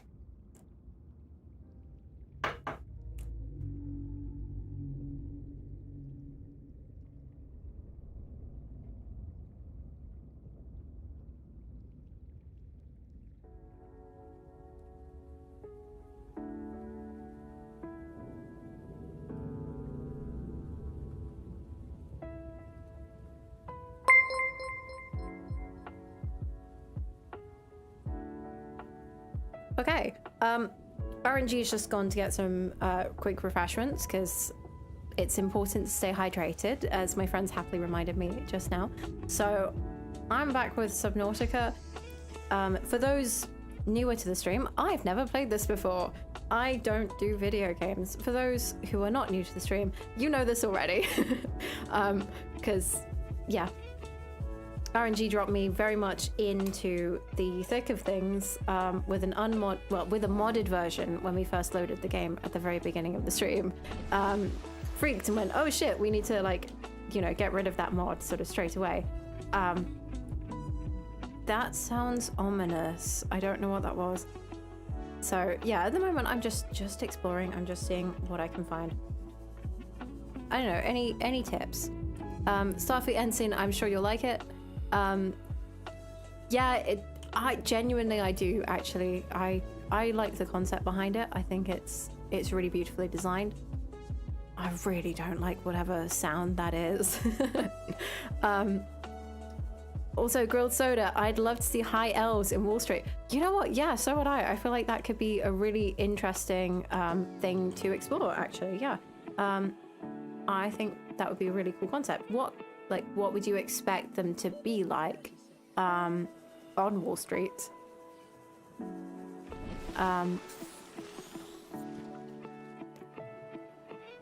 So yeah. Jeff Bezos would be rolling in gold. Probably, yeah. I don't know. It would be, I think, in my personal opinion, it would be really interesting to play around with sort of magic as an underground resource as opposed to like sort of a top-down thing. So why am I going back to the hub? There's the habitat. Okay. Yeah.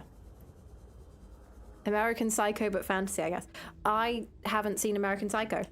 I'll admit it. I think I ought to, somehow. Do I need any sustenance? No. Okay. Aha, he's returned. Okay. Thank you for the water.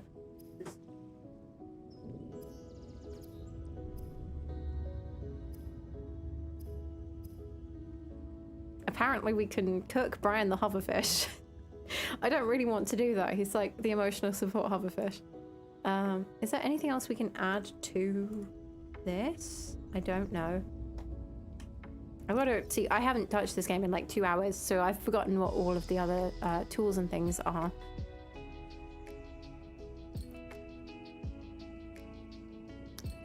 Evil Dead wouldn't be shot with special effects, but rather all of it is caught on the live stream. Yeah. Oh, we haven't even thought about like how movies would change, how special effects would change in this like fantasy 80s. What did you call it earlier?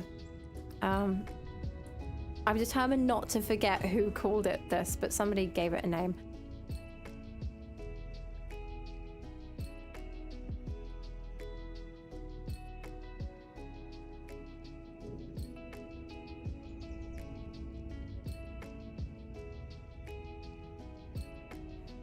Okay, it was Retro Magica. Sorry, I had to go find that, and that was from That Red Core.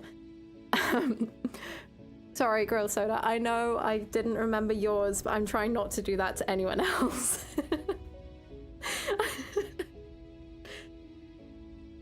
Okay. Okay, if anyone has played Subnautica before, any tips? Because I've been left unsupervised. And I don't want to fuck it up. Oh, my inventory's full again. Okay. Is there a way of making a storage thing? That would be something interesting to do.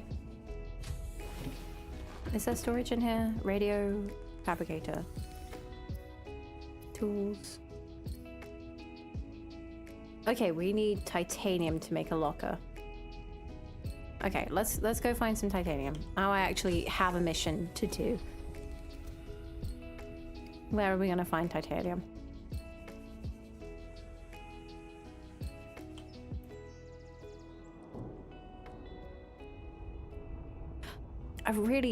Okay, props to the special effects and like sound effects department for this, because like the sound, oh, that's salt. I didn't know you could get salt deposits. Okay, the sound effects in this game are incredible because like I can feel every sort of sound thing. Tips: explore the low groaning sound is not something to be scared of or too scared of. I'd not recommend using a lock like that. That is outside. Thank you, Ensign. A normal locker via the builder tool is useful. Good to know. Thank you so much. I'm going to go back to the habitat and figure out how to make that normal locker. And also maybe clear out my inventory like I was supposed to do. Where's the frickin'... There. Okay. TBH, I've never played Subnautica either. Yeah, no, neither until today. So I'm more useless than the dollar bill / pound note would be if magic existed. We don't have a pound note anymore. I can't remember when that was discontinued. Oh, I can just make titanium. I forgot you could just make titanium. That's good. That solves some issues. Yeah, I mean, yeah, I have played Subnautica too much, but I never speedrun anything, so I don't have insane tips, but I do have general game tips. Genuinely, any game tips are highly appreciated. Broad Soda, is Bitcoin magic? I'm gonna save that one. I'm gonna write it down so I know it's from you, Soda. 1 second.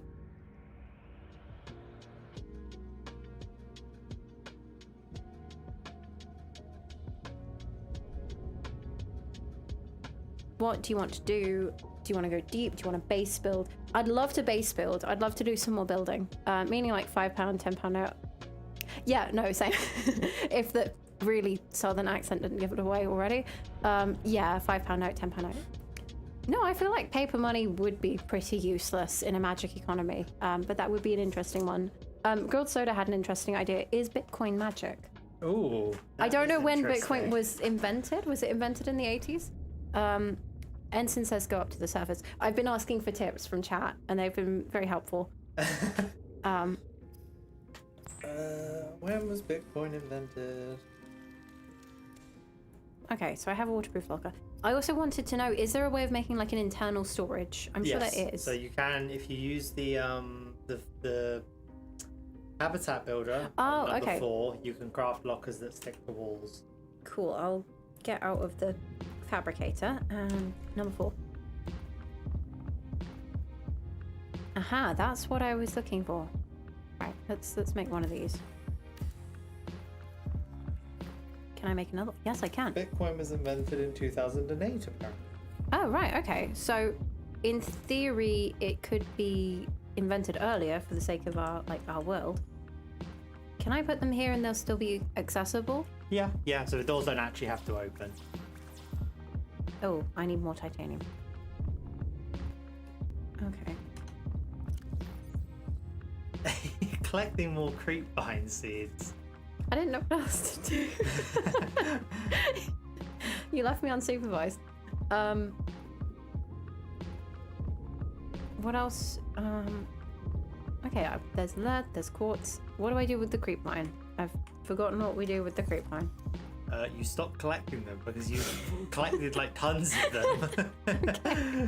Fine. Turn them into lubricant just so they take up less room in your inventory. Okay. We probably don't need more of that, but at least it's not on the fire extinguisher. Yeah. Okay, hang on. We've got to base building, make sure you have a scanner tool. We do have one of those already. Then go up to the surface, look for a steamy / cloud close to the surface behind the aurora, and trust me, and swim right towards the clouds behind the aurora, not towards the aurora. English 100, Skyrim F reference. I don't know Skyrim, but okay. Basically, when you get a skill to 100, it's at 100, and so the joke is that it wasn't good English, so he said English 100. Oh. That Red Core says, our coinage would surprisingly be the most stable economic grounding, even point for a magical setting. We colonized you again. Instead of 80s, it's 8s. I mean, yeah, you could kind of go, I guess 2008 is a little late for Y2K, but you could go Y2K. You could have like the cool bubble technology that like iMac was kind of pioneering, the see-through gaming systems. They all just looked really cool. We don't really need flares, do we? No. I might just cure Brian. You monster! You monster! Okay, I won't. I was joking. I mean, I don't really care, but I feel like chat might be a bit upset if we cure our like mascot animal. Yeah, that's true. That's true. If you want to cure something, cure one of your emotional support items like your fire extinguisher or air pump. Not my emotional support fire extinguisher. Soda says.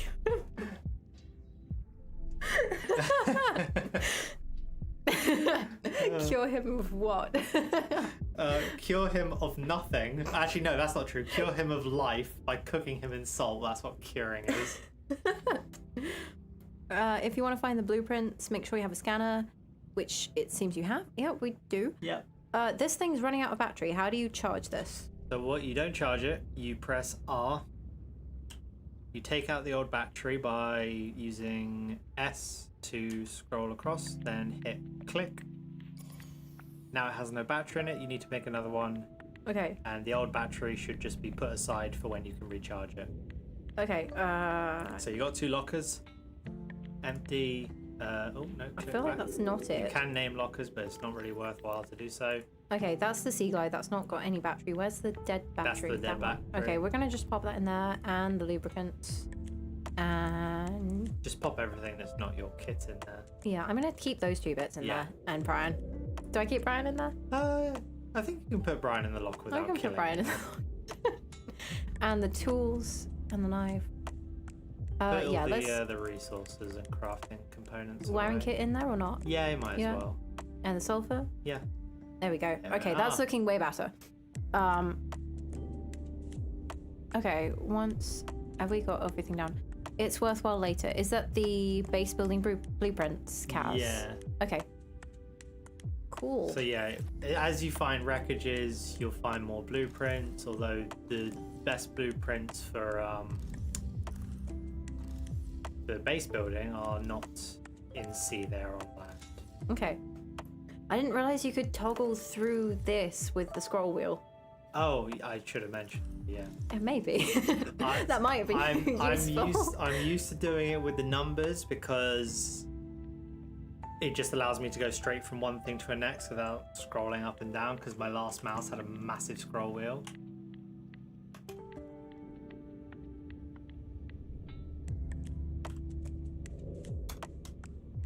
Okay. I could probably have named them something slightly more exciting.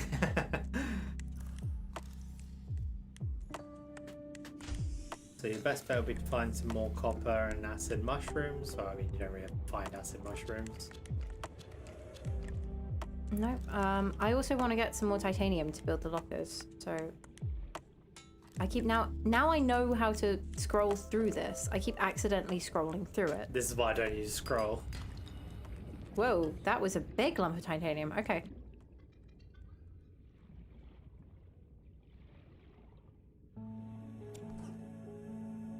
Also, how do you make this like a location beacon? We need to find the location beacon and scan it. So Okay. we actually have to unlock it, I should say. Yeah. Now I'm English 100. Yes. That red core says grilled soda, Brian 1 and Brian 2. Is that for like the locker names? Going to collect another Brian fish and forget which one is Brian. I mean, that is something I do, to be honest. That really is. Like, Look, you've got your emotional support fire extinguisher. I've got my emotional support you've got Brian. Yeah, I feel like that's a fair trade. Are they? That's trying to figure out honestly, that's what that is. understandable, Kaz. He doesn't want to play any games before going to his parents because he doesn't want to get attacked or like get into a game. Yeah, I'm not gonna collect any more creep pine because I feel like that's just gonna make you mad. It's not going to make me mad, but it is going to make your own life harder. There we go. That's better. It would help if I don't get stuck in the grass, you know? 30 seconds. Do you want me to give you a quick pro gamer move? Yes, please. You don't need the flashlight, so take the battery out of the flashlight and start using the sea glide again. Okay, good thinking. I'm gonna go pick up that bit. I think that's metal salvage. Is that metal salvage or is that just like location stuff?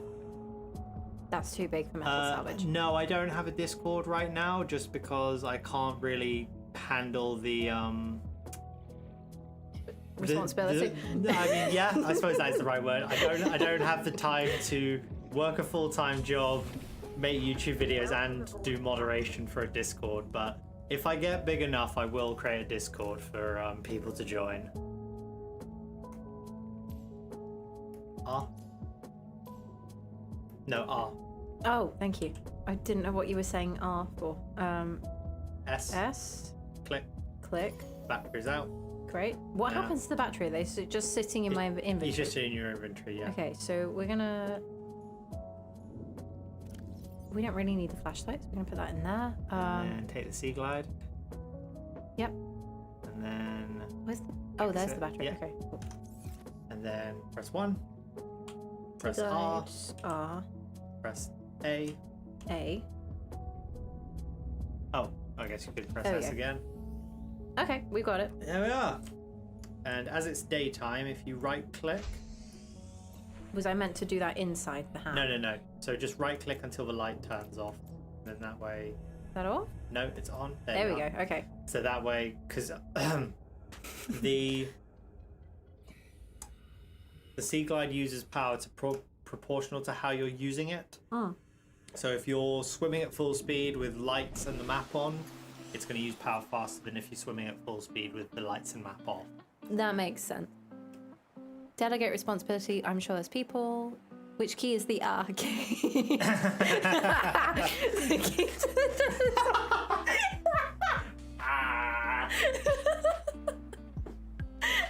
Oh my god. Wait, you say battery? Oh my god, you lot are a bunch of comedians. I can't even. Oh my god. Okay. I keep like tearing up when I laugh, so. Is this going into the geothermal vent? I feel like that's not a great. What the fuck was that? I feel like that's going to attack me, but I saw something cool down there. Oh my god, it was too close. Where is. Okay. Yeah, so those things will attack you unless there is a way to get them to not attack you by having metal salvage around. They're a bit like dogs, so they like to fetch metal salvage. Oh, cute. So if there's metal salvage around, they'll focus on that instead. Hello, Chase Jennings. Thank you for joining us. Starfleet Ensign says, regarding the saving battery if you don't turn on the light, how many hours do I have in Subnautica? 245 hours, and I didn't know that. I mean, it makes sense, but I didn't know it. Yeah, I mean, I wouldn't have figured it out either, so... What did I just do? Did I just drop it? I just pressed E. Where's the thing gone? What? See it? There it is. Okay. I pressed E and it vanished. And I thought, oh shit, where is it? Never mind. I probably shouldn't waste oxygen.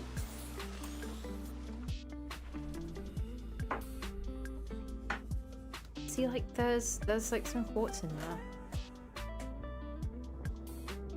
I don't think I want to do that, actually. I'm not going to be an idiot. I was just like, ooh, shiny thing. Probably not a wise idea to get blown up by a geothermal vent. Hi there, Chase Jennings.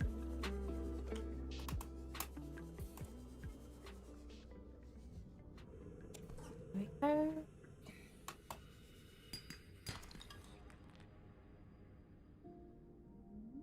From a purely geological perspective, it doesn't make sense to me why there's... Oh, they actually do play with it. That's really cute. It doesn't make sense why there's titanium and lead and copper all in the same thing. Like, you know, when you pick up sandstone.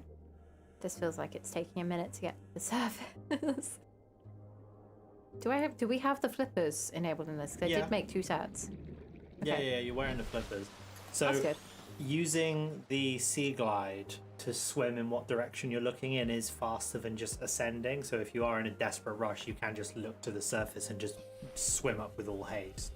Okay, I'm gonna try that. Oh yeah. That's good to know. I forgot I was subscribed to RNG. Ouch, but ouch, but understandable. Agreed. I can't wait for the Brotherhood one. If it happens, it's not an if, mate. It's a when. Yes, it is a when. There's a video to release before that, but it is a when. Okay. I need. Actually, no, there's 2 videos to release before that because I'm doing a roadmap video. Then I'm doing the City States Reimagined. Right. I think I need some more. I think they're called bladderfish. We're gonna go fishing. This will be interesting to watch. Rude. I'll have you know, I was getting much better. A little bit of mockery. I was getting much better at picking these up, actually, before I was, you know. They're fast swimmers. That's not my fault.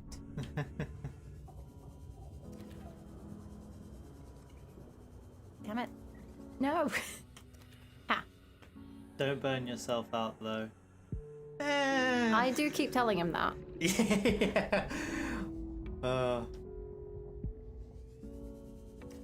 I'll be sure to check those comments out then, Chase. I literally woke up, it was the first thing I did, and then I had to prep for the stream, so I haven't looked at it since about 11 or 12 o'clock.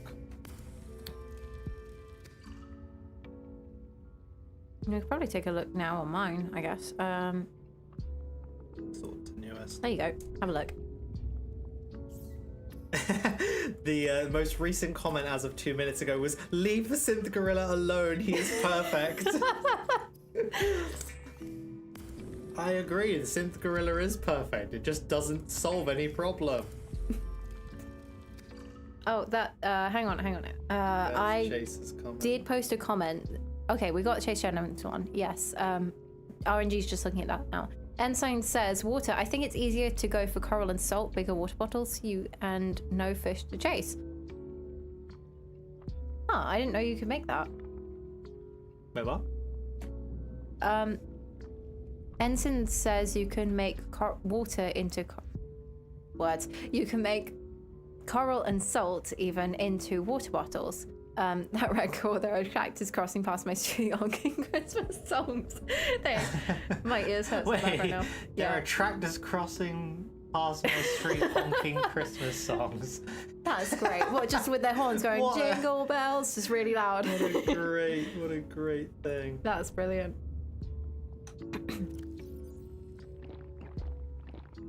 Be nice if this hydrated you a little bit more.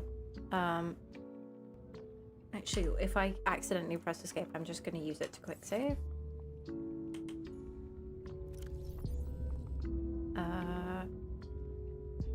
I need to get food because otherwise I'm eating Brian.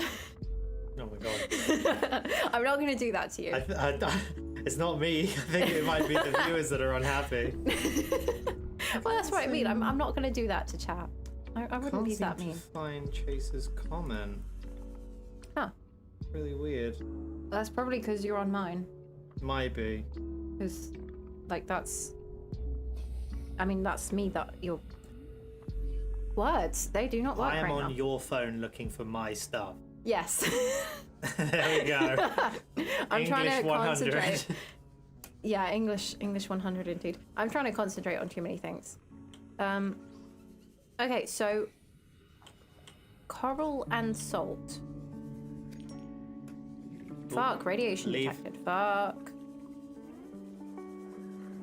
I don't want to be near radiation. That's bad.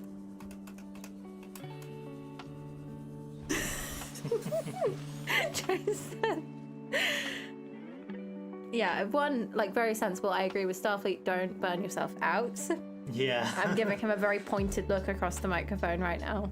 Don't give me that look. I have a healthy relationship with my work. Don't give me that look. He says after spending 4 days in a row awake for 20 hours.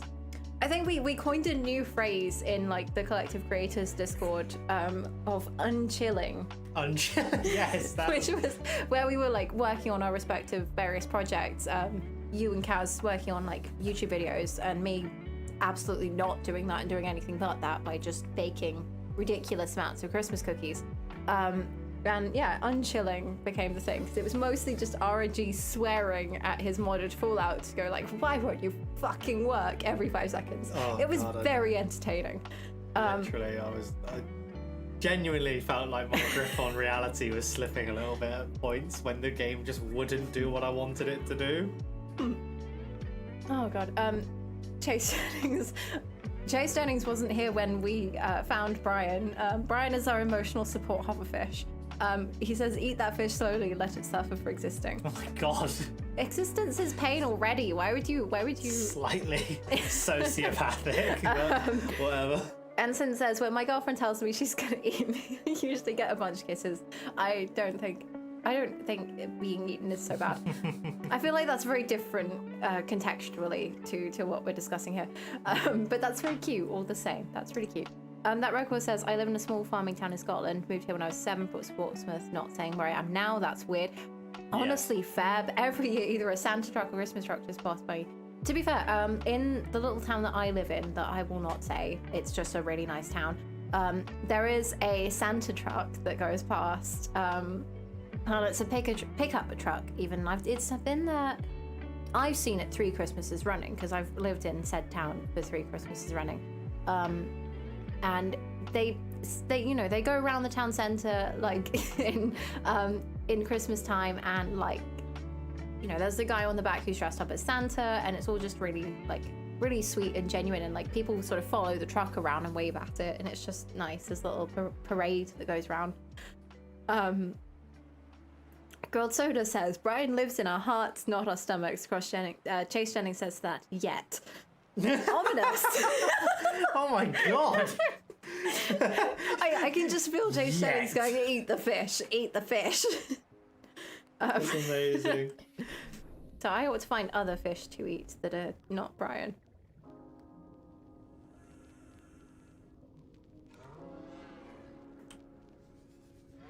Again, props to the sound department. That's freaky. Fish. Can you eat these? Are they the boomerang? Get back here. Ha. Can you eat the stinky manatees? Nope. Oh. But they'd be such a great source of protein. They're huge. They're also poisonous. So you can eat them. Once. You can eat everything. Sometimes only once. Like peanuts for us. Oh yeah. Well, I mean, no. I mean, I've eaten peanut butter once and survived. Thank God. Thank God for that. Yeah. Brian deserves love, says the Starfleet ensign. He deserves a big alien containment of 5 stories high, all to himself and his wives. You can breed fishes by putting 2 of the same species in an alien containment. Can you even? Yes, okay, we should find Brian a partner. There was one. That's the radiation zone. We don't want that. No, you're swimming into it. You're swimming into it. Shit. Where's swim towards the you read. Which way am I life going? Support. No, go back under the water. Go away from the ship. That's where the radiation is coming fuck. from. Distance, not depth. There we go. Okay. It just said radiation detected. It didn't say where from. I mean, obviously it's the Aurora. Like, I realized that. There we go. Okay, chat. We need a name for Brian's new companion. Brian 2. Oh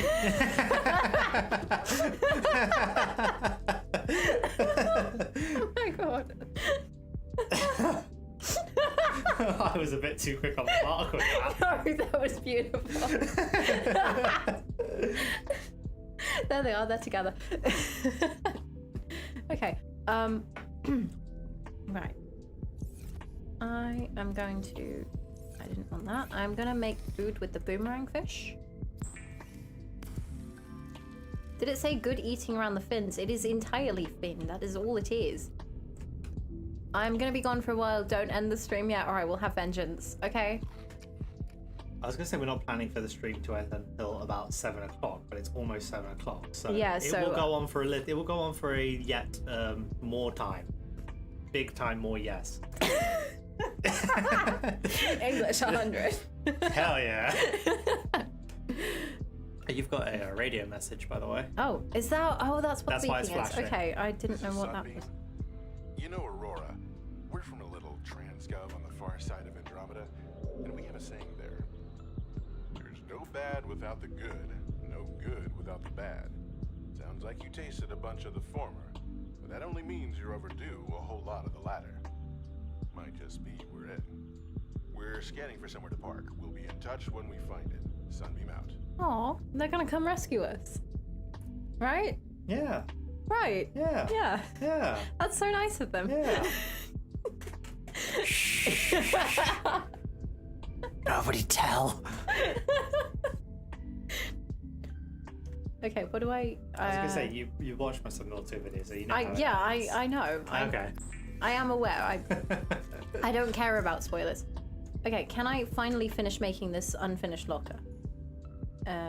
Let's close the fabricator. And let's toggle to... Yay, okay, I got the right thing.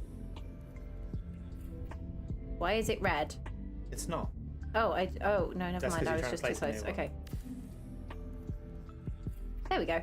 There we are. You have plenty of storage now. Wait. So the best thing for you to do would be to find a beacon. Find the beacon blueprint by crafting scanning broken beacons. English 100.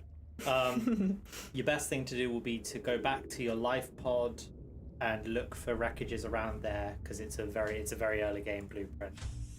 Okay.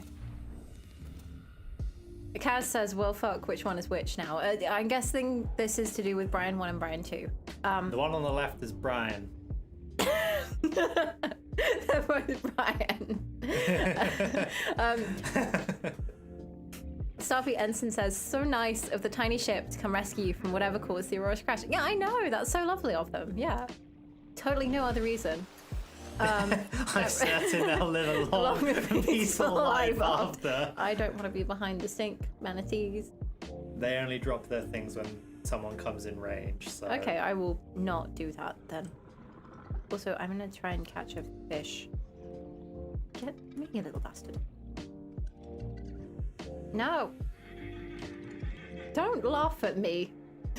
I didn't say anything. No, it was the manatee. Oh. It was the manatee. I just sat here like hands up, I didn't say nothing. 3. Okay, I did remember. Yay. Ah, no, did I? Okay, no, I did do that right. Okay. Yeah, you did.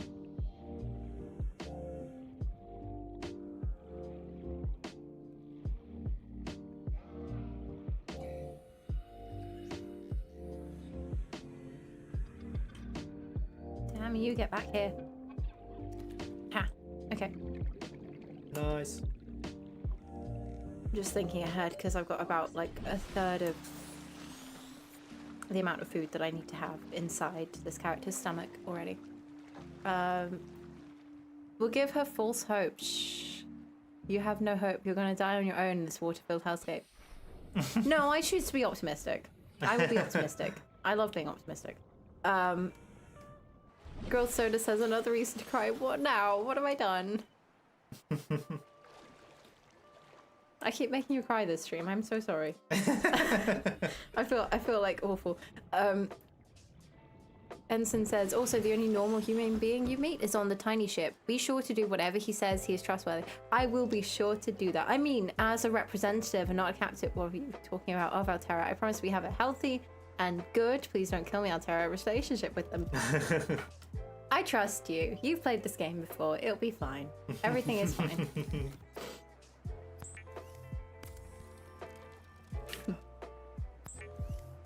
This is fun. Yeah. I haven't died yet. I know. I was fully expecting to beef it at some point. The first time I played this game, I had died long before this point. So please don't craft another air pump. You're never going to use the one you've made. It really doesn't need a friend. You don't need a second emotional support air pump. That I can agree with. That's fair. Another waterproof locker though? No, now that you've got a base where you can craft proper wall lockers, it's not worth the titanium it'll take. I feel like we don't need some of these. Oh, so what you're to get rid of old markers, tab, blueprints, unpin all, top right corner. Okay. so what are we looking for? I think we want the sea moth, right? No, we need the beacon first. We're not going to get the sea moth for a little-ish while. Okay, basics. We don't need basics. You won't find the beacon inside the PDA, I think, until you scan the first one. Okay. But you only need 2 to unlock it, so... I'm just seeing what else we have, to be honest. There's some really cool components as part of the base pieces. Yeah, you can build some pretty, like, crazy style bases. Grilled Soda says, are the extra equipments for Brian? Yeah, Sure. yeah, they are. Absolutely. We'll just deposit the emotional support air pump into the alien containment when we build it. Yeah, it can keep him company. And we can give the fire extinguisher to the manatee, poisonous manatee thing. Or is that the one you want to keep? Your emotional support fire extinguisher. Ensign says, the tiny ship is not of Altera and therefore evil and not at all independent and will be brought over by the overlords of Altera. Please, Altera, I want to go. I haven't slept. I want to see my girlfriend. I like what Redcore has said. Need an emotional support air pump for the emotional support air pump. Yeah. You know what? Yeah, you can't argue with that. Suppose not. Okay, let's go. You can build an air pump into the alien containment. I don't know. Possibly. I doubt it though somehow. Be fun if we could. I'm gonna nom that. Is it worth having some water before we go? Mm-hmm. Yeah. And okay. Is that full? Yeah, that's full. Oh, and That's also all just basic pull a components. first aid kit out of the first aid fabricator. Uh-huh. So then that way it makes a new one and you've always got one on. I feel like it's worth making another one of those for the habitat. Yeah. What do we need to do to make that? I'm gonna look that up. Oh, it'll be crafted in the habitat. Fiber mesh. Don't we have fiber mesh? No. That's to build an individual. Do we already have First aid one kit. in the habitat? Is my thought, because like you don't really No. want to be like swimming between the two. No. What I mean is that you can build an automatic medkit fabricator. That one that you just looked at in the fabricator. That's just an individual medkit. Oh, so what do we need to build the fabricator? Habitat builder. Number 4. Oh, thank you. Right click. There it is. Aha, okay. So you do need fiber mesh actually. You were right about that. I'm right about some things. Yeah, of course you are. Okay, I don't think we're gonna need the quartz and the lead and the salt for a minute, and maybe not. I don't know, maybe I keep those and put them into the other half. There's one fiber mesh in there, so we need a bit more. Yeah, no, there's 2. There's another one. Oh, okay. Clearly I clicked on the first one before no. my brain registered that. Okay, what else do we need? Computer chip and silver ore, and that's it. No, it was a joke, Ensign. That should be something I test, just to see if you probably can't. But it'd be a funny. No, you definitely won't be able to because the hole's 100% of the containment has water in it, and the whole point of the air pump is that it sits on the surface, so it definitely won't work. Are we that red core? Are we calling the emotional support fire extinguisher Dave? I'm down for that. That's funny. As the emotional support air pump for the air pump.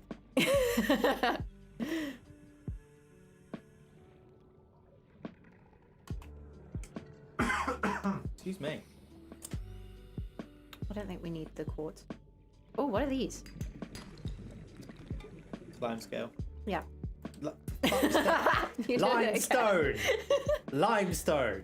Not lime scale. Shit, You're in a cave. fuck. You're in a cave. I'm really not. Now you need to use the first aid kit. Okay, And you're about to drown. fuck, where's the exit? Help. Up.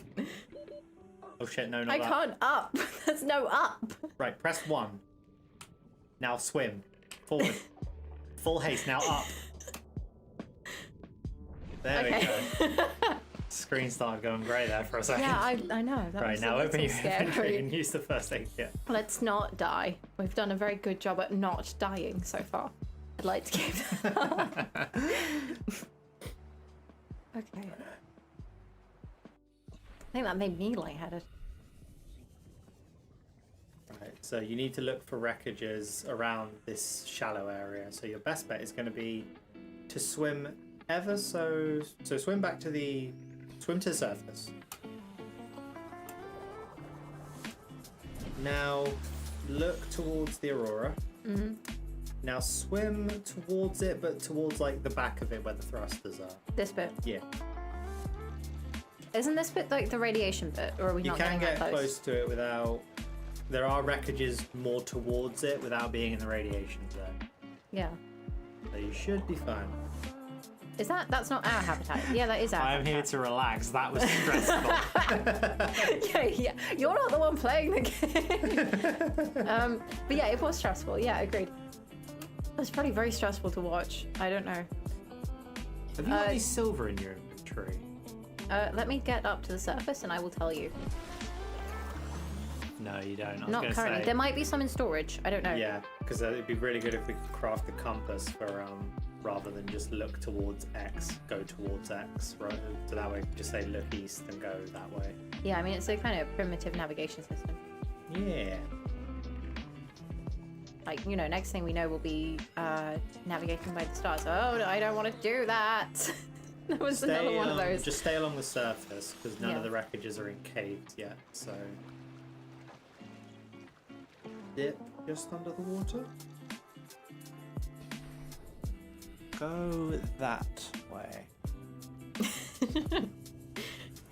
Let's see if my knowledge has been retained after months of doing my own head in by not sleeping properly. I wish people had been able to see like what RNG What, just the done with the hand. gibbering Where you mess were I like was. you held your hand in front of the screen and Yeah. were like moving the hand towards where I should go while I moved the opposite direction. I wasn't gonna call you out on it. Okay, hang on. I've there's disorientated myself. There's definitely no, you're still going the right way. I know, but I wanted to pick up the bladderfish. I know. I think it was Slightly to the Ensign who left. said that you can make it out of coral and salt, but I haven't figured that out yet. Oh, left. The right slightly. Ah, fuck radiation. Ah, Back up, back up. fuck. Okay. Can you die from too much radiation in this I game don't really specifically? know what it does, to be honest, because I've never sat in it long enough to find out.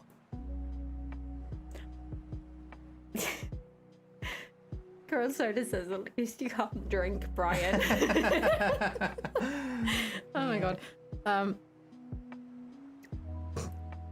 Yeah. I don't know where you're going, says Ensign, but I can only navigate if you're on the surface towards base building and scanning things. Yeah, I think that's kind of where we're at the moment as well. I think it was you who said go like the opposite direction to Aurora and you will find things. Okay, let me go back down Right, again. there is a wreck. Okay, swim directly towards that. Don't go any more to the right. Ah, fuck. Okay, never mind. No. I swear there's like a wreck. I'll tell you what. Ooh, Hello. Let's turn and go this way a little bit. Kaz says gonna go another arm, no biggie. Yeah, Ensign, you lose hit points if you're in radiation. That makes sense, actually. That does make sense. Try swinging around to the left bit. Might go down. There it is. This is the wreck I was looking for. We found it, lads and ladies and whoever else happens to be listening. Right. I tried to grab the bladderfish, he's too far away. Put your scanner out. And look down to your left. That's a grav trap. Ooh, okay. That's not your scanner, that's a hab builder. Oh. I was so two. like, Number I was so two. excited to pick the right thing. I was like, yes, it's this button. No, it's not. Alright, so grav traps will catch fish, or they will hold fish in That's place if me. they How do you- swim how do you into scan right it? click. Okay. So this way you can just deploy it in a very built up area, or built up, in a very well inhabited area, and it will just pause fish. It will pause fish. English 100. What do you mean it will pause fish? It will, like, it will catch fish like with a beam of like gravity, and so they can't move. Oh, like a tractor beam. Yes. Okay. There we are, like a tractor beam. I am telling you where to go for the Fish, base. honestly. I know, but we don't want to forget where our base is, so we're looking for the beacon first. Once we get the beacon, we'll go to the islands. I'm guessing these boxes don't do anything, sadly. My brain stopped working too. What the fuck? Oh, mood. I mean, it's a Sunday evening. Like, what do you expect? Yeah. I think they're talking more about my terrible English stopped their brain from working. Ah. Oh dear. Anything else we can get from this wreck? Yeah, there should be a door. Fragments. Look to the... Yeah, it's somewhere on this side. So just go down. There it is. There it is. Uh-huh. Turn the light on with right click, and then you gotta get a bit closer, but I think you're caught on something. Oh, yeah. Yeah, you're caught on metal. Then click to open. I'm gonna go back to the thing. Okay, there's a pad on the floor. This is the Degassi thing. I remember this from your video. You're about to run out of air. Oh shit. Okay. Apparently we went past the beacon. It was on the rock. Have I done a blind? Go back under the water. Like on the side of the cliff thing. Cliff thing. We are down. Kind of doing this at a mild disadvantage given it's the nighttime. We went, yeah,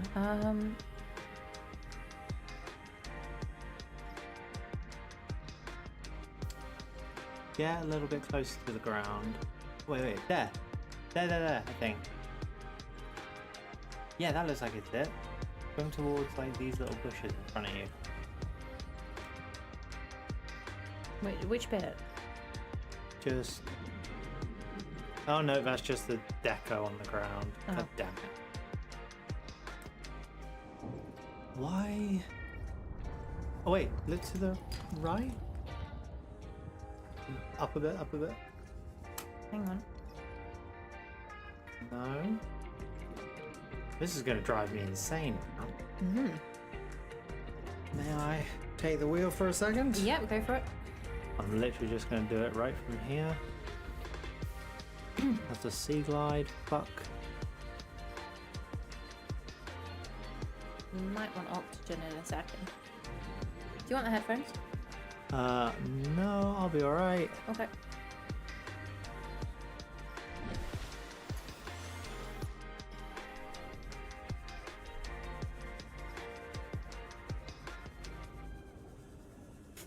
That's not just a silly thing I just did. When you surfaced, I took a really deep breath.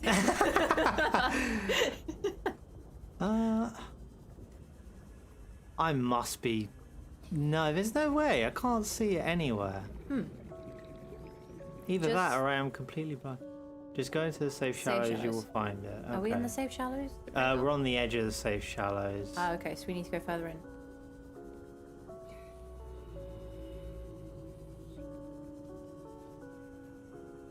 We also might want to figure out water at some point, just because we've got about a third of that left, and I don't think we've got any more bladderfish in storage.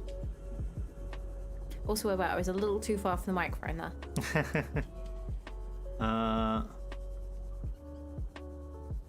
Oh, there's a fragment down there. I don't know if that's any use. Not what we're looking for at all. Oh, that. Is that a fragment or is that just world No, stuff? that's just wreckage. Oh, this is useful, however, for the future. It's kind of hard to tell the difference between like wreckage and useful stuff sometimes. Yeah. To be fair, you're still very new. You'll learn it. Oh, here's another little wreckage you can search. There's 2 or 3 in safe shallows. Is random. There's 2 to 3 safe shallows, if I recall right. Yep, that's fair. Okay, let's take a look. See.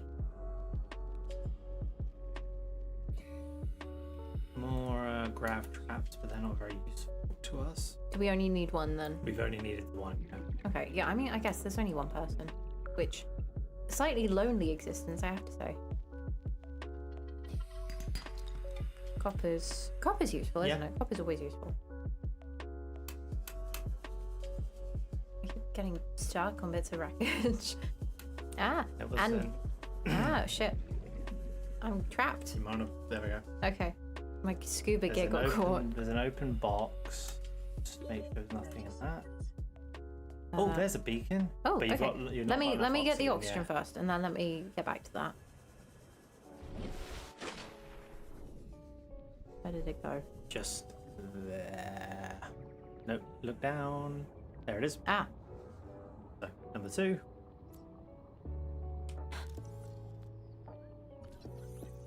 So much to remember. I need like a post-it note saying this is how you do this, this is how you do this, this is this command. Okay, you need one more. You should be able to find one more here. Okay, I'm gonna go get oxygen and then I'm gonna go look at that. I'm also aware that we might need a new battery for the Sea Glide in a second. Nice dawn, by the way. That's pretty. Okay, I don't think the... Yeah, let's keep the torch off, actually, rather than draining the battery There's more. a crate up there. Might have a beacon there. This one.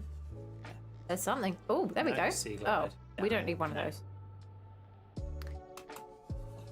Just go through the rest of the wreckage again. Yeah, one thing I'm learning about this game is no, you do not in fact need to pick up all the things.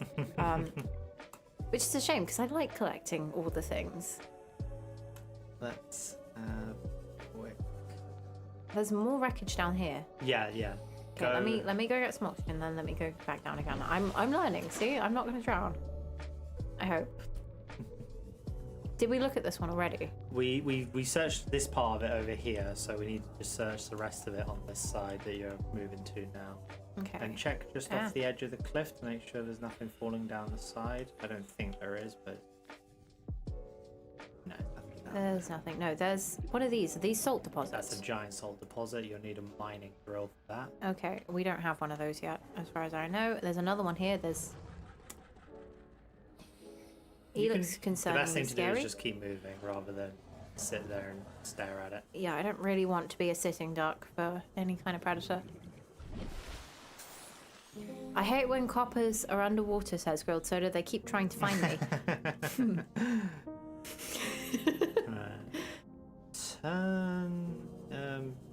Just explore.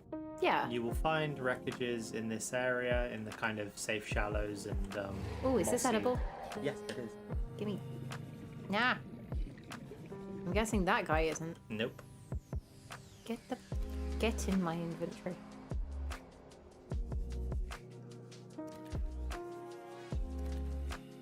Hey, I found another hoverfish. I don't think we need Brian the Third, do we? Do we want Brian the Third, chap? We don't need Brian 3. Okay. That's a shame. We found a beacon. We just need one more to complete the set. 30 seconds. Alright, I think I might want to go back to base and recharge the Sea Glide, so... Just pull the battery out of the hab builder. Oh, okay, yeah, that's a good point. That's not the hab builder. That's the hab builder. Okay, I've got to remember how to do this. I'm going to leave it to you to learn from here. Need to speak up a bit more. I'm talking a bit too quietly. Okay. No power. Okay, so we then have to toggle back to this. Yep. R. Yep. S to toggle. And click. Ta-da! Yay! Samuel. Okay, we got Brian net, and Brian will make Brian 3 till 300. Says the star of the unsigned. The right read that. Bleh. Sorry. Samuel the spade fish, I've named it. You cannot eat it. We can't name every fish we come across. This is not an aquarium. You guys are getting so attached to these poor fish.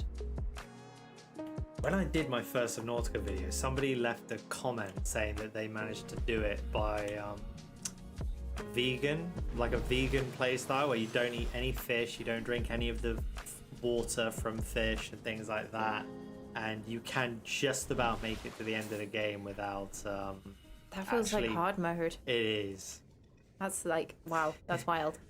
I mean, good on them for trying to do that. Yeah. We are the aquarium. Is that just the name for like RNG's collective subscribers? Is the aquarium now? The aquarium. They will name every fish and we will starve to death. We can figure out how to make like nutrient blocks, right? Nope. You can't? Nope. That makes no sense. Why wouldn't you be able to do that? Okay, let's make some water first.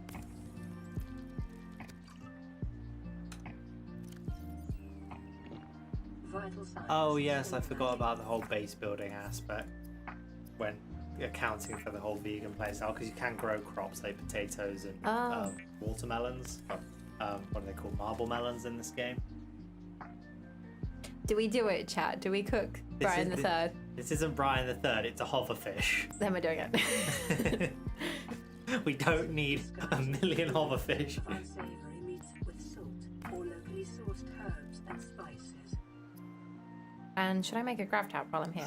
No, because you'll need the spare battery that's in your inventory. So don't. Oh, point. Okay. Yeah. I'll make some more titanium though. That's always useful. Yeah. Should I make titanium ingot? Yes, because it'll take up less space. Didn't realize I had quite so much titanium in my inventory. That's pretty impressive. Oh, we can make another battery. Very good. We need 1 million, Brian. A whole million. Oh, wow. Okay.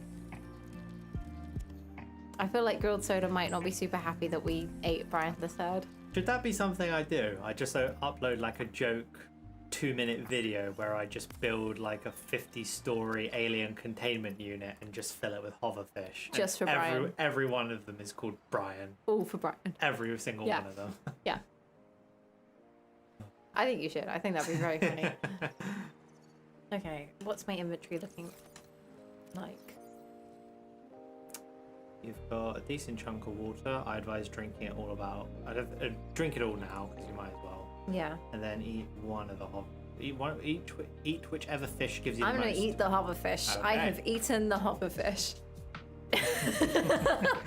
All for Brian. Brian. Great. I'm gonna have to build a skyscraper. Oh, you know what I could do? I could make that footage the background to my channel roadmap. Yes, do it. Make that the background footage to my channel roadmap, and anytime I'm not showing an image on screen, it's just me building an insanely big what's it called? All hail Brian. The video is called Brian, save called Brian, video called Brian, you are Brian. Sounds like a category skit. Brilliant. The video is called Brian, save called Brian, video called Brian, you are Brian. Sounds like a Catacarius? Catacarius? I don't actually know who that is, but I feel like I should look this up. Is the aquarium the right thing, or is it specifically the alien containment? Specifically the alien containment. So the aquarium will hold fish, but they won't be able to multiply. Alien containment will allow fish to multiply as long as you've got 2 or more. More Brians. Of a single species, yeah. Yes, all the Brians. All the eggs, you can grow them from egg. I don't think the hoverfish have I eggs. have like an unknown egg in my inventory. Yes. So you would, to make it known, you'd grow it, and then you would you'd put it in the alien containment. Okay. I don't actually know where it's gone. It's somewhere. I think I put it in maybe in one of the storage floating- lockers. Oh no, I got rid of it. No! You'll find another one. They're everywhere. But that was my first one. I picked up eggs at first as well. I was like, oh, it might be handy later. And then I just had a locker full of eggs that never did anything. Oh, with the long hand. Oh, I think I've seen one of those. With the long? Yeah, I think I've seen the long dinner skit, actually. I can't remember who showed that to me. But somebody did. I have no idea what any of that means. I don't know, but it was chaotic and very funny. If you're watching the stream, whoever showed me that, 1, I'm sorry, I can't remember when we saw that. 2, thank you for sharing that with me. Okay. Let's go back into the drink. Let's go swimming. I don't know what we're looking for now. We're still looking for wreckages to find beacons. So there's a smattering of wreckage over there. Okay. Sorry, I have the memory of a goldfish, if nobody's picked up on that yet. You're good. I don't know. Considering I've forgotten twice about grilled soda making like fantastic ideas. There it is. fucking beacon. I was way too enthusiastic about Yeah, that. you were very enthusiastic. 2. Thank you. God, I was like properly like. I just literally just shoved my finger towards the screen. I almost jabbed your finger right into the screen. It was quite funny.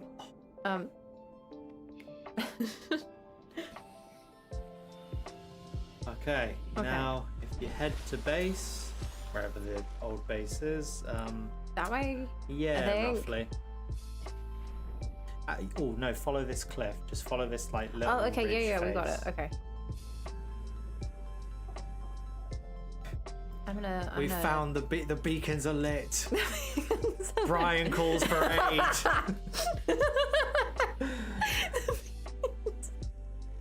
Oh my god. Okay. No! Get. You threw it with one hand and caught it with another. Dex save.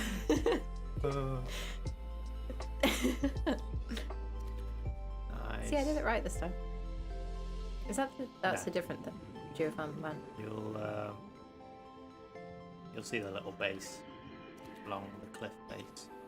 Oh, I should probably get up a Get a little bit higher. yeah, get a bit of height. I think you want to go more towards the right.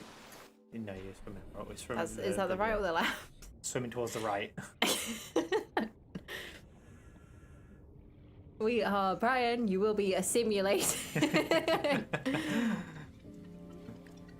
Yes, today we are all Brian. I was gonna say, is Brian just a member of the Borg hive mind? Yes.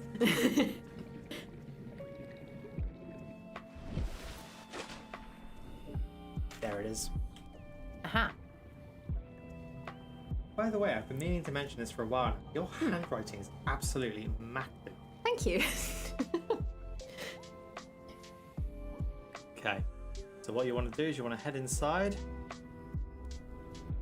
There was something that exploded over there. That was a little concerning. Oh, what was it? A little flash of like white light? Well, it's sort of purpley white, but yeah. Yes, that was a wreckage spawning in because we moved from one cell to another a bit too quickly.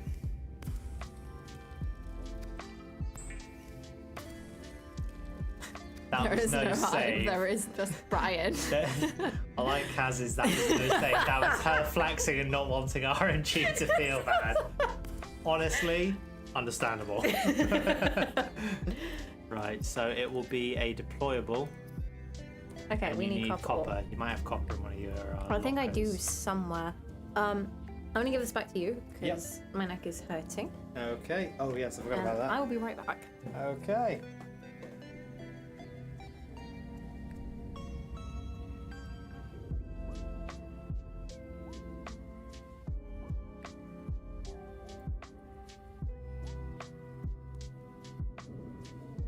Okay, I am in command again. Let's give it a shot. Instantly finds copper, that's lovely.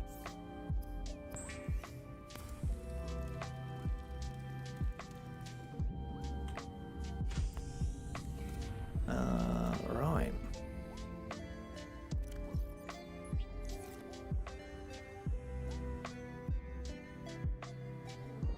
Brian's base. Fantastic.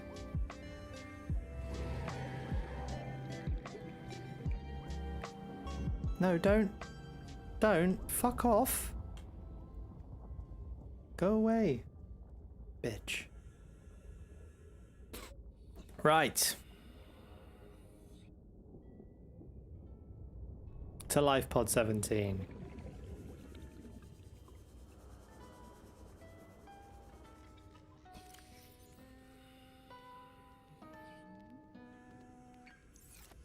There we are, Brian's base.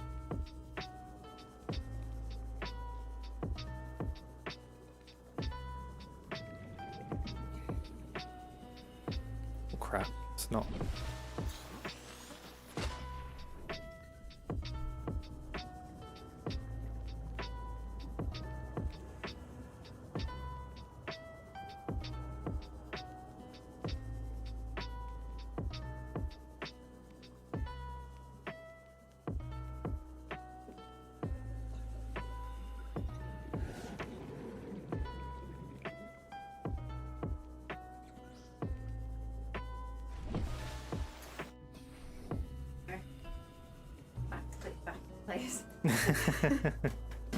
All right, what did I miss?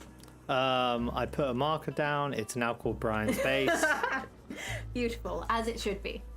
And now we are here. Oh, we're back here again. We were here earlier. Yeah. In the name of the Brian. What was the missed opportunity? Oh, I was being bothered by one of those dog-like aliens, the stalkers, and I was telling him to piss off. Oh, you could have played with him. And he was saying I should have told him about the Brian cult. Yeah, the Brian mind. Yeah. That red core says, if Brian perishes in any way, we will cause a revolution and fill every aquarium with pictures of him. Jokes, that's too far. Maybe just randomly say Brian. Yeah. Oh, so good. Right. Oh shit, I'm gonna drown. Don't do that. Not conducive to health. No. Eat. Right. Let's go to the island. Okay.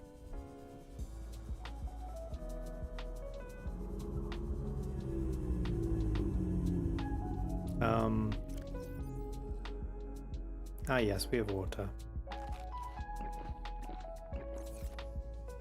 I have to say, I'm genuinely enjoying playing Subnautica. That's good. It's good. Like, as someone who doesn't game, like, thank you, like, at all, Oh shit. yeah, it was really cool.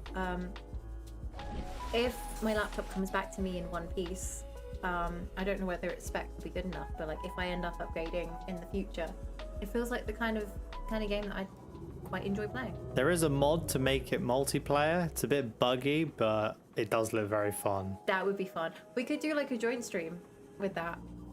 It might be really hella slow, but it could be really fun.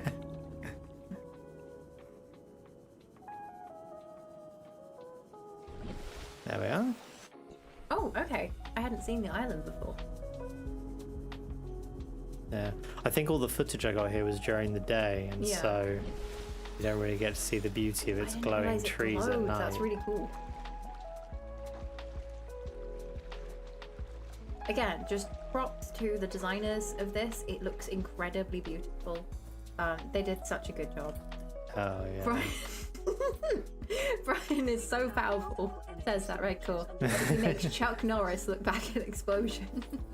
Damn.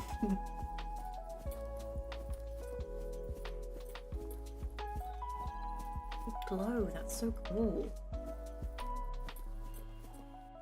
Also an incredibly immersive game. Yes, Wow. it is. Right. Oh crap. I feel like there's a thing. I'm just going to be meta for a second about streaming. I feel like there's a thing that happens with every stream that like chat just kind of finds one thing to latch onto and just keeps going with it. And I love that actually. Yeah. I also love the fact that today it is Brian.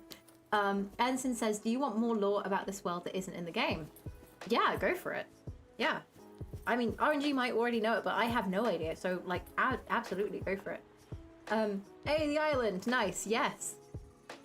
Ooh, stasis rifle. That could be useful. Gold Soda says devolve. Sorry, my sister has joined now. Hi, Ensign's sister. She doesn't hear you guys, but she's excited about Subnautica. It's a great game. Yeah. Happy you could join us.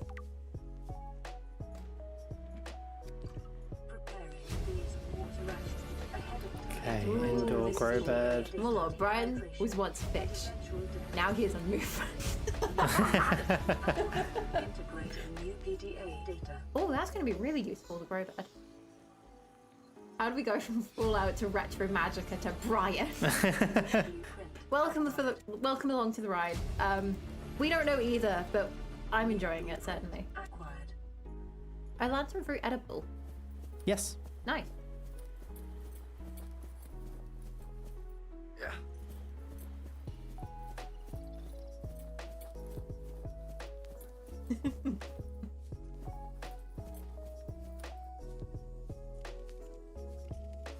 We are the Bryans, you will be assimilated. Yeah. Don't forget the brutalism. Yeah, we did take a pretty decent chunk of time just chatting / ranting about brutalism, and like, I think you're being attacked. Yes, I am. And stuff like that. So it must be a bug in the software that whenever Brian is mentioned, the next sensitive is, yes, don't forget the brutalism education segment. Will admit I might start streaming more, seeing how well this is doing, giving more motivation if I have Brian with me. So, Kaz, do it. We'd love to see more streams. That would be really awesome. Yeah, so hey, you know, we got some fun educational bits in there. We've got some like, you know, cool world building stuff. We've had some amazing ideas from you lot. Thank you so much. And now just Brian. Just Brian. Everything's just Brian. I love that. Yeah. Oh Christ. Don't fall. I'll do my best. You might get hurt. I think now, you know, everyone on this stream, I think we all have Brian in our soul.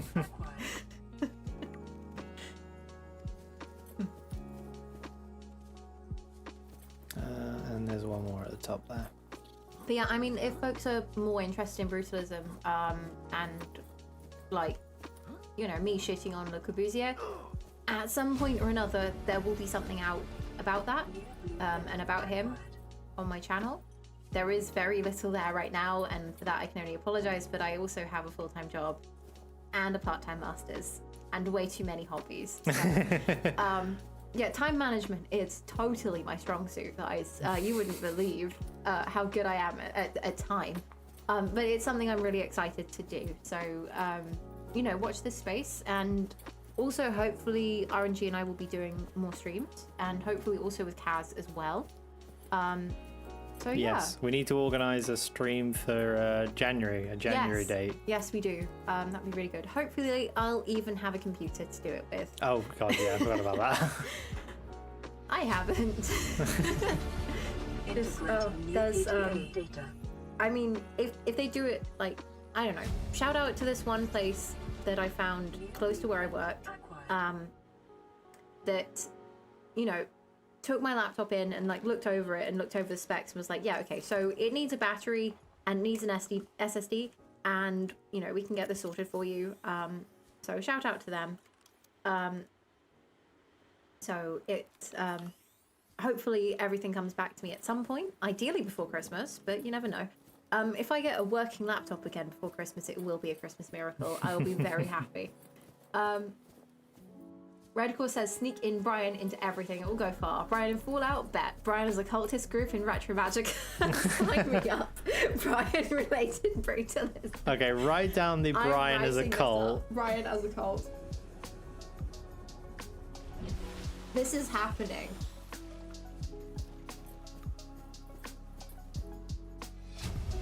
Starfleet Ensign, I might start streaming after this stream once I get my own house. The housing market is a pain. Mood, oh dear god, I know. I know it's awful. I had my own struggles with it last year, and by some miracle I managed to find a place, but my goodness, it took a while. It was difficult and it was expensive. But you know, best of luck with the whole housing search. I'd love to talk more about like the housing market and like issues with that, particularly in the UK. We'll get onto that. I'm on a tangent. Don't die. But yeah, Ensign, absolutely. You know what? Are you already on YouTube? Because I'm gonna go find your channel and yeah, see if I can find you.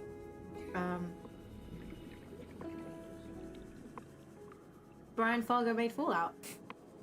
Did I just write Brian into existence? Yes, you did. That's beautiful. Brian is in fact in everything.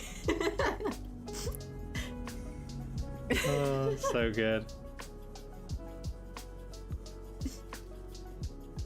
Oh, Starfleet Ensign's not on YouTube. Oh no, you must want like another sort of channel. But yeah, if you do start streaming, let us know, because like I cannot talk out loud too much every day past work. That's fair. That's fair enough. But yeah, if you do start streaming, you know, I'd love to like to watch that and see those. That'd be really cool. Yeah, little sisters need to sleep. I've not found my That's absolutely fair, yeah. Well, best of luck with the house search. I hope it all goes well.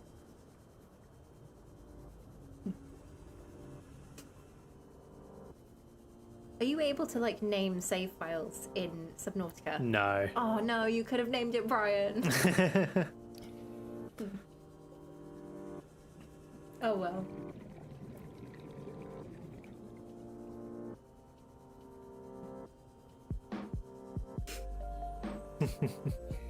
God, I'm really enjoying this. I want to do more like this. I'll inform the Discord once you make it. No pressure. Oh, that won't be for a while. I mean, if there are two of us, we could make like a joint Discord. Could do, possibly. I mean, yeah. I just don't want it to turn into a massive wake up every day, do a bunch of moderation requests, and then it'll just be like one more thing on our plates, and we don't need one more thing on our plates. We're already busy enough. That's so true. I mean, if people want to volunteer to be mods, if they have time and are good at doing that kind of thing, that would be much appreciated. I don't know, give it time. Welcome aboard, Captain. There may or may not be one. Please, please, please, please make those editing. Okay, maybe. No promises. But like, give us some time. We've both got busy lives. Can't believe I'm saying this, but I need titanium. But I got you so much titanium. Want to be a mod, don't have time. That's fair, yeah. I think there's a lot of work to it. I don't think I'd be able to do it, to be honest. Like, I just don't have the capacity to. There's too much that I've put on my plate. But that's okay, we'll figure it out. I can do some things, but I'm not good with drama. Yeah, Damn neither. it. No. Yeah, neither am I. That's one of the reasons why I don't want to make a Discord, is just that it means that it's just going to mean a whole bunch of like people causing arguments, and I've got to break them up, and it's just like, ugh, I just don't want to do that. Like my friend streams on Twitch, and she's got a Discord, and I think she's had it for like a few years now. And I know she had a fair bit of drama like not that long ago, where some people were just being really awful to each other, and she had to get some mods to break that up. So I don't think that was a particularly enjoyable experience for her. Broad Soda says, completely understandable not to want to moderate a whole server, at least not yet. Yeah, that's fair. There's a lot, you know. The mod thing, you can go a few ways. Maybe start with people in the live stream only, invite only. Point. I do think like if a Discord is going to happen, it's probably not going to happen until like at least, that was a very quick one, like at least sort of 2026 at some point. But you know, again, no promises, because like RNG's got a lot on his plate. So yeah, solid maybe. We'll leave Solid maybe. And what's like... this? Oh, there's another message. Aurora, we're approaching the planet. Okay, Sunbeam's coming. Better than the alternative. Well, it's better We than trust the Sunbeam, right? We've sent Yeah. Yeah, we trust Sunbeam. It'll take us a Sunbeam couple landing days to site. align our orbit. Should be able to establish direct contact with you during that time. I mean, you don't have to chase the fish. Cross Never your mind. fingers for the weather holds. Don't leave us with Never mind.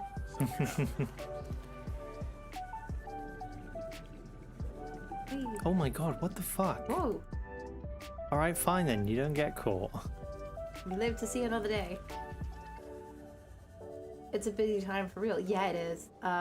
It is cool. Yeah. I mean, when is it not busy? Please tell me that there's a time of year that's not busy. I don't know why, but the summer feels less busier somehow. Like, I know it's not, but I think it's because we have more daylight hours. It makes a huge difference. Like, you know, it gets dark at 4 here. no, Red Core, we're not naming the Gary fish. I already know where this is going. Stop it. If we pick up another hoverfish and I don't eat it, then we can call it Gary. No, one of the fish I picked up is called the Gary fish. Is that actually? Yeah, They let me- actually call it Gary fish. Oh, he's got a name already. We can't eat him.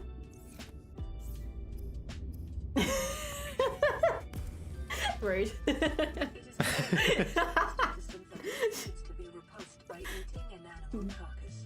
Remember that humans... God, no. Gary! F's in chat for Gary. No, we don't need a million fish. But I want to, if we can get there, and we might not get there in time, but my favorite fish is there's a red peeper called an oculus. Is it just all eyes? And it's basically like a peeper, but it's like red and black, Hence and the name, it's I got like a little wavy tail rather than a solid like fin. Oh, neat. Okay. Oh no. What was I doing? I was doing something. Back. How much Brian did I miss? We're gonna name. Oh no, not the Gary's vault, please. Oh, This is no. not. So there is in Fallout 3 there's a vault full of clones, and they're all cloned from a guy called Gary, and the only word they know is Gary, so they're like, huh, Gary. Oh, like Groot from Guardians of the Galaxy, or just Gary. Imagine if Groot was a human being who was also a psychopath. Yikes. Yep, that's Big that's yikes. that's the Gary vault from Fallout 3. Kaz, we've decided in the world building. Fuck, I've forgotten what it was called. Retromagica. Redcore. Thank you. We've decided that there is now a cult of Brian in Retromagica. Hello again, Chase. So yes, we have a cult now. I feel like we've kind of started a small cult of Brian and now Gary in chat somehow, which is impressive. But yeah.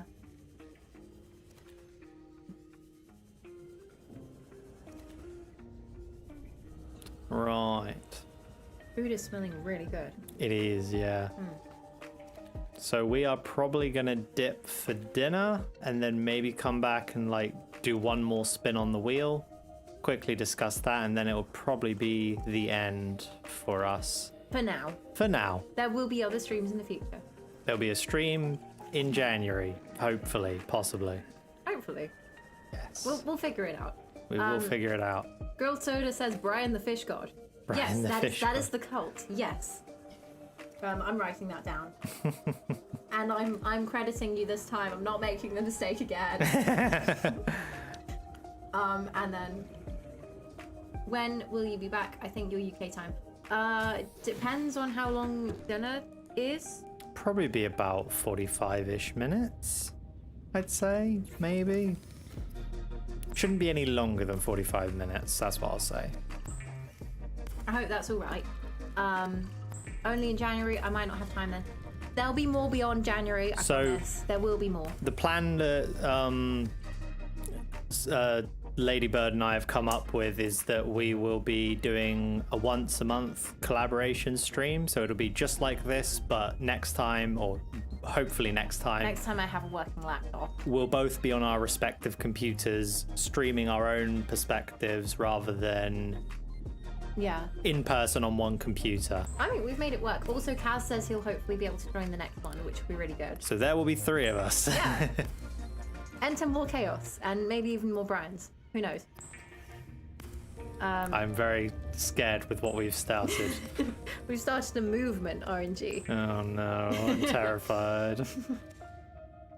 So yeah. Happy Christmas, and to you too. Happy Merry to Christmas, all of you. everyone.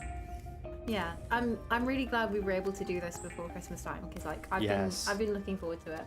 God, it And I doesn't. have you both sub. Oh, thank you. Thank you for the sub. Thank you. God, it doesn't feel like Christmas should be in 4 days. No, it really doesn't.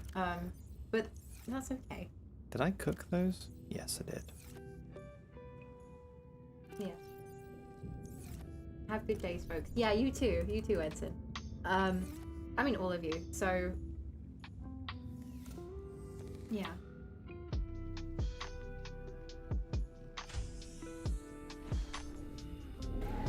No.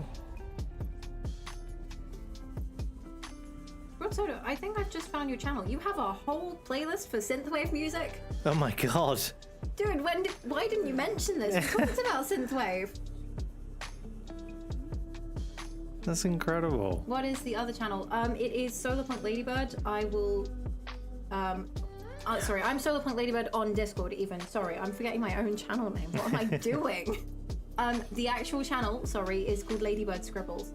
I will. I don't know if I can put a link to it in. No, I don't chat. think you can. I'll tell you what. Why don't I just pause the game? Yeah. I'm gonna do something real cool. It's called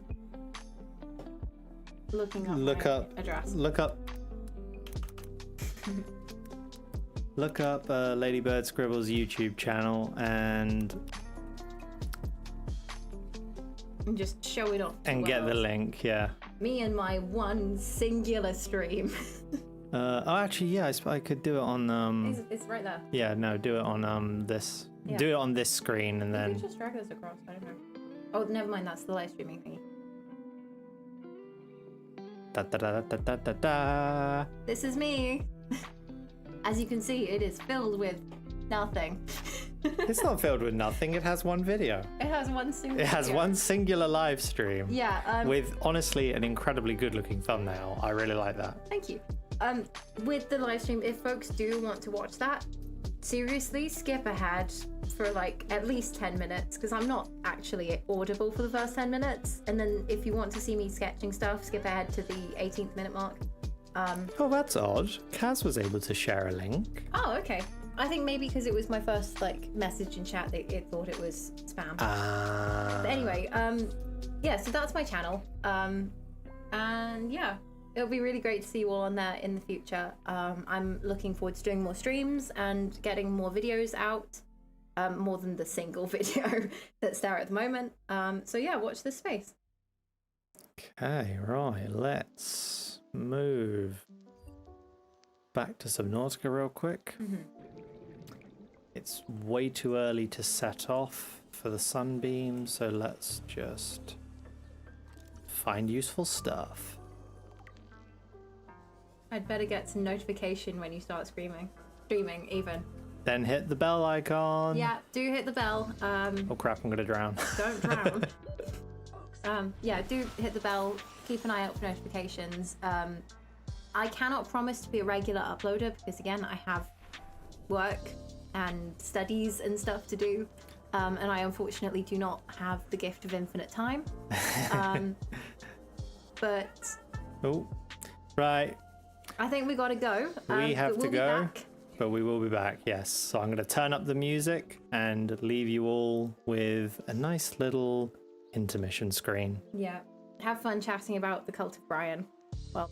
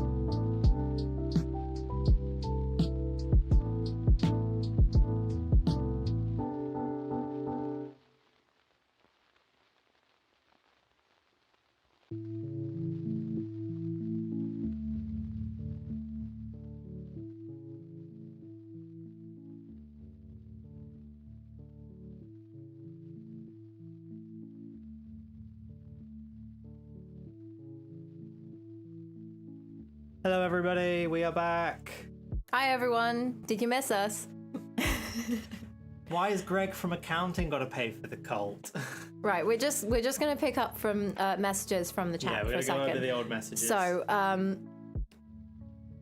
Chase Jennings says, "All right, everyone, who is paying for the cult building?" And that Redcore says, "Greg from accounting. He'll pay."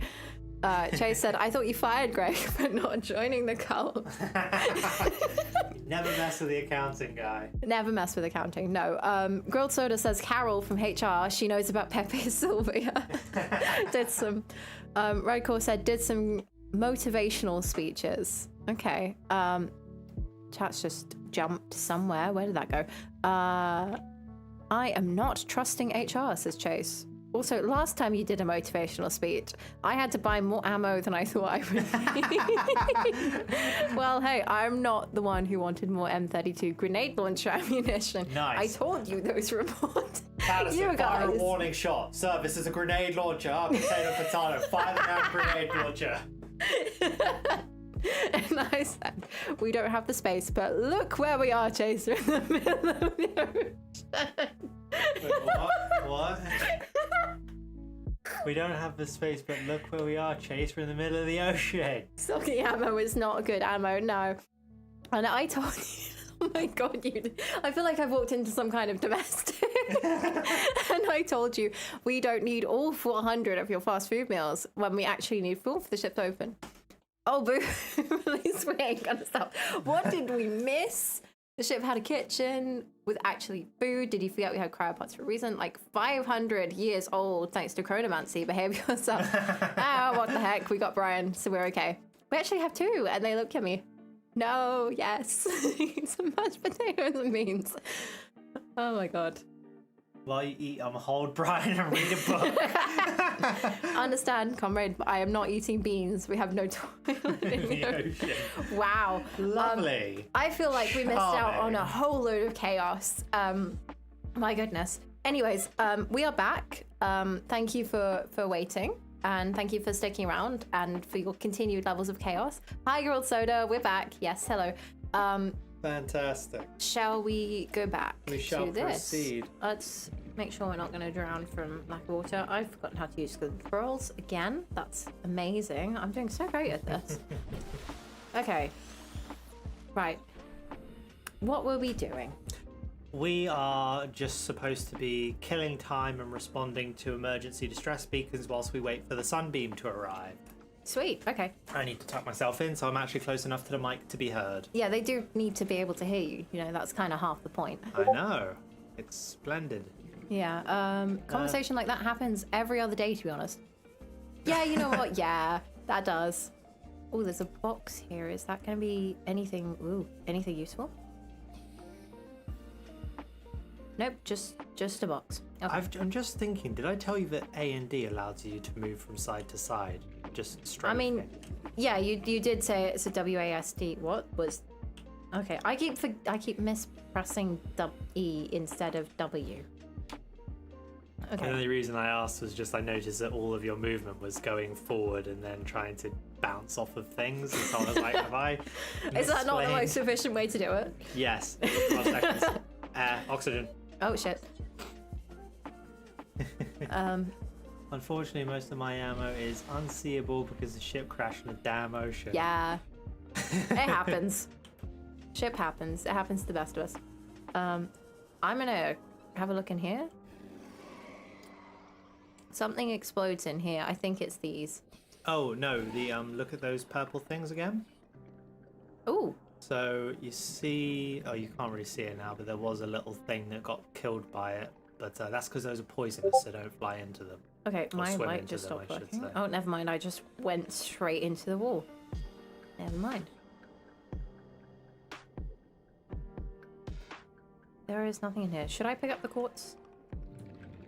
Up to you. I'm gonna pick up the quartz. I feel like that's too close for comfort.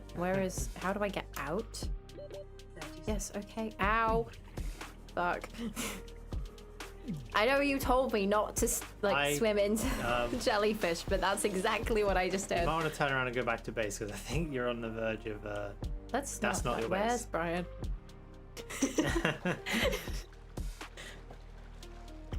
Okay, we're slowly like regaining health. We're fine. We're okay. We're not dying yet. We've got another radio message as well.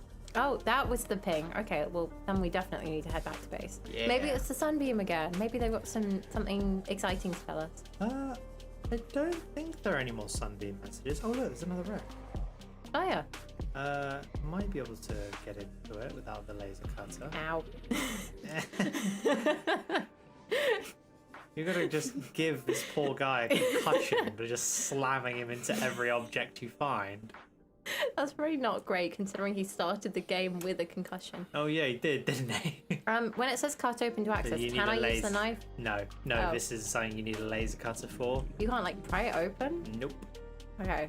Let's try not to get stuck in wreckage. That's not a good idea. 30 seconds. I know, thank you. What do we call it again? Ava? Ava. Yeah. Oh, you called it Ava. Shit! For the skull throw. Something just ate me. I think that was one of the stalkers. Okay. I don't want to die. Okay, maybe I should... Okay, the, fuck. Okay, you need to leave I need to not die, please. You need to leave the kelp forests. Okay, am I going towards the kelp forest? I feel like I'm going into you've the got kelp to go forest. through the kelp forest to get to the base. Oh, you're Okay. at the edge of it. Okay. We only got slightly nommed, it's fine. Half eaten. Skulls for the skull throne. Blood for the blood gog. Milk for the cornflakes. When corn has breakfast. Welcome aboard, Captain. Okay. Oh, can we harvest anything from these? They look pretty I great. think some of so you don't. Chinese potato. Yep. So now click on the planter, left click, and place one of the potatoes back in, and that'll grow into a new plant. Oh no, you've already done it. Oh, okay. And they're not finished growing, I don't think. Okay, well, I best not disturb those. What about... That doesn't look like it's growing Also anything, not to be fair. finished growing. Pretty leaves, though. Right, we came in here for the radio. I already automated the message from Aurora Live Pod 13 coordinates attached. Live Pod is carrying. No, I can't eat the Bryans, or Fish otherwise food people for the will be Brian unhappy. god. Why do I have to record this anyway? Send immediate burial detail. Signal location uploaded to PDA. I feel like I should have paid a little bit more attention to that. It's What a guy is who's that working. outside of That's my a stalker. door? For some reason, this stalker has taken an interest with slamming itself into the side of our base. Dude, you can't eat the base. You can try, but it won't work. It's not So- very nutritious. Anyway, I came in here to replace the battery on this. Okay. Okay. I will remember how to do this. Okay. Do I have another battery? I feel like you had a. I Oh, it have a might lot be- of dead batteries. How might do you be- charge the batteries? You need to scan and unlock the battery charger, which you're not going to do for a little while. Probably won't do it this stream. Should Yeah. check the other locker. I feel like there are some batteries in the other locker. I get a little closer to it. You need to get close. You can rename it, but you can't get There to you it. are. There's a Okay, full we've got a battery. Okay, let's Chuck the old battery. drink in. that. Oh no, you just put that in the locker. I So wanna drink that. Okay, actually, I'm gonna bottle words. I'm gonna put those in there. They look like they are decomposing. they are on the way to not being useful anymore. Okay, we should probably get rid of those. That's fine for now. Oh, still food plus 5, but that's food plus 13. Anyway, we picked up. Old This new battery. battery. And Yeah. then put that into the what's it called? Yes, English. Yeah. Okay, hey, click. Does anyone remember where we buried Greg from accounting? We do not speak of such things. That red core, I got food, gang. Yes, good. Keep Fire. fed. Food is good. Okay. I feel like there's still something outside that looks a little ominous. I can't crouch to see it. Okay, that looks further away than I thought. Right. Sorry, again, I am too far away from the microphone. I don't remember. Why'd you bury Greg? I don't know. Why are you burying Greg? What did Greg ever do to you? I must know. I need answers. Yeah. How far is that beacon we've just been given? Or the That one? No, the other one to the left. Take it back, Niall. Yeah. Okay. That's so- life pod 13. That's It's, further away from the sun than the sunbeam. Yeah. But we've got 25 minutes, so Yeah. we probably won't see the sunbeam before we have to call it quits, unfortunately. Okay. Unless you really want to see it.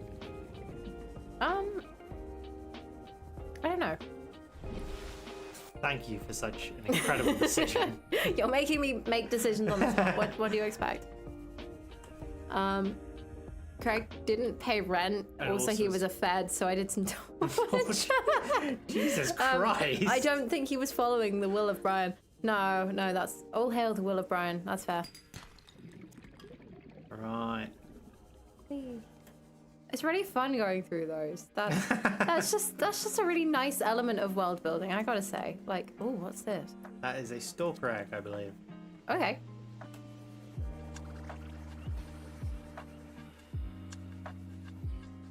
I'm gonna go through another cave hole. That looks fun. This fish bit is so weird. Yeah, it is.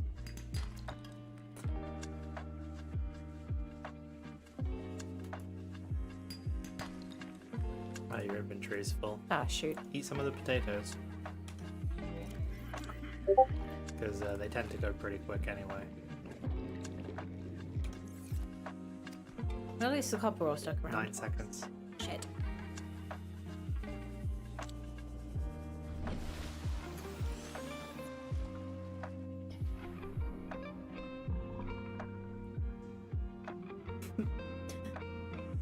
Hey, RNG, does anyone... I can help. I have a shovel. Wow. Thankfully, no one owes me money. That's good. Grilled soda, this fish bit is so weird. Yeah. Yeah. Yeah, no denying that, I gotta say. We started a cult by naming a fish Brian. And that's it. That's all we did.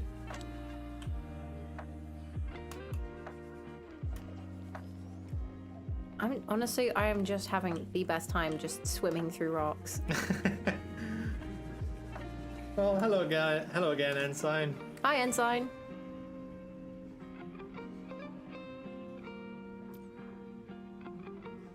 Cool. Okay. That's a little too close to the manatee. Especially when it just, like, let off a sting bomb. Ooh, scan that bin. Ooh. Never thought I'd say that out loud. Wait, hang on, I need to change the scanner. Yeah. That's taking a while. Yeah, does a little bit.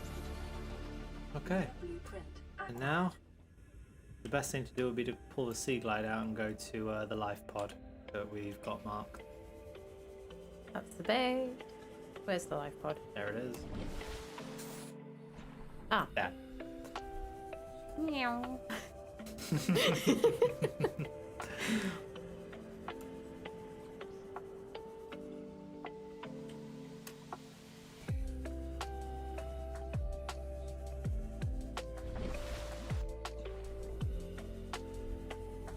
That's quite good that you only have to like surface for like 2 seconds, you know, just like that, and then you've actually got oxygen again. You don't have to wait for things to fill back up.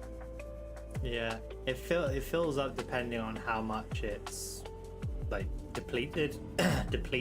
Yeah. So if you've used quite a lot of your oxygen and you've got quite a big tank, you might have to sit up there for a little bit of time. Ooh, floaty rocks. Oh, I yeah. love a floaty rock. That's so really those cool. pink things that are on Yeah. the rock, they will called floaters, and they float. Shockingly. Yeah. Grilled Soda says, is the Wheel of Doom / discussion going to return? Probably just once more. I think we'll have like a little spin the wheel once more, and then we might have to call it at some point because Unfortunately, as fun as this is, we cannot stream forever. Yes. Lady Bird has work tomorrow. Thankfully, I do not, but I do have to go and get my car lucky fixed. Oh, unlucky for the whole fixing your car thing. Yeah. Should I go fuel oxygen first before I go any lower? So yeah, we'll find this bit. Yes, I know. Thank you, Ava. Best thing to do would be to get right above it, but just swim along the surface and then dive down to it. Good point. Well made. What is this, the King in the North thing from Chase Jennings? I don't get the reference. I'm not really sure. I mean, it's to do with Game of Thrones, as I'm sure you probably know. That's the sun. But where are we? It's beneath you. Oh, okay. I feel like I wasted oxygen looking for this thing. Yep, it's been a 7-ish hour stream. Yeah. Shit, has it actually? Yeah, we're up to 6.5 hours as by that number. Well, that beats my previous record of about 2 hours by a significant margin. Okay, right. The hole to get in is on the top. Okay. Grab the PDA. Where's that? There it is. And skedaddle back to the surface. Let's go. Come on. You got plenty of time. You'll make it. Oh, I got plenty of time.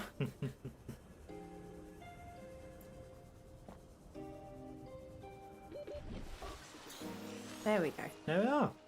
Okay, let's go back to Brian. Yeah. And then I think maybe we should do another quick Wheel of Doom.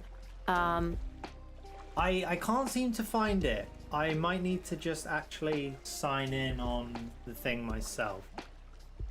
What we'll do is we'll get back to base and then I'll go and have a quick peek around for it on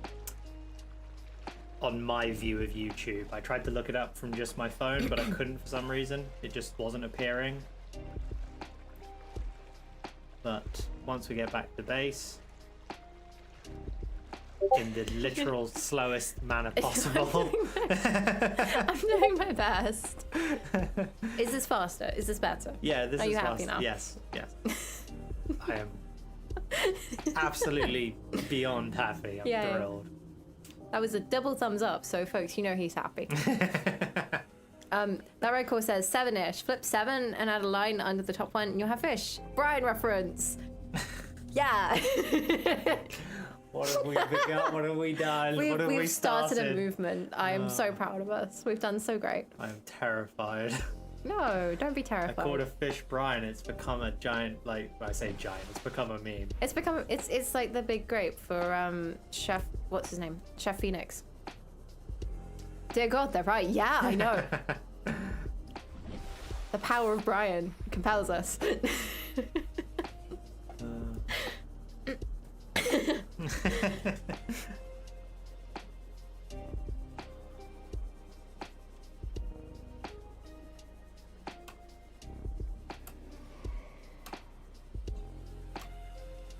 Vaguely ominous hissing sound from behind me. Where did the base? Oh, there it is. Where's the base? It's right beneath us. There we go. All right. All right. Let's do a quick save, and there we go.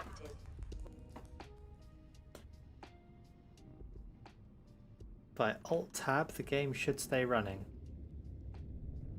Commonwealth, but I would like if we see the Brotherhood set up outposts and actually reasonable bases for long term or short term reasons in case the Brotherhood want to come back to the Commonwealth even, sorry, or if they actually want to conquer it if the second option, they'd need to have the people of the Commonwealth actually like them and not rob them of their food. In my opinion, the Soul Survivor would either need to become the elder of their own offshoot Brotherhood chapter after the Brotherhood of Still Victory, or the Soul Survivor gets trusted as a commander of sorts due to them being a local and a valuable soldier.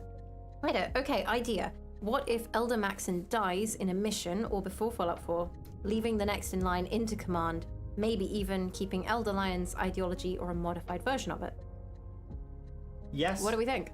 I did like that comment. I particularly like the idea of the outposts, because it very much annoys me that they just kind of shove everything into a ship and fuck off into the Massachusetts area. So I don't know entirely if I'll do a what are people saying? They're saying the music too loud. Yeah, I'm just turning it down, Dad. Is that gonna be too quiet? Don't know. Okay, we'll give that a try. Let us know if the music is too quiet. But yes, no, I did like this comment.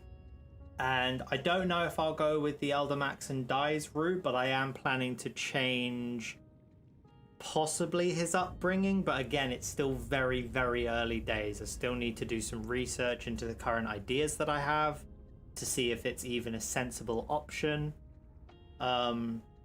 But some kind of outpost system is definitely on the horizon, because I don't like that they just pick everything up and just leave. Mm-hmm. So yeah, I hope that answers your question. Yeah. Chase says, I like helping. RNG, if you want help with world building, I wouldn't mind helping. It's my specialty. Oh, very Fantastic. nice. That's really cool. So we're going to be doing more world building streams, hopefully, RNG and I. So do keep coming back to the streams. We would love to have you on board with doing more world building. I think that'd be really cool. And yeah, I mean, personally, I'd love to see some ideas. Grilled Soda says the music was rap for some reason. What? I don't know what's happened there. I do not control the music. In fact, I'm not in control of like any of this. This is not my setup. The music was rap? Oh, I've got like 2 old songs from a very long time ago. They shouldn't have been played.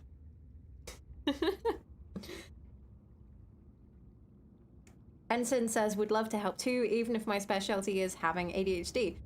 Mood. Absolutely. We'd love to have you on board. I will try to help. My schedule is always open. Yeah. No, like, it's great to have you lot on board, to be honest. It's been really lovely. Again, I'm not used to the world of streaming, so like to have these people, like you guys, be so responsive, so full of like, you know, amazing ideas. Yeah. Kat says, yeah, there was a rap-ish song at one time. Not gonna lie, it was really good. Just hope it's YouTube safe. I know what one it was, and no, it might not have been, which is a fucking problem. Oh shoot. Because it's someone else's music. Ah, so. Oh, that's a fucking shit. Fuck. I thought this was. Oh, this is just all song. God fucking damn it. Okay, we're gonna we'll figure that out. It'll be fine. The crazy people want to help you. Are you sure you are completely sane? No. Possibly not, no. No, we're doing a 7-hour stream. What part of sane do you think like factors into that? Right. What we're gonna do is we're going to. Redcore says cut the VOD. Yeah, we might have to. Again, we can't hear the music. We've cut it out for our own selves because we've only got one set of headphones.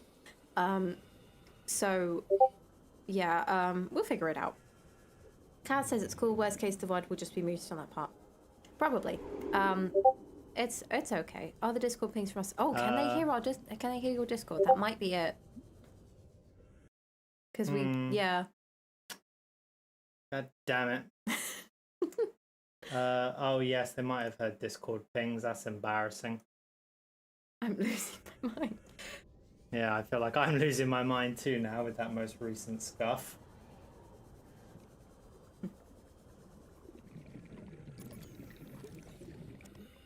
We just drained the battery on there. This is the epilogue stream second. Yeah, to be honest, yes. I mean, it is coming up to 8:30 UK time, so we're probably going to be signing off at some point soon. It's just that I kept looking for new messages for the last 5 minutes. Soda says, at least we know you're famous. And Ensign says, it's okay. Welcome to the world of streaming. Yes. Oh. RNG, stream more, and I would love to help out more, especially since I am a huge Fallout fan myself. Plus America and the Enclave.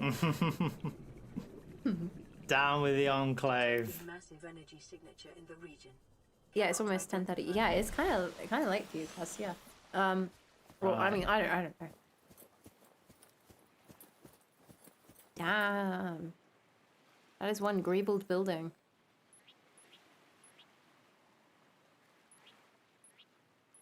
I feel like we don't want to be eating the rotten fish. Did you just eat the rotten fish? No, I just threw it on the ground. Okay, that's better. I sense a mutant. I sent him. Kaz says, could have been way worse. Good thing it wasn't some mainstream song from nowadays. You might be fine. Yeah. Hopefully, yeah. I'll probably just cut the VOD with like YouTube's own little tools and then just leave it at that. Yeah, we'll figure it out. I thought that was just... I didn't realise that song was actually on my computer because I thought it was from so long ago, over a decade ago, I thought I had that song.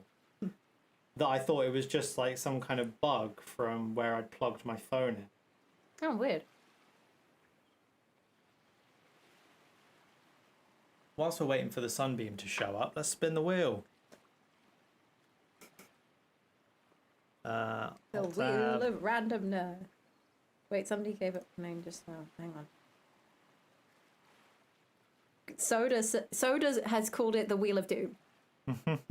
Do we really think it is the Wheel of Doom, chat? Because I thought it was the Wheel of Cool Ideas. No, you bastard. Right, let's just drag it onto this screen to expand it. There we go. It worked while it was like full screen.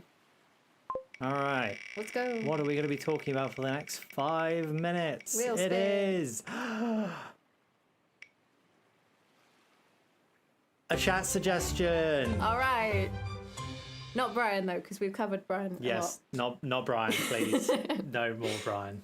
Sorry. Chase Jennings says, RG, I probably won't catch every stream right away, but I will try my best. Also, beware of burnout. Yes. Yes. Yes. Don't give me that look.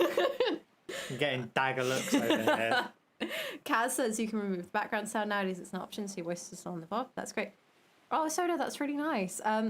You'll have great voices for voiceover and podcasts. That's really sweet. Thank you. Kaz says gives me Funhouse vibes with the wheel. Yeah. Chase says, is RNG insane? Let's discuss this. Let's try to be really kind of clinical about this. Do you know what the definition of insanity is? It is doing the same fucking thing every time and expecting a different result. And if you know what this little speech is from, then you've played a great game.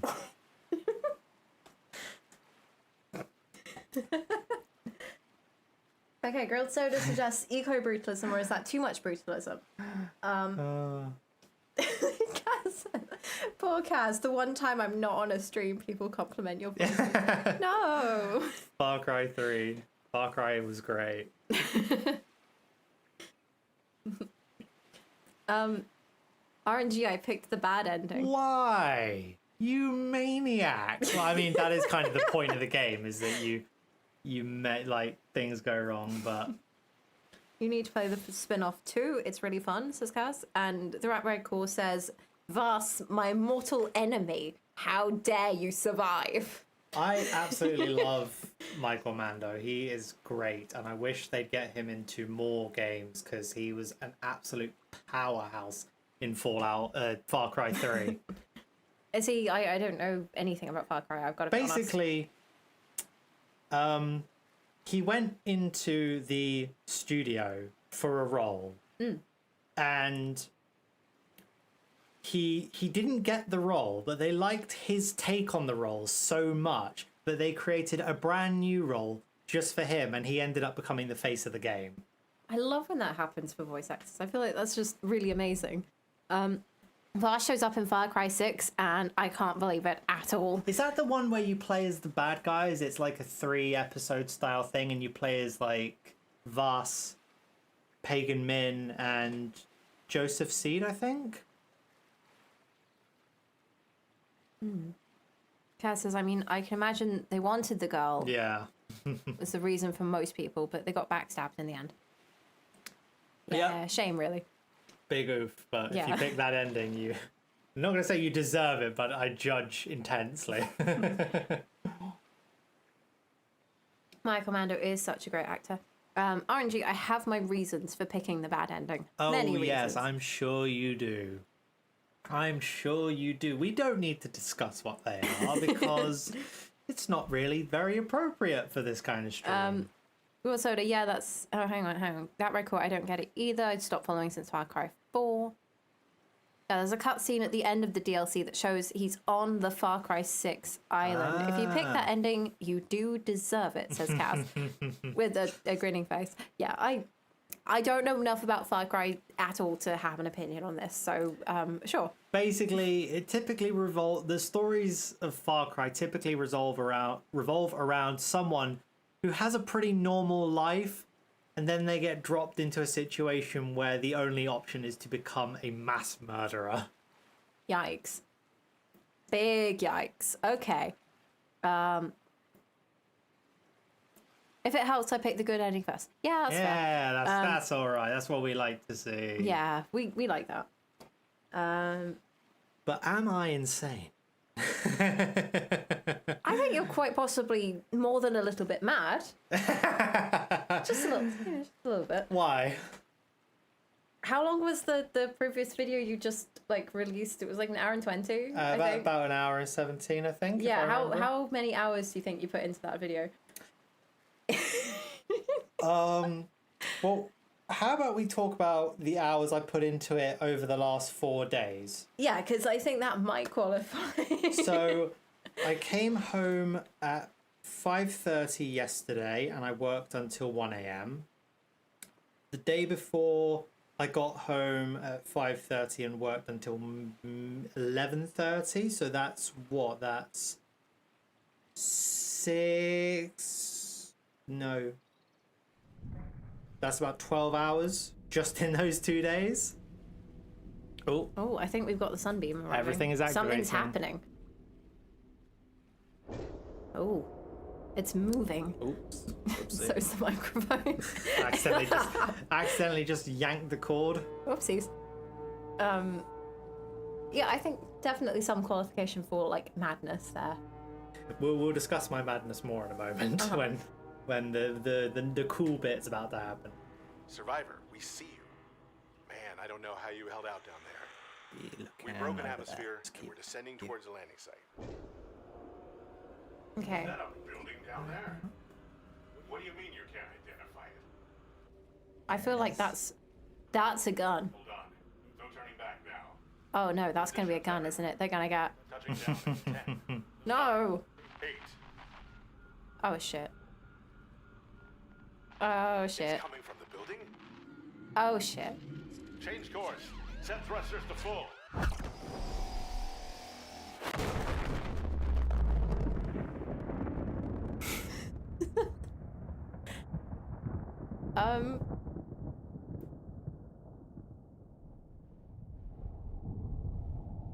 There were people on there. Yeah, there were people on there. That was our ticket home. Yup.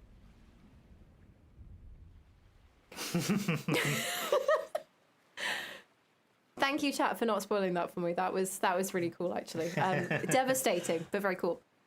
Is that building brutalist?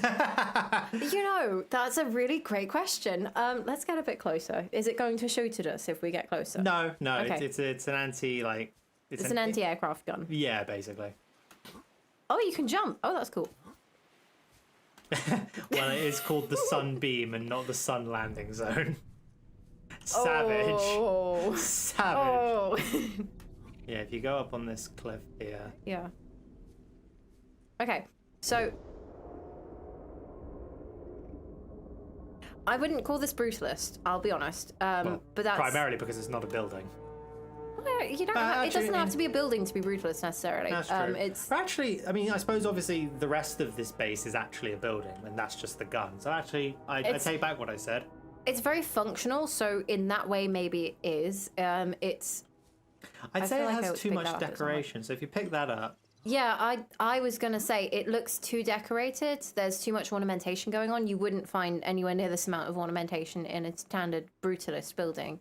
So I'm gonna say no. It's not a brutalist building at all. Additionally, I do think there's probably something to be said about the fact that brutalism originated on Earth and was very much a human thing and a human design. So therefore, if something's been designed by somebody who's not got the cultural context of what brutalism is that still brutalism? I don't know. I mean, you can kind of have like convergent ideas where obviously they evolve in different societies and then they equal the same thing, if not in name, then at the very least in substance. Yeah, I mean, So like, there possibly. are multiple civilizations that all collectively, individually invented the pyramid, for example. So, Starfleet Ensign says that is what happened to the Aurora. Mm-hmm. Yeah, I can believe that. Yeah, this is why the Aurora crashed. The sun, Brian, found them unworthy. This is the sun, Brian. Okay.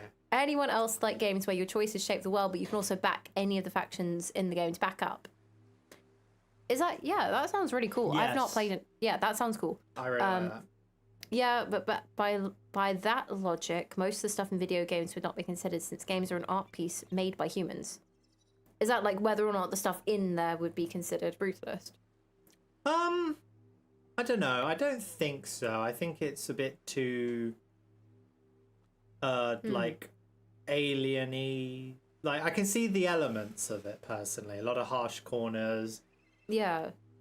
It looks very practical overall with just a little bit of like ornamentation to it. I'm really scared it's going to like turn on us and just fire at us. Nah. But I think we're maybe a little bit too close ranged. The sunbeam is only a lot smaller than the Aurora. Yeah, it looked pretty tiny. The Aurora is therefore, spoilers, the sunbeam is a simple explorer/cargo. Well, it was. Even in a meta sense, says Kaz, brutalist could still be credible in situations like this. I doubt the right circumstances the brutalist aesthetic could exist, but yeah, this probably isn't it. I mean, I feel like I'm stuck. There we go. I don't know. I'm gonna think about that actually. That was a really good question. Yeah. Yes, but you make your own art because your choices shape the world, and the faction you support changes the world. For example, a faith faction versus a survivalist faction. Yeah.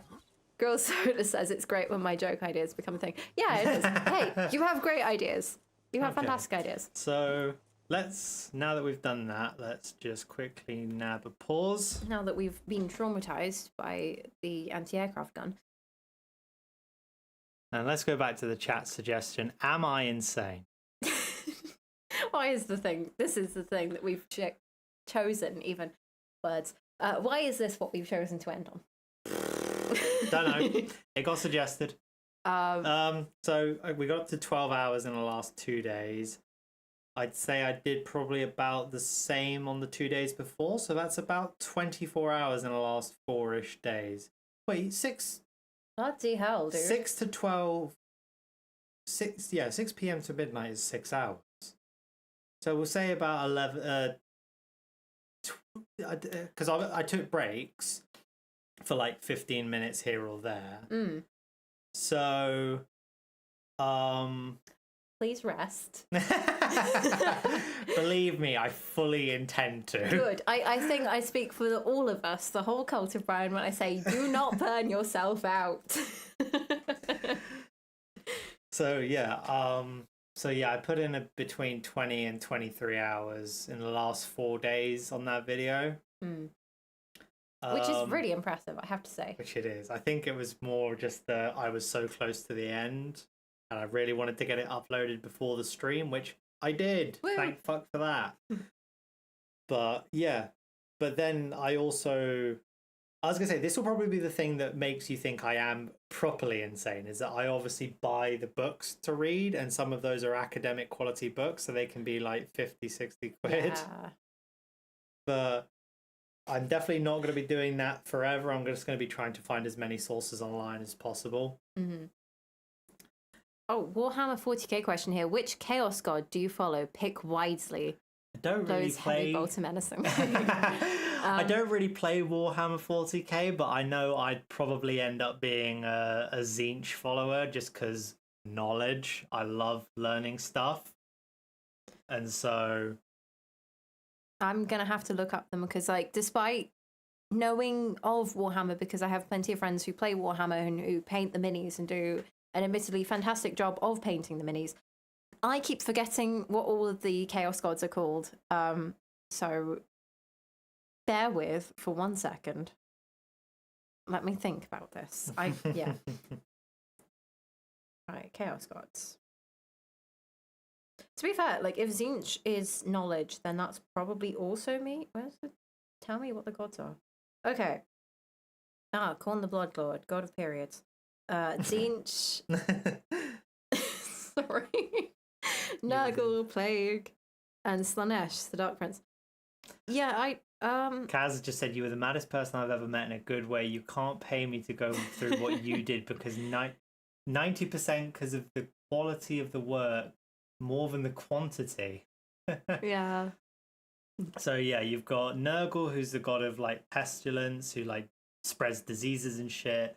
Zinch, who's like the architect of fate, who likes to like drive people mad with knowledge and his that's insane definitely plots. yours.